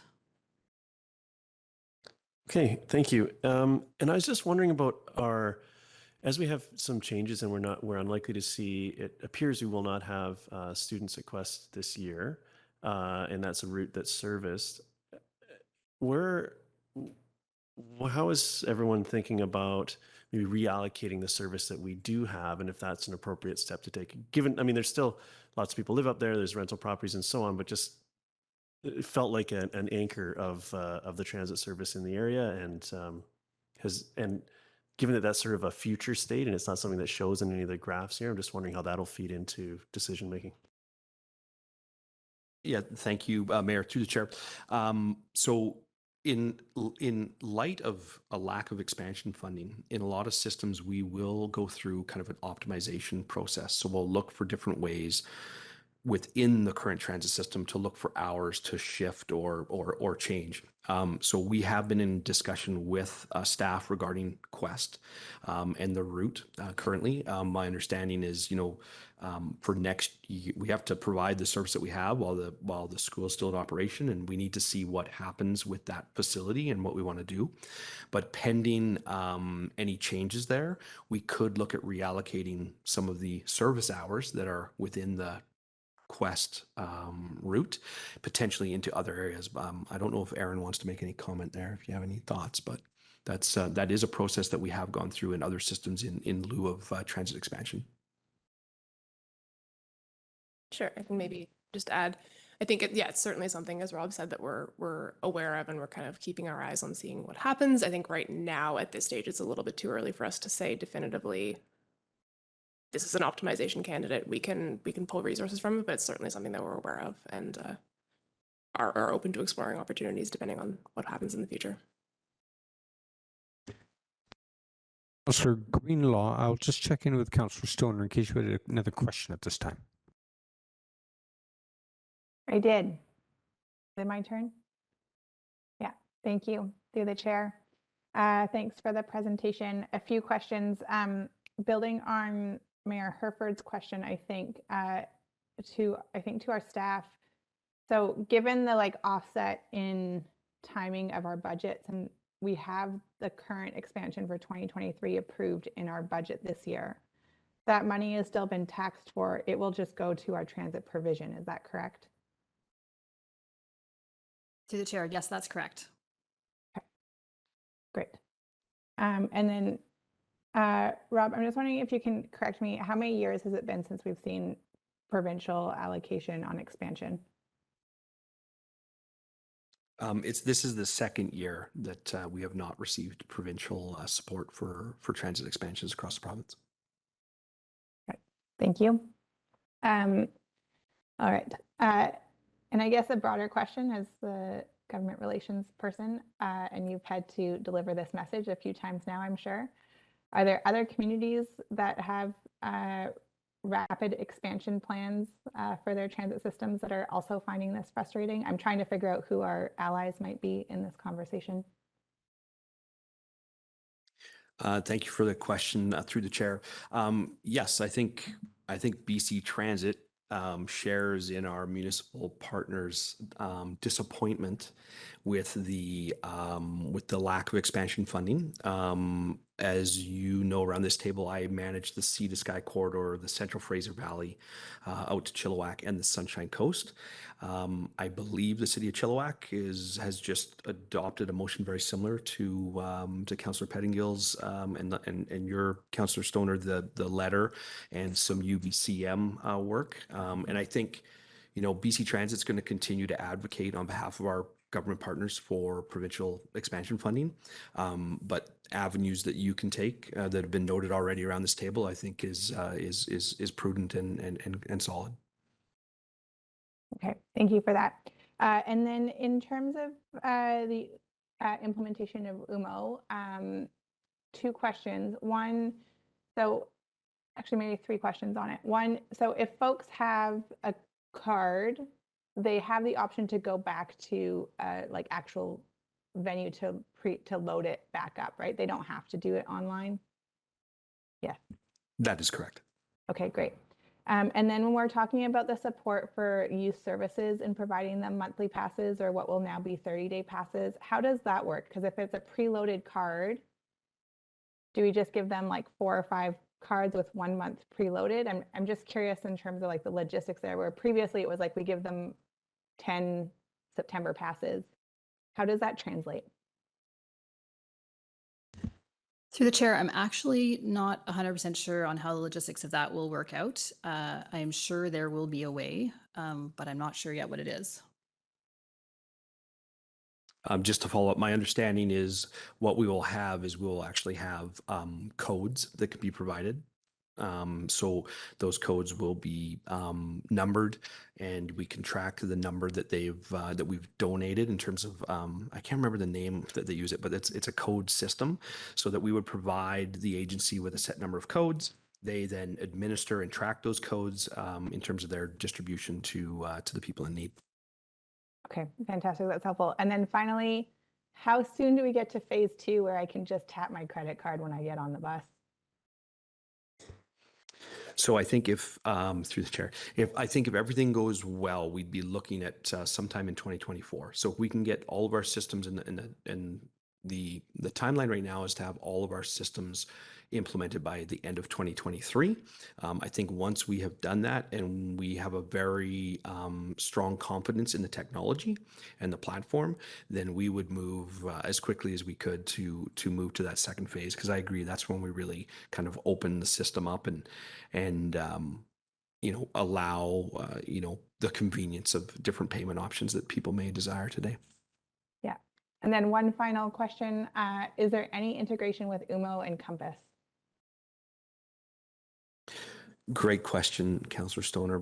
Through the chair, I think, I don't know if this table knows, but we are working right now through the provincial government on a multi-agency kind of collaboration group between BC Transit, TransLink, as well as BC Ferries. In fact, we just had representatives last week from all of those agencies actually start in Victoria and go through the customer journey from Victoria through to Vancouver to highlight the positives and the opportunities to improve that customer journey. So I guess my question is, we don't have any definitive answers right now, but all three agencies are working on, as I would explain it, improving the customer journey and making it more seamless for someone to transition between the different systems. So thank you for that question. Did you make it clear that they hit a wall when you try and come up the Sea to Sky? I'm always advocating for my Sea to Sky partners. Councillor Greenlaw. Thanks. Further to Councillor Stoner's question about the Foundry passes, I was wondering if there would be a way to kind of monitor the usage of the passes. Not that I'm interested in where people are coming and going, but whether or not the passes are actually being used and if they should be passed on to another participant or. Yeah, through the chair, thank you for the question. Yeah, I think at the end of the day, my understanding of that program, the code program, is that we distribute the codes. It's administered by the agency, but you could very easily in conversations and maybe even in contracting or paperwork with them have that as a requirement that they do report back on just total usage. Again, I would recommend aggregate data and non-personal information, but I think that's something the district could absolutely request as part of their support of those programs. Okay, thanks. I was also wondering, as we're talking about service expansion and spatial limitations, from the information you provided in some of your charts, your hourly ridership charts, it looks like our needs may be accommodated by smaller buses. I don't, obviously I don't know, I don't fully understand the financials behind all this, but I was wondering if any consideration had been made for smaller buses. Yes, thank you for the question through the chair. So we currently deploy mainly a fleet of medium duty buses in Squamish currently. So we have high capacity double deckers, heavy duty buses, and then medium duty and light duty. So I would say we already have a quite optimized bus size. This question does come up quite frequently in front of council. Often passengers or constituents may say, hey, I saw a bus go by and it was empty. Why do we have this big bus rolling around at empty times? And the reality of the transit situation is that labor is our number one cost. So operating a bus, whether it's a small bus or a big bus, the cost differentials to operate the bus are actually quite minimal. But where we run into problems is we need to right size the system for the peak times. So our peak morning commute times, our peak school times, and I can say our school runs right now are running at max capacity. Sometimes we actually are sending one of our handy dart buses out behind that medium duty bus to make sure that we have all of the children getting to school. So when you look at a transit system, you're better to use a larger size bus to make sure you can manage those peak times. And yes, the consequence is it does roll around during the middle of the day, potentially less full than it appears. But the reality is if you went the different route, you would need to deploy two buses on that route. You need to deploy a large bus for your peak times and a smaller bus for your non-peak times. And then that obviously would double your cost. So optically, yes, sometimes we get questions about the size of the bus, but really at the end of the day, a more optimized transit system makes sure that you have buses on the road that'll handle those peak capacity times. Thanks. And on that note, I've seen articles in the news recently about, essentially harassment and abuse towards drivers in transit. And I was just wondering if BC Transit is taking any steps towards helping that situation. Yes, thank you for the question. Through the chair. So we have a dedicated safety and security team within BC Transit, which actually includes corporate investigators. We do have CCTV cameras on all of our buses. So when a incident is recorded by our operating company, we typically flag the CCTV. If it's a incident of concern, we get our safety and security team involved. We potentially get the RCMP involved if needed. But I can tell you right now, we are finding a bit of an uptick in some of our school routes with, I would just call it poor behavior by that group on buses. So we are trying to, and this is not just a Squamish problem, I'd say we're seeing this in pockets across the province. So what we've been trying to do is just increase our transit supervisor presence on board those buses at those times. So we're able to kind of isolate some of those problematic times. So we've tried to step up our presence on those buses and just an education campaign for some of those riders on what is appropriate bus etiquette. So, things like playing your music loud from your speaker at the back of the bus, or, consuming beverages or of the like. So yeah, I think we have a full team. Staff and I have discussed some of the challenges that we're seeing here locally. And I think provincially, we're recognizing that we need to do as much as we can to support our transit operators as they're trying to safely navigate the buses. And I just have one more question.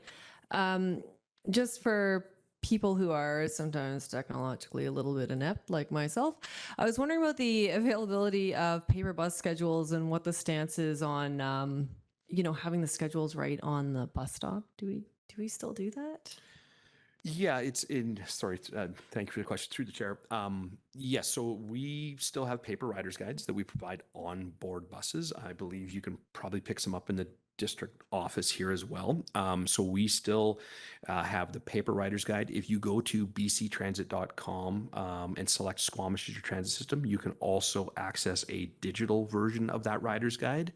And then on specific, I wouldn't say every bus stop, but in high priority bus stops, we do have our posters on many of those poles that describe what bus is coming to that location, what times they are. But I would just say last year, 2 years ago, because Squamish was actually one of the first systems, we implemented our Next Ride system, which is basically GPS unit on all of the buses.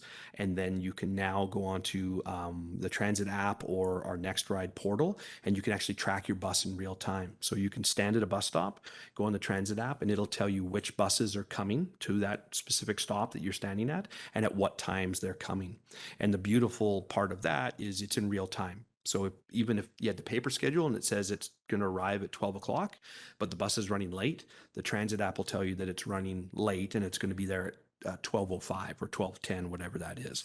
So I would encourage any of our transit riders. Yes, we'll always have, again, just like we'll always collect cash when it comes to riding the bus, we'll always have some paper riders guides available, but I would encourage them to look at the different technology options that we now have through Next Ride to help improve their customer experience. Thank you. Council, we'll have another round of opportunity for questions, beginning with Councillor Hamilton, and then I have Mayor Herford, Councillor French, and Councillor Pangle. Thanks very much. Through the chair. So we spoke a little bit about the challenges of perhaps having more students on buses. I kind of want to lean into that a little bit. Are there any municipalities in BC that do not have school bus service but rely on BC Transit exclusively for getting their students to schools? Thank you for the question through the chair. I do not know of any school districts that have completely removed bus service in lieu of public transit service. One of the things we need to take in consideration, and we have this discussion when we talk about free transit for youth, is what the district needs to understand is that any moves by the school district to reduce school busing is going to shift the cost, the operational cost, over to the district. We would likely need we need to apply for expansions for additional service, additional buses on those key routes if that was something that was undertaken. So that's just a key kind of operational consideration. I do know just from my work around the province that school districts are being challenged from a funding perspective, just like most other agencies, and they are looking for ways to potentially reduce some of their budget exposure when it comes to transportation. I would just highly encourage if this council has some of those dialogue and conversations with the school district, that they make sure to express that those things can't just happen without consultation and discussion, because we can provide transit service. That's not an issue, but we can't just provide transit service tomorrow. So when it comes to, I always encourage any dialogue with school districts, whether it's bell time changes, that's another one that we get caught off guard all the time. School district changes the bell time, we don't get informed. All of a sudden, we are getting complaints about not lining to school bell time. So anytime you're talking with any of your school district trustees or contacts, it's really about open dialogue and conversation, and this council understanding the implications from a cost perspective of having to increase those operational capacities. Thanks very much. And a follow-up question for staff. Have there been any conversations with ST48, or has that option been explored for BC Transit for us to facilitate BC Transit taking over the ST48 school bus system? Through the chair. So this idea has been discussed in Squamish for a number of years. There have been conversations with ST48. It's a really difficult one for a number of reasons, partly union related, also the age of children. Some parents may feel comfortable and some may not. So it has not landed anywhere at this point. Thank you. Mayor Herford. Thank you. Councillor Stoner handled one of my questions, which is around being ready for regional transit and the Compass and UMO aligning. So I'm happy to hear that there's some work there, because we're going to have urgent need for that to work well, because our regional transit system is going to come along in a timely fashion. So I'll just leave that there. But I was curious around the efficiencies of the UMO system, where if you need a day, now you have a day pass if you run the bus twice. Is that the same state with a monthly pass? Like once you hit a certain threshold, you've achieved a monthly ridership and the rest is covered. Is that how that works, or do you have to sort of call it in advance that you're going to use that much and engage in it that way? Yeah, thank you for the question, Mayor. Through the chair, my understanding, what we're moving away from in the monthly pass system is currently, if I want to, so we're sitting here March 14th, if I want to have an April monthly pass, I need to go in the next 2 weeks to a physical vendor location to purchase my pass that starts and is active from April 1st till the end of the month. I can ride as many times as I want through that month from April 1st to April 30th. I can't remember, there's 30 days in April. So that full calendar month, what we will move to is that today on March 14th, I could buy that pass today, and I can now ride for 30 days from today, as often as I want, multiple times as I want, but 30 days from March 14th, so say April 14th, that pass would expire, and at home I could go online and I could purchase from my house, I could purchase another monthly pass, or I could do that, at any time. I could do it the day before if I wanted to. So it doesn't track how many exact days you rode transit. It gives you 30 days of unlimited transit ridership.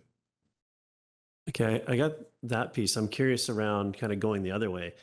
Oh, wow, I'm using transit a lot. Oh, I've hit a threshold now. The remainder of this, in the last X number of days, I've achieved the ridership to have the benefits of the monthly pass from here.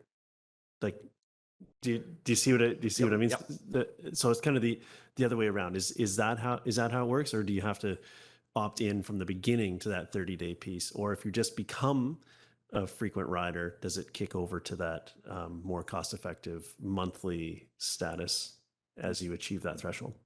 Yeah, thank you for the question. I'm not 100% clear on that, and I like where you're going with that, and I will do my due diligence to get the answer for you. My assumption would be is the problem with the system is that once you tap in and it charges you, it's not going to be able to uncharge what your rate has been. So if you think about that, if a monthly pass is at a discount for those 30 days, by the time you pay individually for 30 days, you're going to be well over the monthly pass, and there's no way for the system to refund you the difference. But I will follow up on that question because I think it's a good one. Thank you. Yeah, I'm just trying to understand how this thing could work and how we reward people as they incorporate transit more and more into their travel. So I was happy to see the day passes sort of automated that way, and I would hope that there's a opportunity to sort of earn a gold star for using transit a lot, and you've achieved X number of days for free now because you've hit a 30-day number or something like this is. And I believe it was last time you were here, we were talking about our North Parks and South Parks and oceanfront work upcoming, and we're talking about moving things around besides people. So bikes or stand-up paddleboards and all this kind of stuff to parks. And I just wondered if there was any work ongoing to what those options could be, in other areas. I know we haven't been doing transit expansion over the last while, but has there been any advancements there? I think Tofino was doing something interesting with surfboards, and just understanding when we do get to expansion, what that could look like as far as capacity for other things. Yeah, maybe I can speak to that. And yes, I think we're always looking at different opportunities, especially when we talk about kind of mobility. And again, the easiest example of somebody who wants to ride their bike to a certain bus stop and then take transit to the next phase of their journey and then wants to get back on their bike, and how can we do more things to accommodate more riders with different needs. So specifically right now where we run into some challenges, just safety of materials on board the bus, bike racks. So the good example, we get lots of requests for additional bike capacity on our buses.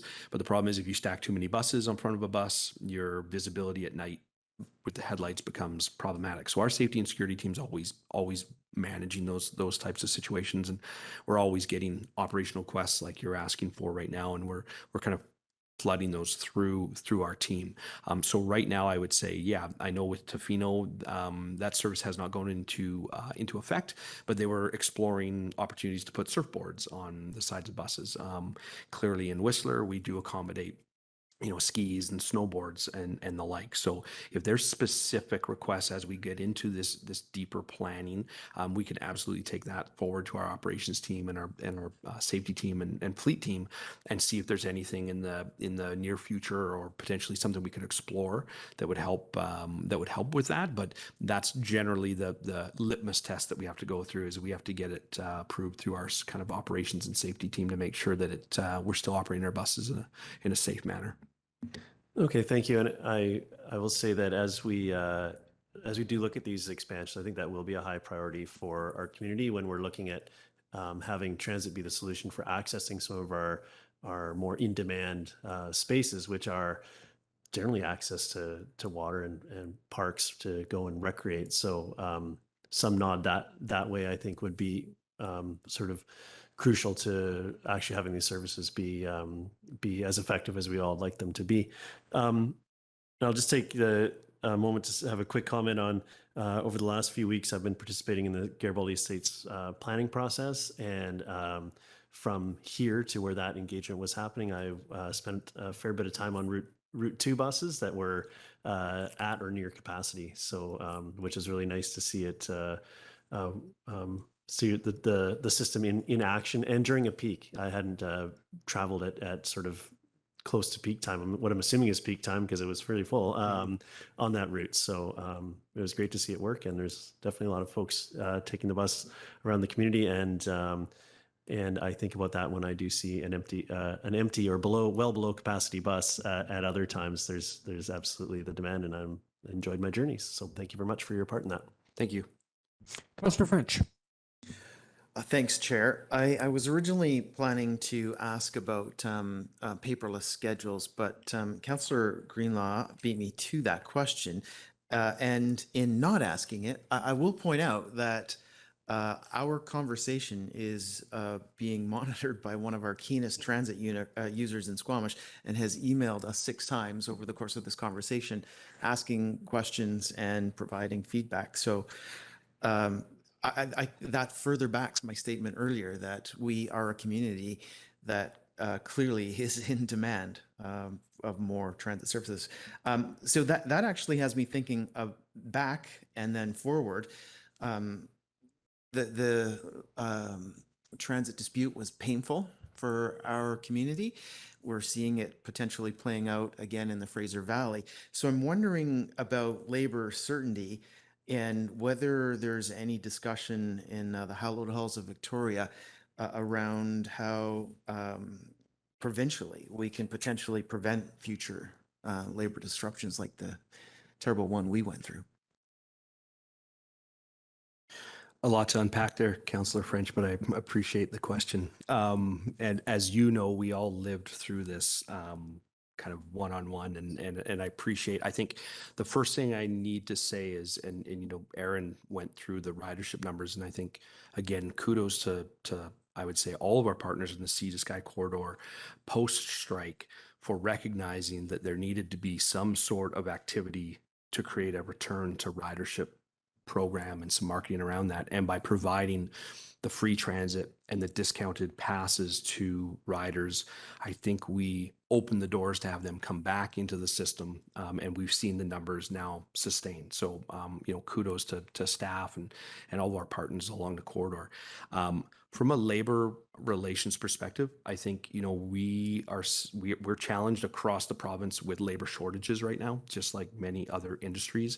I recently presented in Whistler and presented a stat from an American transportation organization that said out of the 100 transit agencies that they surveyed, over 85% were having actually schedule reductions due to staffing challenges. So it's not only you know, we have some ongoing labor pieces, but also I think as an industry, we're being challenged with trying to recruit, retain, and maintain transit services. We've been very lucky in Squamish. Our labor situation here, of course, we have a new collective bargaining agreement with the current union. We have not experienced some of the labor shortages that we have had in some other systems. So I think we're really good there. When it comes to our contracting model, again, as I mentioned, we RFP for transit services through private companies, it's an open and transparent RFP process. These are typically large companies that no transit, no transportation, no transit. They are charged with managing their unions, their workforces. So we have a contract with them. They obviously have a collective bargaining agreement with their unionized labor force. I think, you know, we continue, and I think the province you saw in the Sea to Sky region, we continue to promote our operating companies to maintain and ensure they have solid labor relations with their unions. But this, you know, collective bargaining, this is the process that sometimes the painful process that we have to go through. And again, BC Transit being removed and not managing those workforces, we have certain influence that we can apply. The province has certain influence that they can apply. But ultimately, at the end of the day, when we get into situations, and I'll reference the Central Fraser Valley, it really is those two parties, the employer and the union, sitting down at the table and coming to an agreement at the table. So I think the inflationary cost pressures that we're seeing are elevating some of those challenges.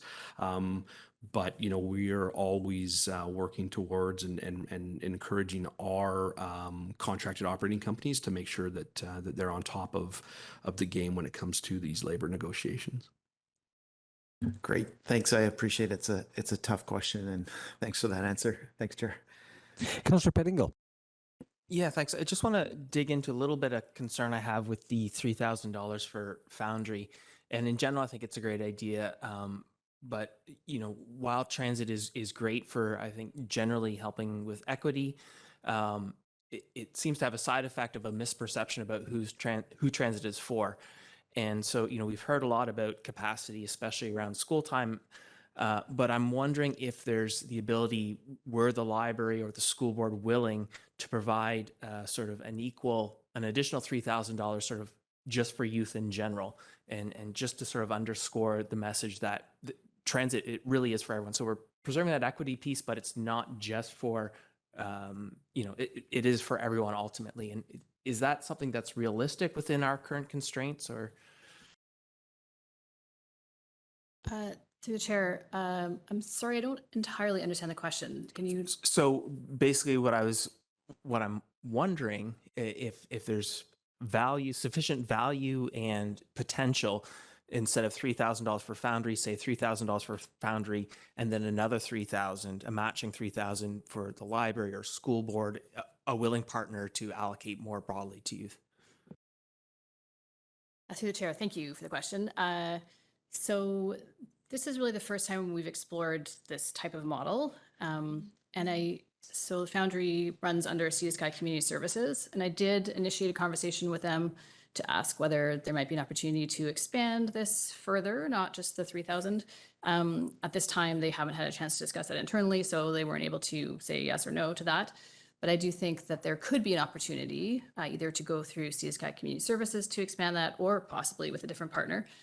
The challenge is that whoever the partner is, they need to be able to identify the individuals who truly need these passes. And so some organizations are better positioned to do that than others. My suggestion at this point would be that we try this out and see how it goes with the Foundry, and then we can revisit it in the future if it's going well and consider expanding it either with the same partner or with a different partner. So sorry, just to clarify, what I had in mind is, 3,000 at the Foundry for people who really need the passes, but then 3,000 for just any youth, whether or not they need them, and just to sort of underscore the idea that transit is for everyone, and we're sort of incentivizing, facilitating it for everyone, that it's not just for one group of people. And so just sort of wondering about, perceived value of that or capacity to do that. Through the chair, I think there would be an administrative piece to that I'm not sure that staff at the moment have the capacity to deal with here. Possibly it could be done by another organization in the future, but I'm not sure that that's something that we would do here at the moment.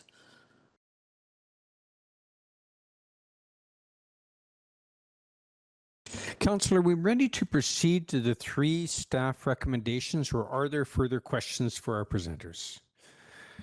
Then our first recommendation is that the District of Squamish adopt the 30-day pass fares, student, senior, and adult, in place of existing monthly pass fares.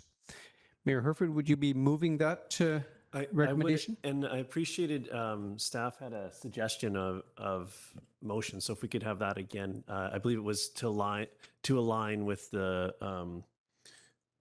UMO launch was the rough wording. Did our minute taker get that when it was up? Yeah. So council, are you with me to align with the launch of the UNO app? We'll just wait for somebody to read that out, that new version out. So our minute taker does have the wording. Could you read it out to us just to Could we have that read out, please?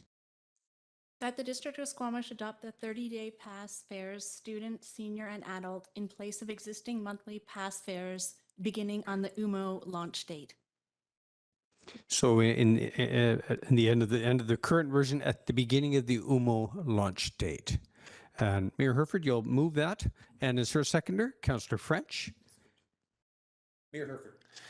Yeah, thank you. I'm excited to see the expansion of technology, or the implementation of technology in our system, and I hope that this makes it much easier to ride transit, and is the start of something that will lead to being able to just tap your card when you come and go. But I think this is a great step forward, and the rolling 30 days makes so much sense. And when the other system was explained to me, it really left me scratching my head. So I'm happy to see that we're moving in this direction, and thank you so much. Councillor French. Thanks, Chair. And in speaking in favor of the motion, I believe that the very first BC Transit presentation that I sat through not long after I was elected, one of my questions was, is there any thought of moving to a system like UMO? And the answer was yes, we're working on it behind the scenes. So it's exciting to me that we've come full circle of me asking that question all that time ago, and now this motion. Comments? Then I'll just offer. Oh, Councillor Stoner, please go ahead. Yeah, thank you, the chair. Just briefly, I will also be supporting this motion. I think that this is a great move and will increase the accessibility of our transit system to more users. The staff report does speak to a potential increase in fare revenue with the shift to 30 days over a month-to-month pass. And while that might be true, I actually think that it may make transit more accessible to frequent users, because if they're away for half the month, they're not going to have to decide whether they want to buy a monthly pass. They can just come back after they're 2 weeks away and buy a 30-day pass. So I actually think it provides a lot of flexibility to our transit users. And it will be a little bit of a bumpy ride potentially as people transition over, but I do think it'll get us to where we want to be in the long run, as well as some tapping of credit and debit cards in the not so distant future. Looking forward to that too. Thanks so much for the work on this.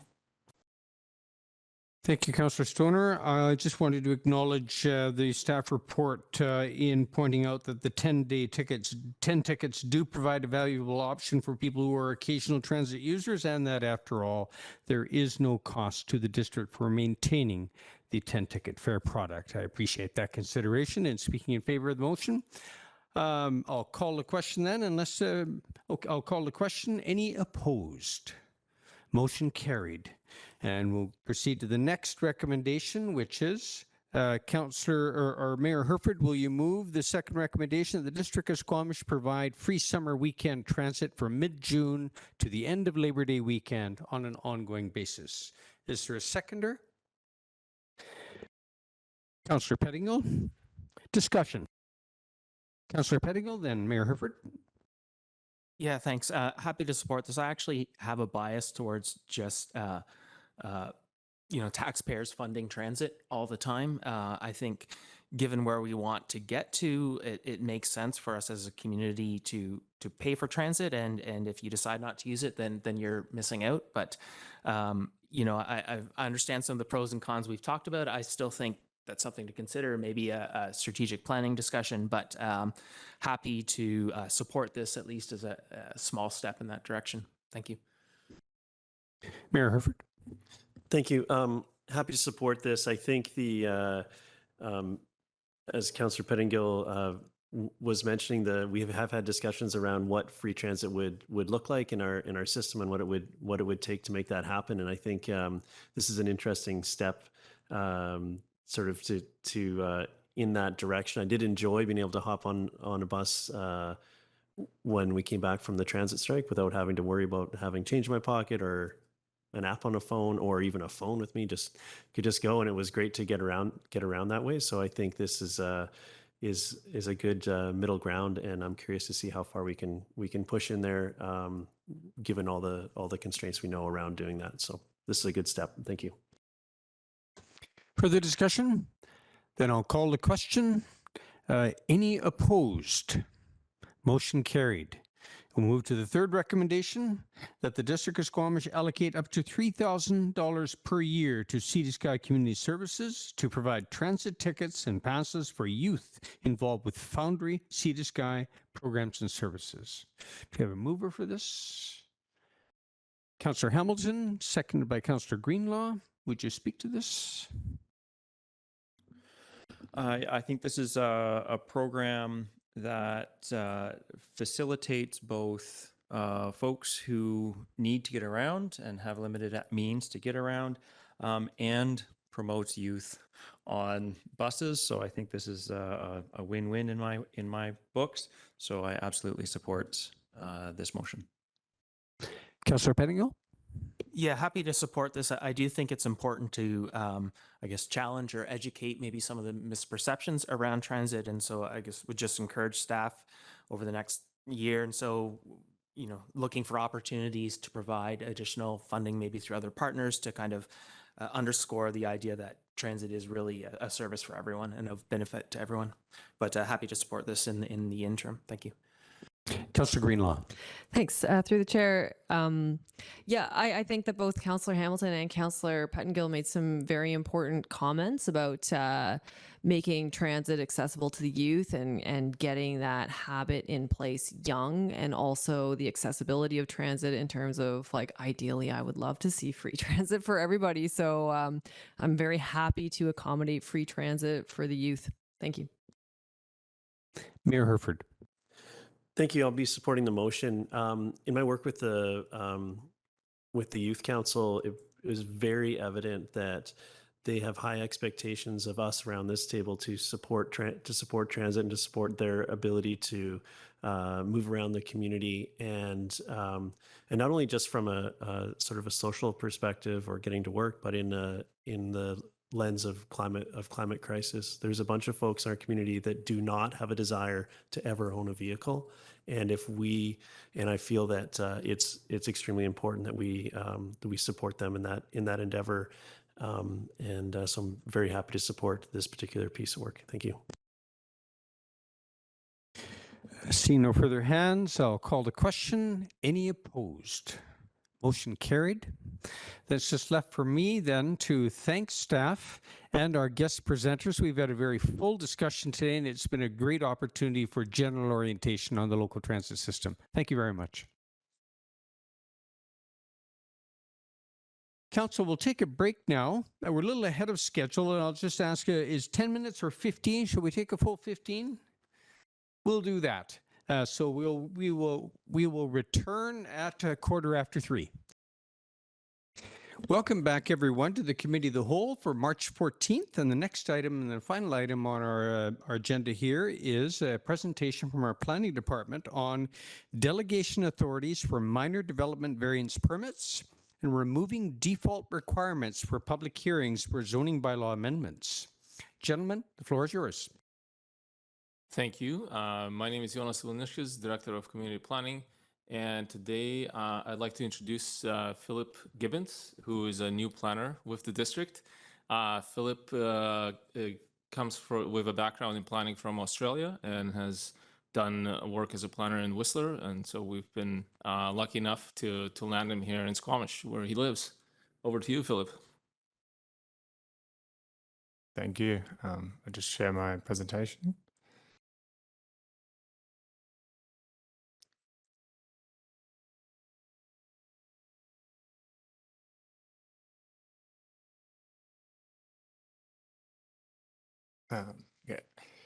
Good afternoon, Mayor and Council. As Jonas mentioned, Philip Gibbons, planner with Community Planning Sustainability. And today I'll be giving a presentation on delegation authorities for minor development variance permits and removing default requirements for public hearings for all zoning bylaw amendments. So previously, Bill 26 was implemented in November 2021, and this bill was developed to assist with increasing housing supply through streamlining of development approval processes. In March 2022, staff previously presented information and sought direction from Council, where the recommended approach was to pursue 2 of the 3 possible changes, and those were removing, as previously mentioned, removing the default requirement for local governments to hold public hearings for zoning bylaw amendments, and the second one was delegation decisions of minor development variance permits to staff. And based on the feedback received, staff undertook a review of the potential benefits and options for implementation of these 2 items. And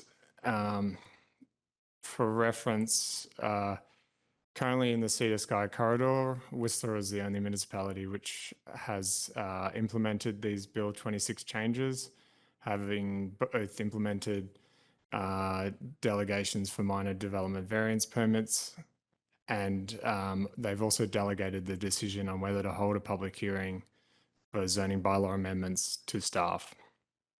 Other municipalities elsewhere have implemented the changes in a variety of ways. And the legislation allows for municipalities to make changes which make sense in their local context. So there's some latitude for bespoke nature of the implementation.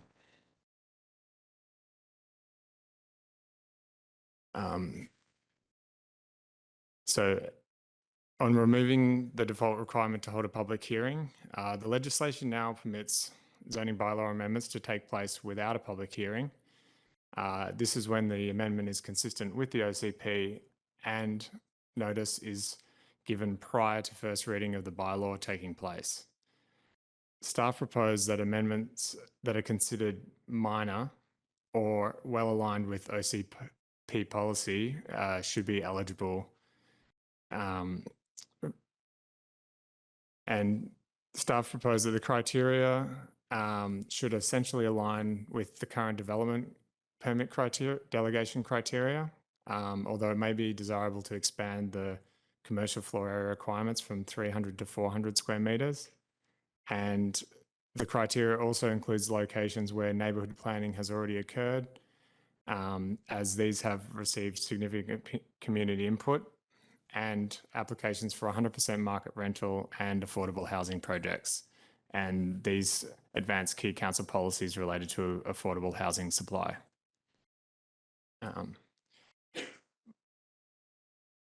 By not always holding by not always requiring a public hearing, which is labour intensive for staff and takes up significant council time, application processing time will likely be improved, and staff and council can focus on, for want of a better word, major zoning bylaw amendments or those that are of particular interest to the community. And research conducted of applications over the past 2 years indicated that approximately 35% of applications may meet this criteria. And submissions for a number of public hearings, input from the public is minimal, and that input is also received later in the bylaw amendment process after bylaw readings have already occurred. Opportunity will still be available to for public input through the existing development showcase, public information meetings, and letters to council, all of which happen prior to application receiving readings by council. This provides opportunity to save repeated readings due to important input received later in the process. And where there is considerable interest in an application, a public hearing can still be held.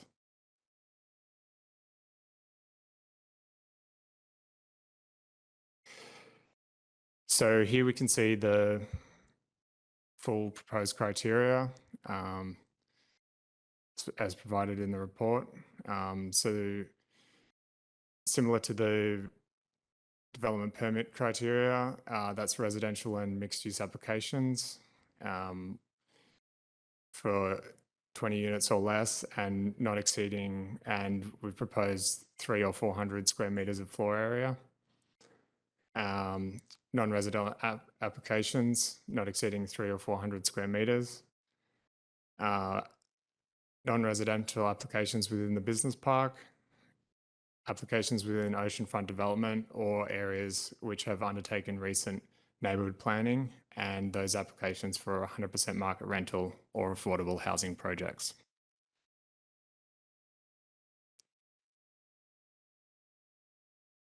Moving along to the delegation of minor development variance permits. So this entails delegation of decision-making for variance applications that are considered to be minor. And this is based on a predetermined set of criteria. Staff's recommended criteria of what should be considered to be minor has been included in the report and will be shown on the next slide. These include siting, size and dimensions of buildings and structures, off-street parking and loading space requirements, and depending on the regulation, reductions or increases in the order of 10 to 25% are considered to be minor. A set of decision criteria which staff would use for consideration when making decisions would also need to be developed. Research shows, based on the criteria of the past 2 years, approximately 40% of applications may be able to be delegated to staff. This would streamline the development approval process by delegating these applications. The benefits include staff time savings, council agenda time savings, and reductions in processing time. Based on internal estimates and information from other municipalities, estimated staff time savings would be around 19 hours for a standard development variance permit application, and this does not include council's time. With the major time savings being for council report writing. If 40% of applications were no longer required to council, that would be approximately 5 less reports to council each year. The reduction in processing time associated with taking applications to council for consideration is estimated at around 2 months. The next slide, we have those proposed minor development variance permit criteria, and that would be design criteria for off-street parking and loading spaces, provision of off-street parking as long as the space is not reduced by more than 10%, regulations for siting or height of solid waste separation storage facilities, outdoor covered structures and greenhouses, site coverage regulations, provided maximum site coverage is not increased by more than 25%, building setback regulations, not more than 25%, and projections into setbacks, and building height regulations, not more than 10%.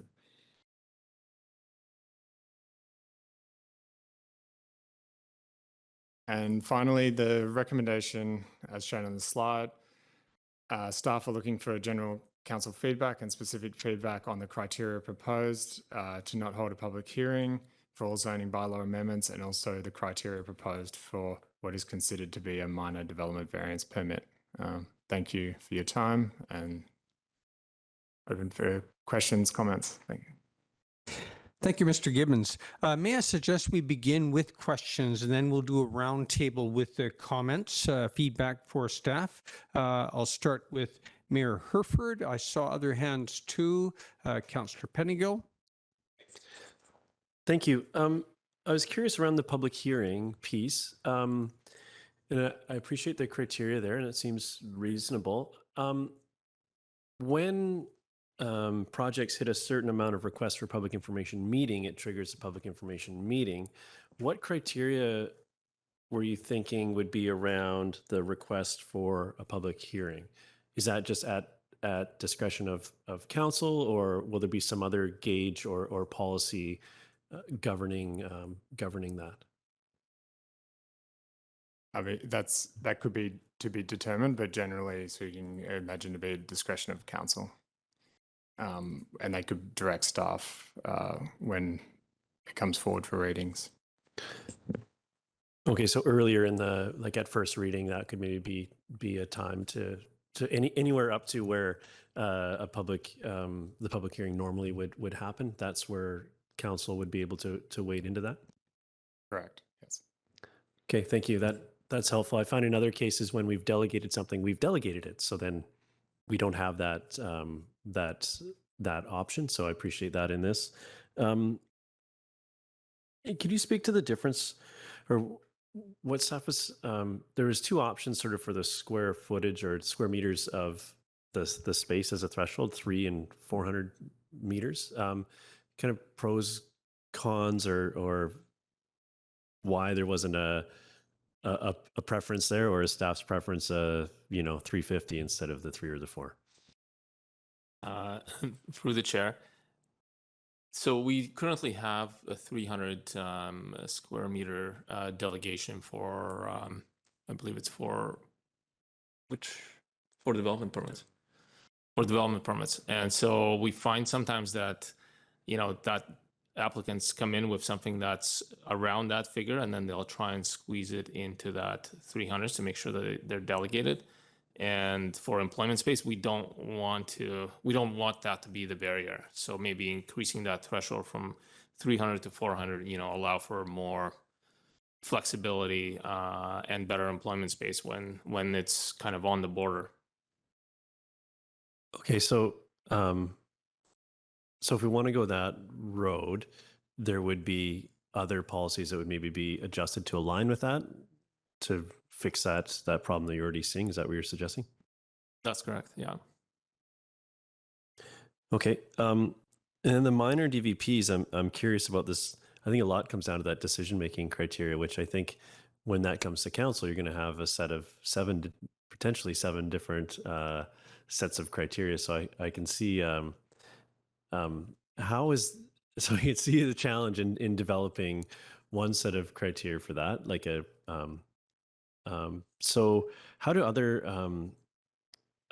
other places that have taken this on address that? I know we do versus development permit areas and so on. There's that criteria. Is it essentially the same process?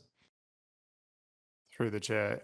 Yes, so I've researched a number of different municipalities, and there are some differing approaches, but generally speaking, you have some general criteria, things like consistency with OCP policy, no cost to the municipality, these types of things, and then more specific things, maybe for setbacks that could be view or solar impacts, for parking reductions, no additional on-street parking, these types of things. So it has been implemented in a number of different ways, and there is, there's a wide range of options in that respect, essentially. Okay, thank you. I'll leave it there for now. Councillor Pettingill? Yeah, thanks. A few questions. Would you anticipate as part of this an annual report, maybe with a summary of variances requested in the outcomes? Just so we would have a sense of, hey, do we need to more broadly adjust some policy or? Through the chair, absolutely. That's something that we could do as part of the implementation for at least maybe the first few years. Okay, thank you. And I probably should have asked about this ahead of time, but you estimate 40% of decisions could have been delegated under what's basically proposed. Do you have a sense of what proportion of those council agreed with the staff recommendation? Just trying to get a sense of, are we sort of understanding where everyone is, or get a sense of how much more policy work we'd have to do first to get this going? No, that didn't form part of the review that I undertook. Okay, thank you. So that might be something I'd want to have a better sense of, or would help inform at how hard we dig into the decision criteria, and just sort of just trying to understand a little bit around where we might go in decision criteria. I can see we've got certain things that might qualify, but if you had like 5 different adjustments you wanted to make, would these be cumulative? And if you came in one week and you got one variance accepted, and then the next week it's another one, like, is there a point at which you say like, whoa, like 1 or 2 is fine, but you're asking for a bunch over, for this permit as a whole? Through the chair, I guess it would depend on the type of variance requested. So they'd be individually assessed against the criteria. So if any one of those didn't meet the threshold, say 10% of building height or 25% setback, then it would need to go to council.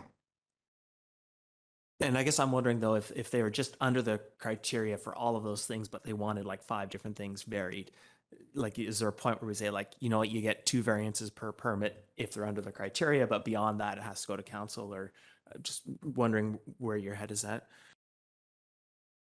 Through the chair, we would have to write that in as a specific into the delegation requirements. Otherwise, if they met the criteria, it would be delegated. Okay, and then just trying to understand, I guess, just understanding where people's heads are at or comfort level. And just as an example, there's a maximum site coverage varying it by not more than 25%. And, you can think of that in relation to the zoning bylaw has a lot coverage number often. But then we also have policy like the neighborhood plan may have additional lot coverage policy. We may have, things tied to incentives. So would it have to be, to your mind, a variance free from all these other things? And if it's only sort of dictated in the zoning bylaw, then it might qualify. But if there's other policy and stuff, then it would still have to come to council. Do you have thoughts about, how those sorts of decisions would be made? Through the chair. So that's a really good question. I think all of this would have to go back to one of the criteria would be that it has to be consistent with the official community plan. So if there's a neighborhood plan in place that has specific direction, obviously that would, anything that's specifically contrary to that, I think would be outside of the criteria for delegation. Okay, and then things like if we had incentives or, we built in like the low carbon incentive that were tied to some of these things, that's something we'd have to ask to have built into the decision criteria?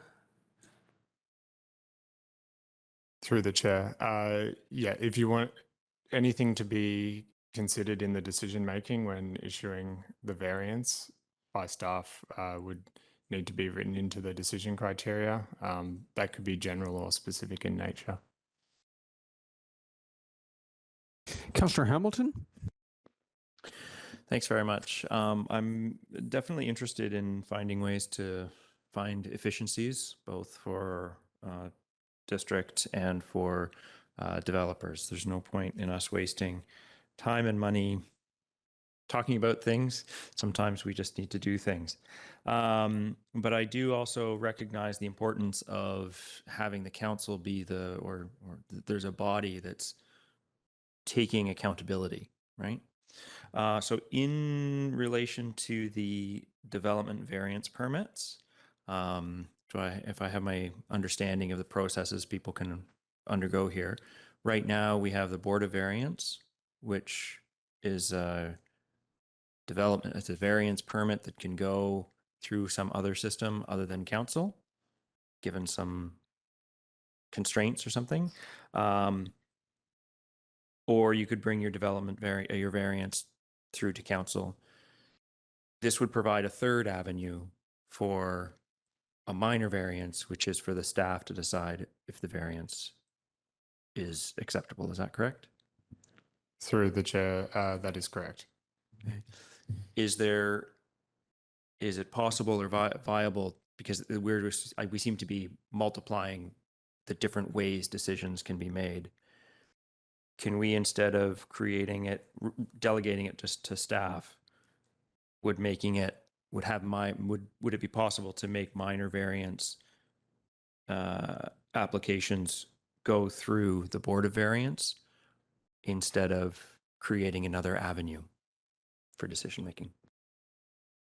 Through the chair, so the Board of Variance and normal process for applying for development variance permits through council will always exist, and this is an option to essentially create a criteria for what a minor variance is, and to create a third avenue for review through delegation. It wouldn't change the ability for applicants to apply through the Board of Variance. And if I could just add to that, we can't direct more types of applications to the Board of Variance because they're very specific and it's enshrined in provincial legislation. So there has to be a minor variance and there has to be a hardship on the property, and the Board of Variance decides whether it's minor and whether there's a hardship. So they're kind of a bit of an independent body from the district to deal with these hardship cases, essentially. So we couldn't say, well, instead of directing these to a delegated process, let's direct them to the Board of Variance.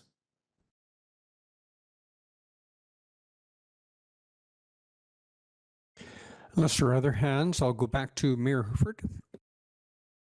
Thank you. And on that point, the different variances just have a different path. It's not that it's not a choose your own adventure as to which path you'd like to pursue. Is that correct?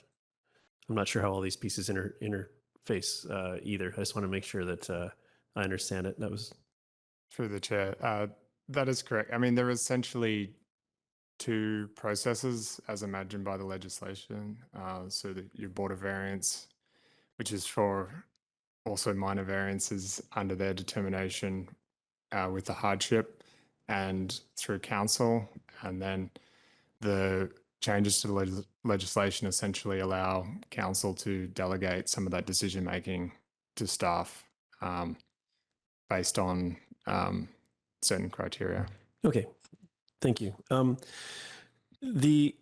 So if someone comes and takes the path that would fall into a delegated authority, and after establishing all the criteria, staff says denies the variance, but they want to continue. Sorry, I heard in an earlier comment that would then loop back to council.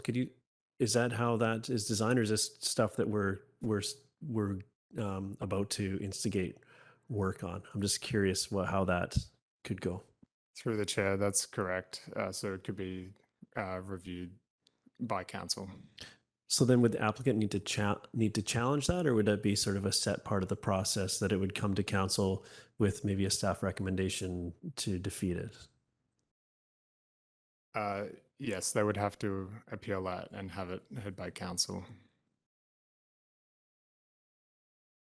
Okay, so I suppose that's where the quality of the criteria for that decision needs to be at such a level that we feel comfortable with that. So we're not actually duplicating work in a high percentage of the time.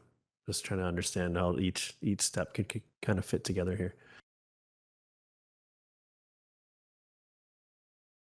Councillor Stoner.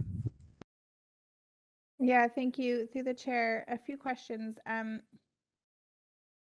level, I'm just curious can you provide some context as to how the criteria that you put in the current staff report were selected? So for the criteria around the rezonings, like less than 20 residential units and less than 400 square feet or square meters, like where did those numbers come from? Through the chair. So they were based generally on the current delegation criteria for development permits, and staff considered that they've been working well to date and would be a reasonable starting point for those criteria. And then the other criteria there are related to this was for the DVPs.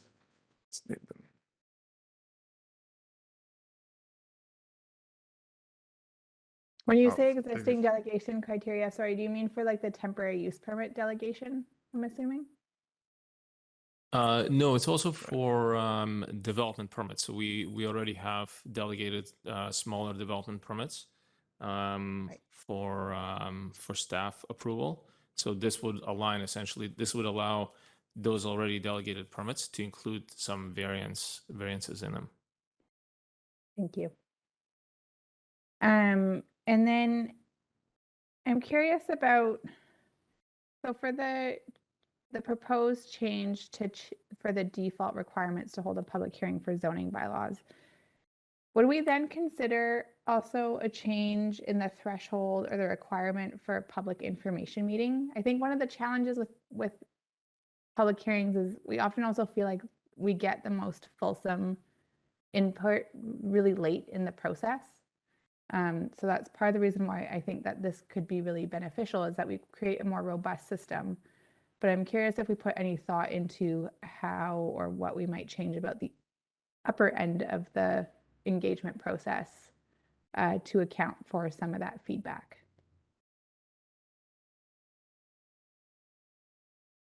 Through the chair.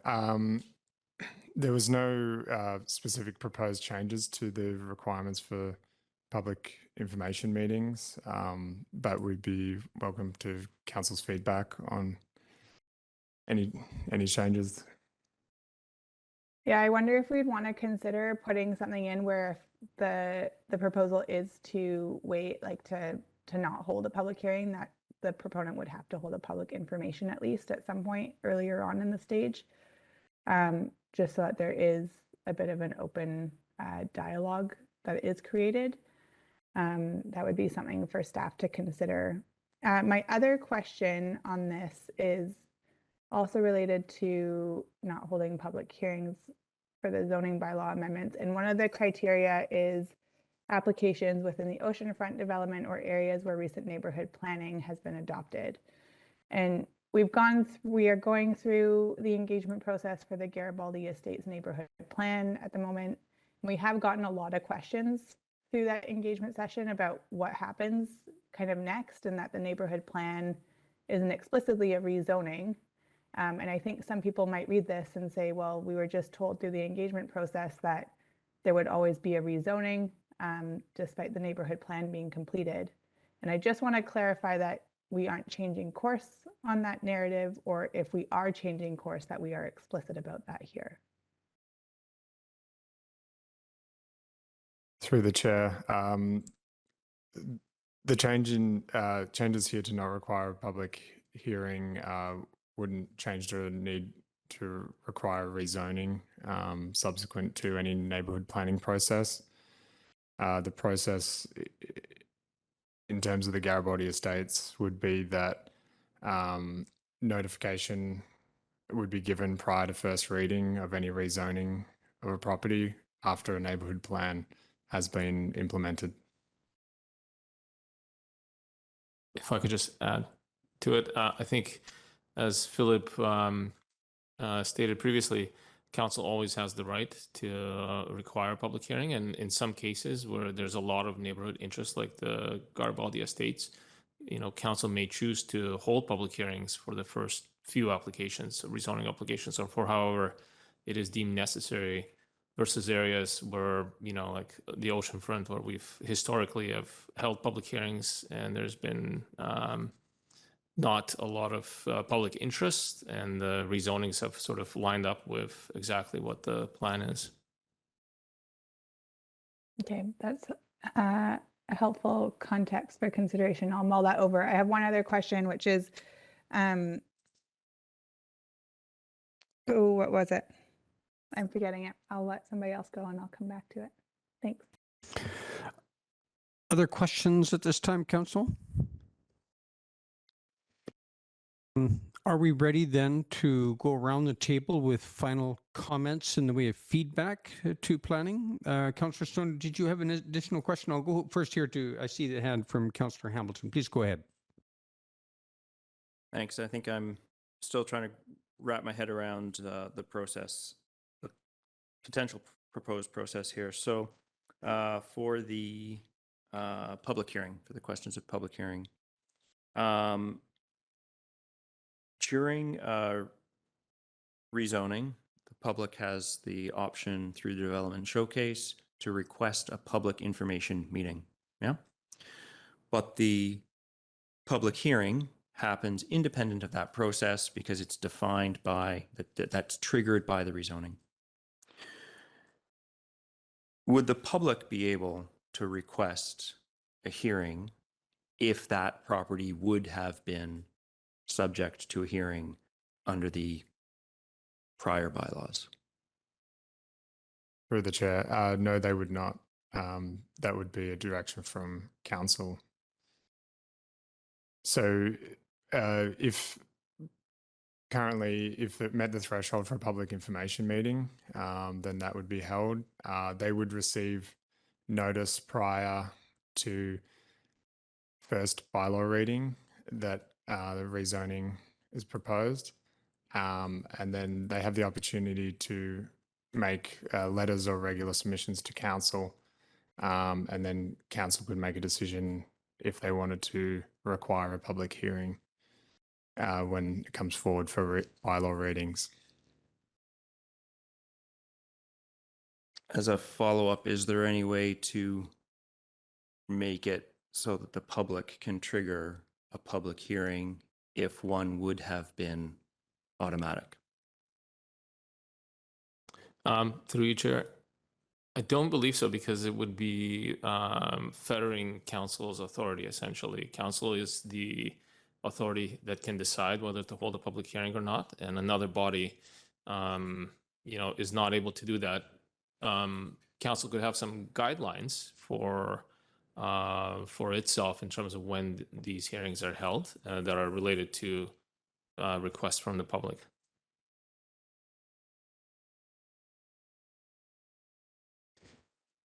Very good. I wonder if we may be able to begin with final comments and we have feedback then. I'll go first with Councillor Stoner. In case you have a question or begin with a question, please feel free, Councillor Stoner. Yeah, I remembered my question. How do we account for, so at the rezoning stage is often where we capture community amenity contributions. So how, and that's the reason why we don't tend to pre-zone lands. So how does that get accounted for in this process? I understand it still has to go through reading, so maybe that's the component where there's still oversight, but I'm just wondering if you can speak to that a little bit in terms of the consideration of the CAC policy. Through the chair, so so nothing would change around the rezoning process and the CAC negotiations. Every rezoning that includes residential development would still trigger the process. I think that we sometimes also secure some benefit to the community or some alignment with the OCP for the variance process as well.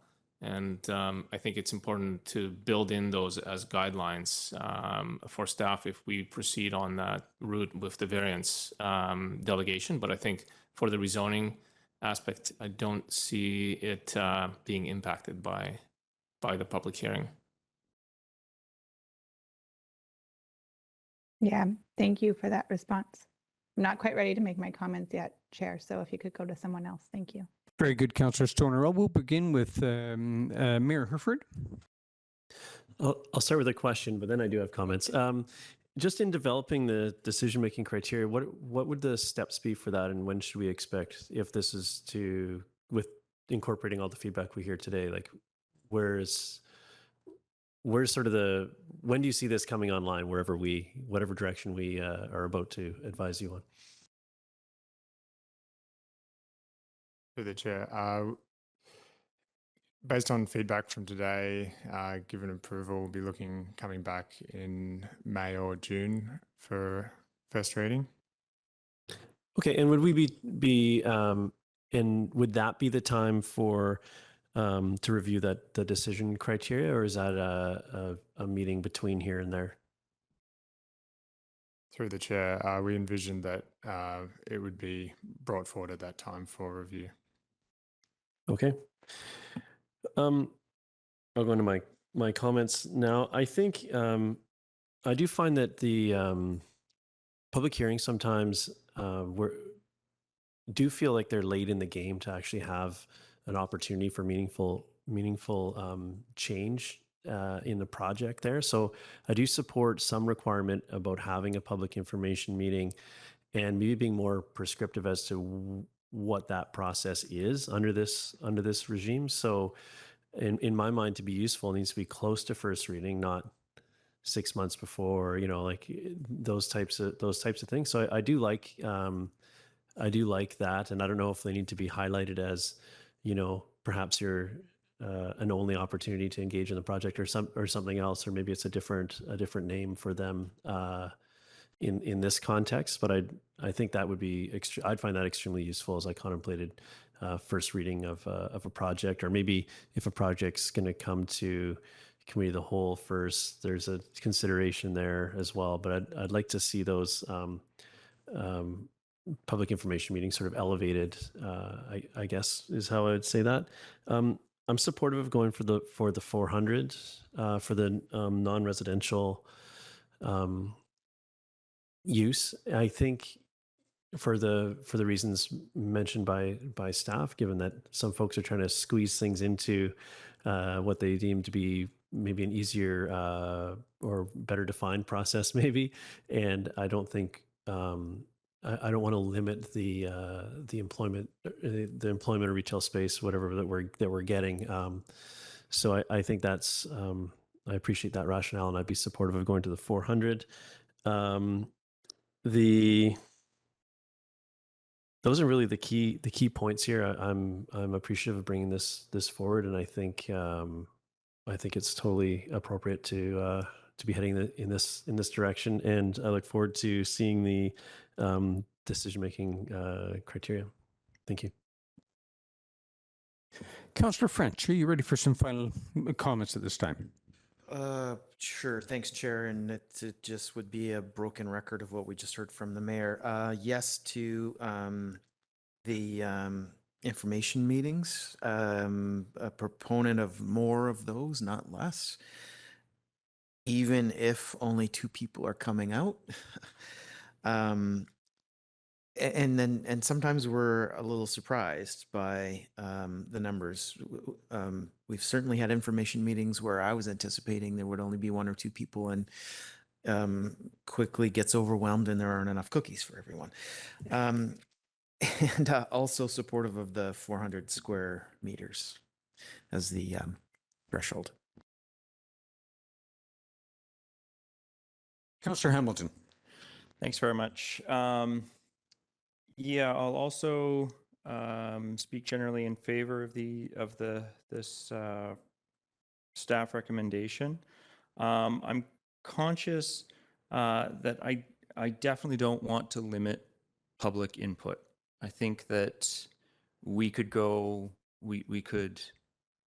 do better we could improve our mechanisms of public input, improve the mechanisms, improve the clarity to the public on how to give input. We sort of point them to the development showcase, and I get the feeling from members of public that they're not really sure how to give information. And I think that public hearings sometimes give that that feeling that you're being heard. But as has been previously noted, that's very late in this stage. Yeah, I would definitely appreciate more public input early in the process for rezoning. And regarding the development variance permits and minor variances, this feels to me a little bit like you set the speed limit, but then you allow somebody to go 10 over the limit before you before you give a ticket or something, right? This seems to give a little buffer. And I think that there is sensibility and efficiencies to be gained by allowing people having people know what that buffer is, while still allowing council to be accountable for the decisions of any variances. Yeah. So thank you. Councillor Penningill. Yeah, thanks. A few thoughts. In general, I'm very supportive of the principle of delegating things. It's just having comfort with the policy to support that delegation.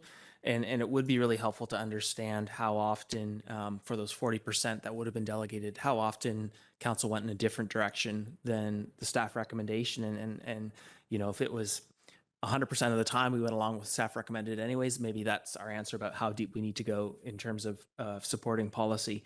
I did sort of wonder about the idea of we have 10 requests for a public info meeting. There's a public info meeting. If some sort of something like that for a public hearing makes sense, because it is important that the public feels heard. Reflecting on public hearings, though, I find personally a lot of the feedback isn't necessarily specific to a particular development. It's sort of comments on general policy direction in terms of height and things, and it's expressed in the context of a particular application, but it's not necessarily about that specific application. And so in my mind, that is some argument about or question about the value of public hearings, because maybe that's not the best venue to deal with these broader policy issues that people want to talk about. In terms of the development variance permits, the 25% lot coverage, that seems significant. Again, maybe we've just tended to go along with staff recommendations, but that one I'm a little bit hesitant about. The setback piece, 25%, again, also seems significant, although 25% of 3 meters, maybe that's not so significant after all. And again, if council's typically gone along with the staff recommendations, then maybe that's not really as significant as it feels right now. So just that's a piece I need to wrap my head around a little bit, I think. I do think there probably needs to be a limit on the total number of variances per permit granted.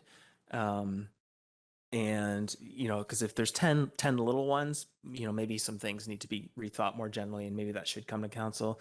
And also, if there's variance requests for conditions for incentives that are being applied for, I think that's a case, from my mind, that might also need to come to council, or we need very clear policy around that. And then it was mentioned, but I think we don't want to lose the opportunity to deal with our housing crisis, for climate action and all these sorts of things, no gas covenants and all these sorts of tools that can come up with a development variance permit. And so whether we do it through policy and delegation or coming to council, don't want to lose those opportunities. Councillor Greenlaw. Thank you. Through the chair, a lot of my comments are echoing some of my colleagues. I do really appreciate the idea behind streamlining for efficiency for staff, property owners, and council. But as Councillor Hamilton stated, I also feel strongly about the public's right to input, and I want to make sure that the public is heard. So that is a concern of mine moving in this direction. And my concern is that many of these minor variances are regarding some of the very things that we receive the most feedback about, for parking, setbacks, and height variances specifically. I have concerns moving in this direction will inhibit the public's ability to give feedback on these aspects. And some of Councillor Pettingill's comments resonate with me as well. I would like to see how many of the variance requests in recent history have come to council and had staff recommendations fully embraced. I also wonder if there should be some way of capturing, as Councillor Pettingill stated, the applications for multiple variances for one property. And I feel that the 25% threshold is probably pretty high for the site coverage and setback regulations. Yeah, I'm also a little bit concerned about the fact that we don't have neighborhood plans for the majority of our neighborhoods, which would mean that the OCP is the overarching document that's being applied to all of them. And I wonder if residents will see that as inappropriate. Yeah, those are my comments. Thanks. Thank you. Councillor Stoner. Yeah, thank you. Through the chair, thanks to staff for the initial work on this and for bringing it forward for discussion. I think it is an interesting opportunity to reflect on the processes that we've created and we've kind of just been entrenched in for a while, and reflect on what has worked and what hasn't worked. And there are some real challenges with it. And I think although public hearings and hearings for development variance permits are sometimes felt like the key opportunity for public engagement, I hear commonly that they're not effective ways for public engagement, both from a council perspective, as well as I've heard it from the public who've tried to come in during a public hearing and feel like they're so far down the process that they can't make change. And so I do appreciate the context that staff have outlined here, especially with the change to the default requirement to hold public hearings for zoning bylaw, that they are relatively minor and that they're well aligned with OCP policy. We do a lot of work on developing our OCP and our neighborhood plans for the areas that do exist. And we do some really deep engagement there. And I think that needs to be reflected in then the subsequent processes for redevelopment in those areas. So a few comments on the change to the default requirements for public hearing. I think we do want to consider potentially increasing the threshold of the requirement for the public information meeting where the zoning or where we're removing the requirement for the public hearing. I think that might provide a more meaningful space for engagement. The residential criteria of 20 units to me just like instinctually feels like a lot. I'm not entirely sure where that number came from. For me, this seems really understandable for duplexes, triplexes, sixplexes. And I'm not sure if maybe like a density target here or a floor area ratio actually makes more sense than a number of units. And staff may just take that and think about it a little bit more. But it feels like the number of 20 units, I'm not too sure where it came from. And just instinctually, it feels like a lot, but I'm not really sure where that line might be. I am very supportive of including the 100% market rental or affordable housing in that list of projects that would fit under this criteria. I think that aligns really strongly with the types of housing that we know are really lacking in our community and would benefit the most from having a bit more of a streamlined process. And they're also the ones that often get a lot of pushback from a small minority in our community, despite that being the area of housing that we need the most. For the delegated decision for minor DVPs, I think guidelines to capture community amenity and alignment with updated policies through the variance is really important. We've seen a few examples of that over the past year, and I wouldn't want to miss that opportunity. So making sure that is outlined. I am supportive of the recommendation that one of my council colleagues made to have an annual report of the delegated DVPs, similar to what we did in the reporting mechanism when we increased the delegation authority or the spending limits for delegated spending limits for staff. And then just the next time this comes around, I think I'm generally okay with the 25% reduction in site coverage, but I have also a really hard time understanding what that would actually mean. So similar, like it feels like a lot, but to Councillor Pettingill's point, it's like if it's like the setback is 3 meters and 25% of 3 meters actually isn't that much. So just putting those numbers into context a little bit, I think would be really helpful for me, and I think for some of the folks in the public to better understand what that is. Those are my comments. Thank you. Mayor Herford. Thank you. I just realized I missed the my note around the reporting. I think all of these should have a reporting function, particularly for the first as we roll them out. So if things are coming, say for the public hearing portion of this, I think is important to see if it comes with a staff recommendation that we don't need a public hearing, but we go public hearing every time. I think it's important that we contemplate that as, and look at those statistics, not just, whenever we think about it, but have it built in from the beginning. I think that would be great. I also think there was some comments earlier around a mechanism to require a public hearing. And I think that mechanism already exists. I don't think we need to spend staff time on that. And that is with council around the table. So anyone at any point in the process could move that a public hearing would be part of that rezoning process. And then we can have a discussion at that point about that. And that's directly communicated with us. It's not a threshold that needs to be met with staff, and then it's up to council for that. So it's not about, and that's not about decreasing the public's ability to input. It's just recognizing that channel already exists. I don't think needs to create a new pathway for that, because that pathway already exists. So that's just my 2 bits on that, and I wanted to get that out there. So reporting. Oh, and I share Councillor Stoner's view of just that 20 units. I'm comfortable with the 400 meters, the non-residential. The 20 units and that 25% piece, I think could use some fleshing out to just understand exactly how we got there, and so we can communicate that out to the public a bit better. But yeah, that's it. Thank you. I'll offer my own comments at this point on 3 different topics: engagement tools, some of the bullet points under proposed criteria, and I'd also like to discuss our strategic plan priorities in relationship to them. First of all, I agree with Councillor Stoner's original or earlier suggestion, I believe echoed by others, it's important to give consideration to public information meetings.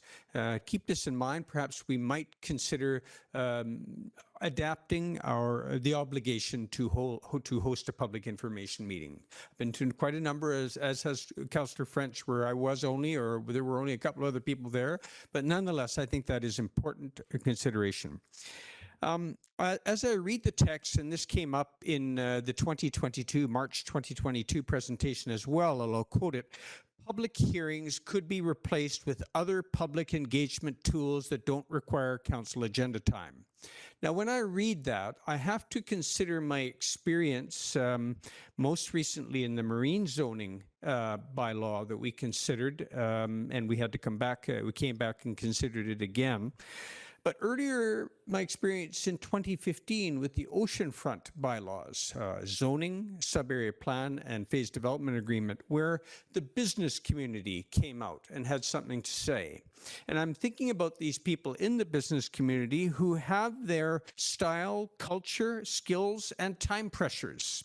And for some of these folks, and I know in those instances, this was the opportunity to come and have their say, the opportunity that they are familiar with, that they expect.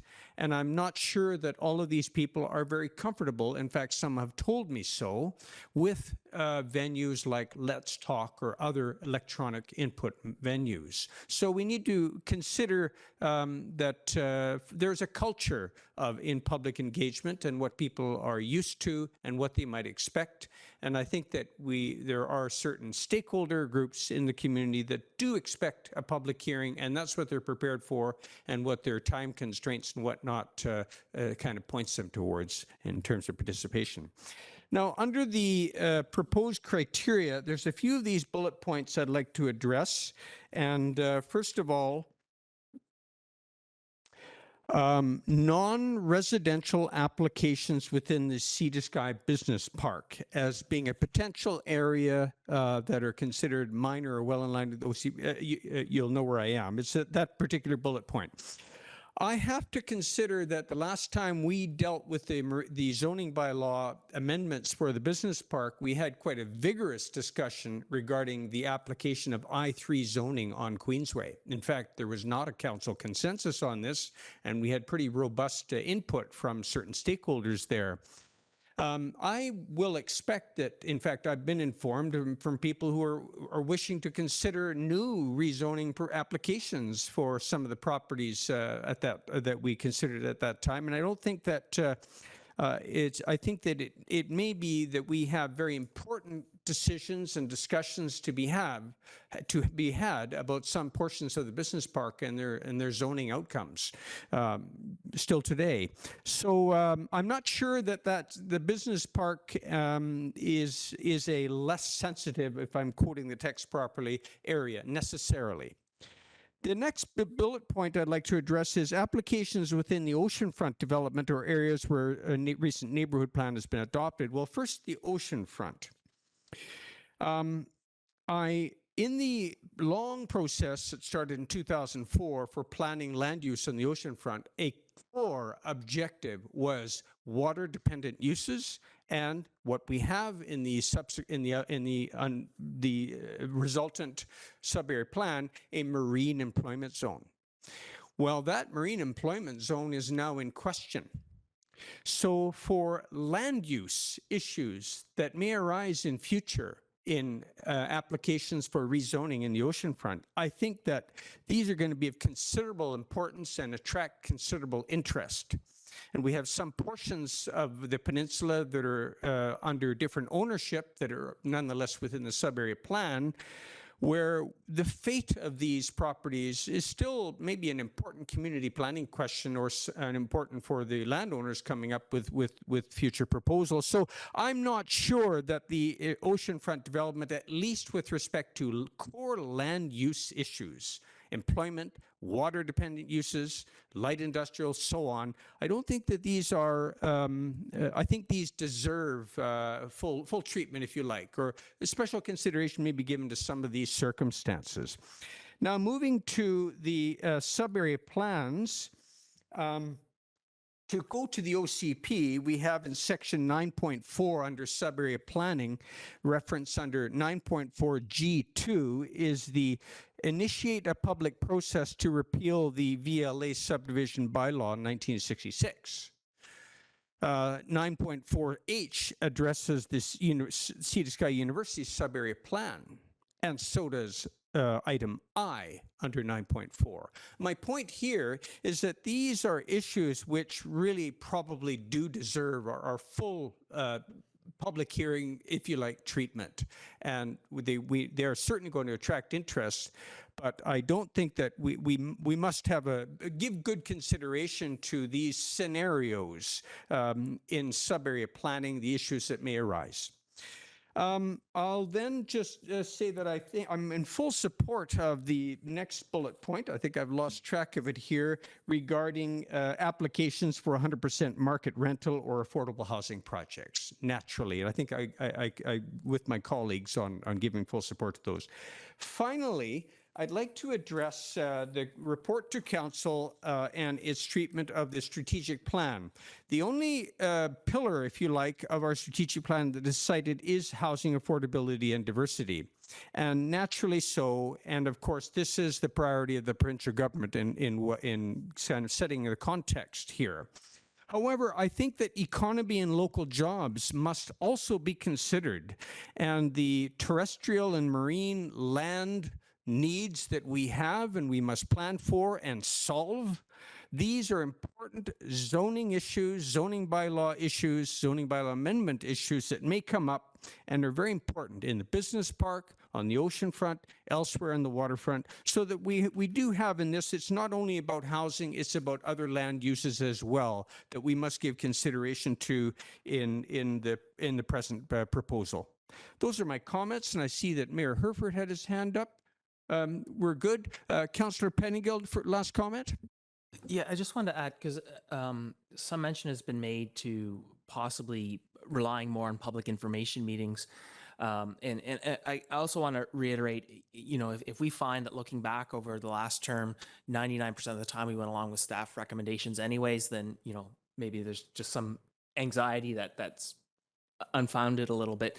But to the degree we do feel we need to supplement some of these changes with increased public information meetings and so on, I do want to remain conscious that right now those are hosted by the developer, and the developer kind of,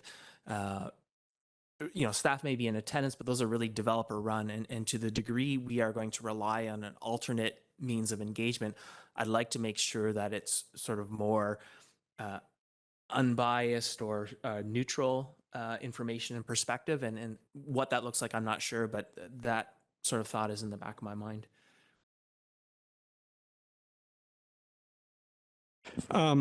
Seeing no other hands, I'll check in with Councillor Stoner. All good then. We'll go back to staff. If you're satisfied with the coherence, if you like, of the comments received and have a good set of notes for taking forward.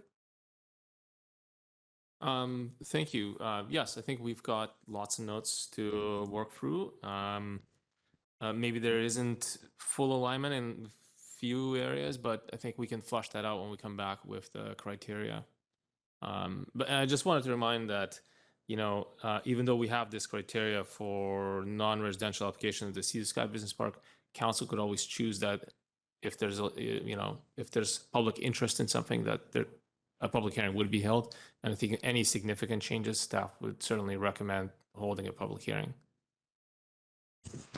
Thank you, Mr. Valiniskas. Then we'll go to the staff recommendation, and that is that we direct staff to prepare a land development procedures bylaw amendments to change the default requirement to hold public hearings for zoning bylaw amendments and to delegate decisions for minor development variance permits to staff based on the feedback received today at the March 14th meeting. Councillor Mayor Herford. Thank you. Before I move the staff recommendation, which is what I'm considering. In the documents, it said that at that 400 meter, if that's our new threshold, we may need to amend other policies. Is that worth mentioning those here, or is that just something that would happen in due course? Through the chair, I think we've heard that there's quite a bit of support for the 400 meter change. So I think when we come back, we'll bring back the associated alignment in the delegation bylaw, and that is to increase the delegated development permits from 300 square meters to 400 square meters for commercial or non-residential space. Okay, thank you. So I will move the staff, with that answer, I will move the staff recommendation. Very good. And seconder, Councillor French. Further discussion. Councillor French. Just speaking in support of the motion, I want to thank Mr. Gibbons for using metric in his report. That's nice. Seeing no other hands, I'll call the question. All in favor? None opposed. Motion carried. Thank you very much, Mr. Valeniscus, Mr. Gibbons, and welcome, Mr. Gibbons. Mayor Herford. I'd like to move a motion to terminate. Is there a seconder? Councillor Hamilton. None opposed? Carried. Thank you very much, everyone.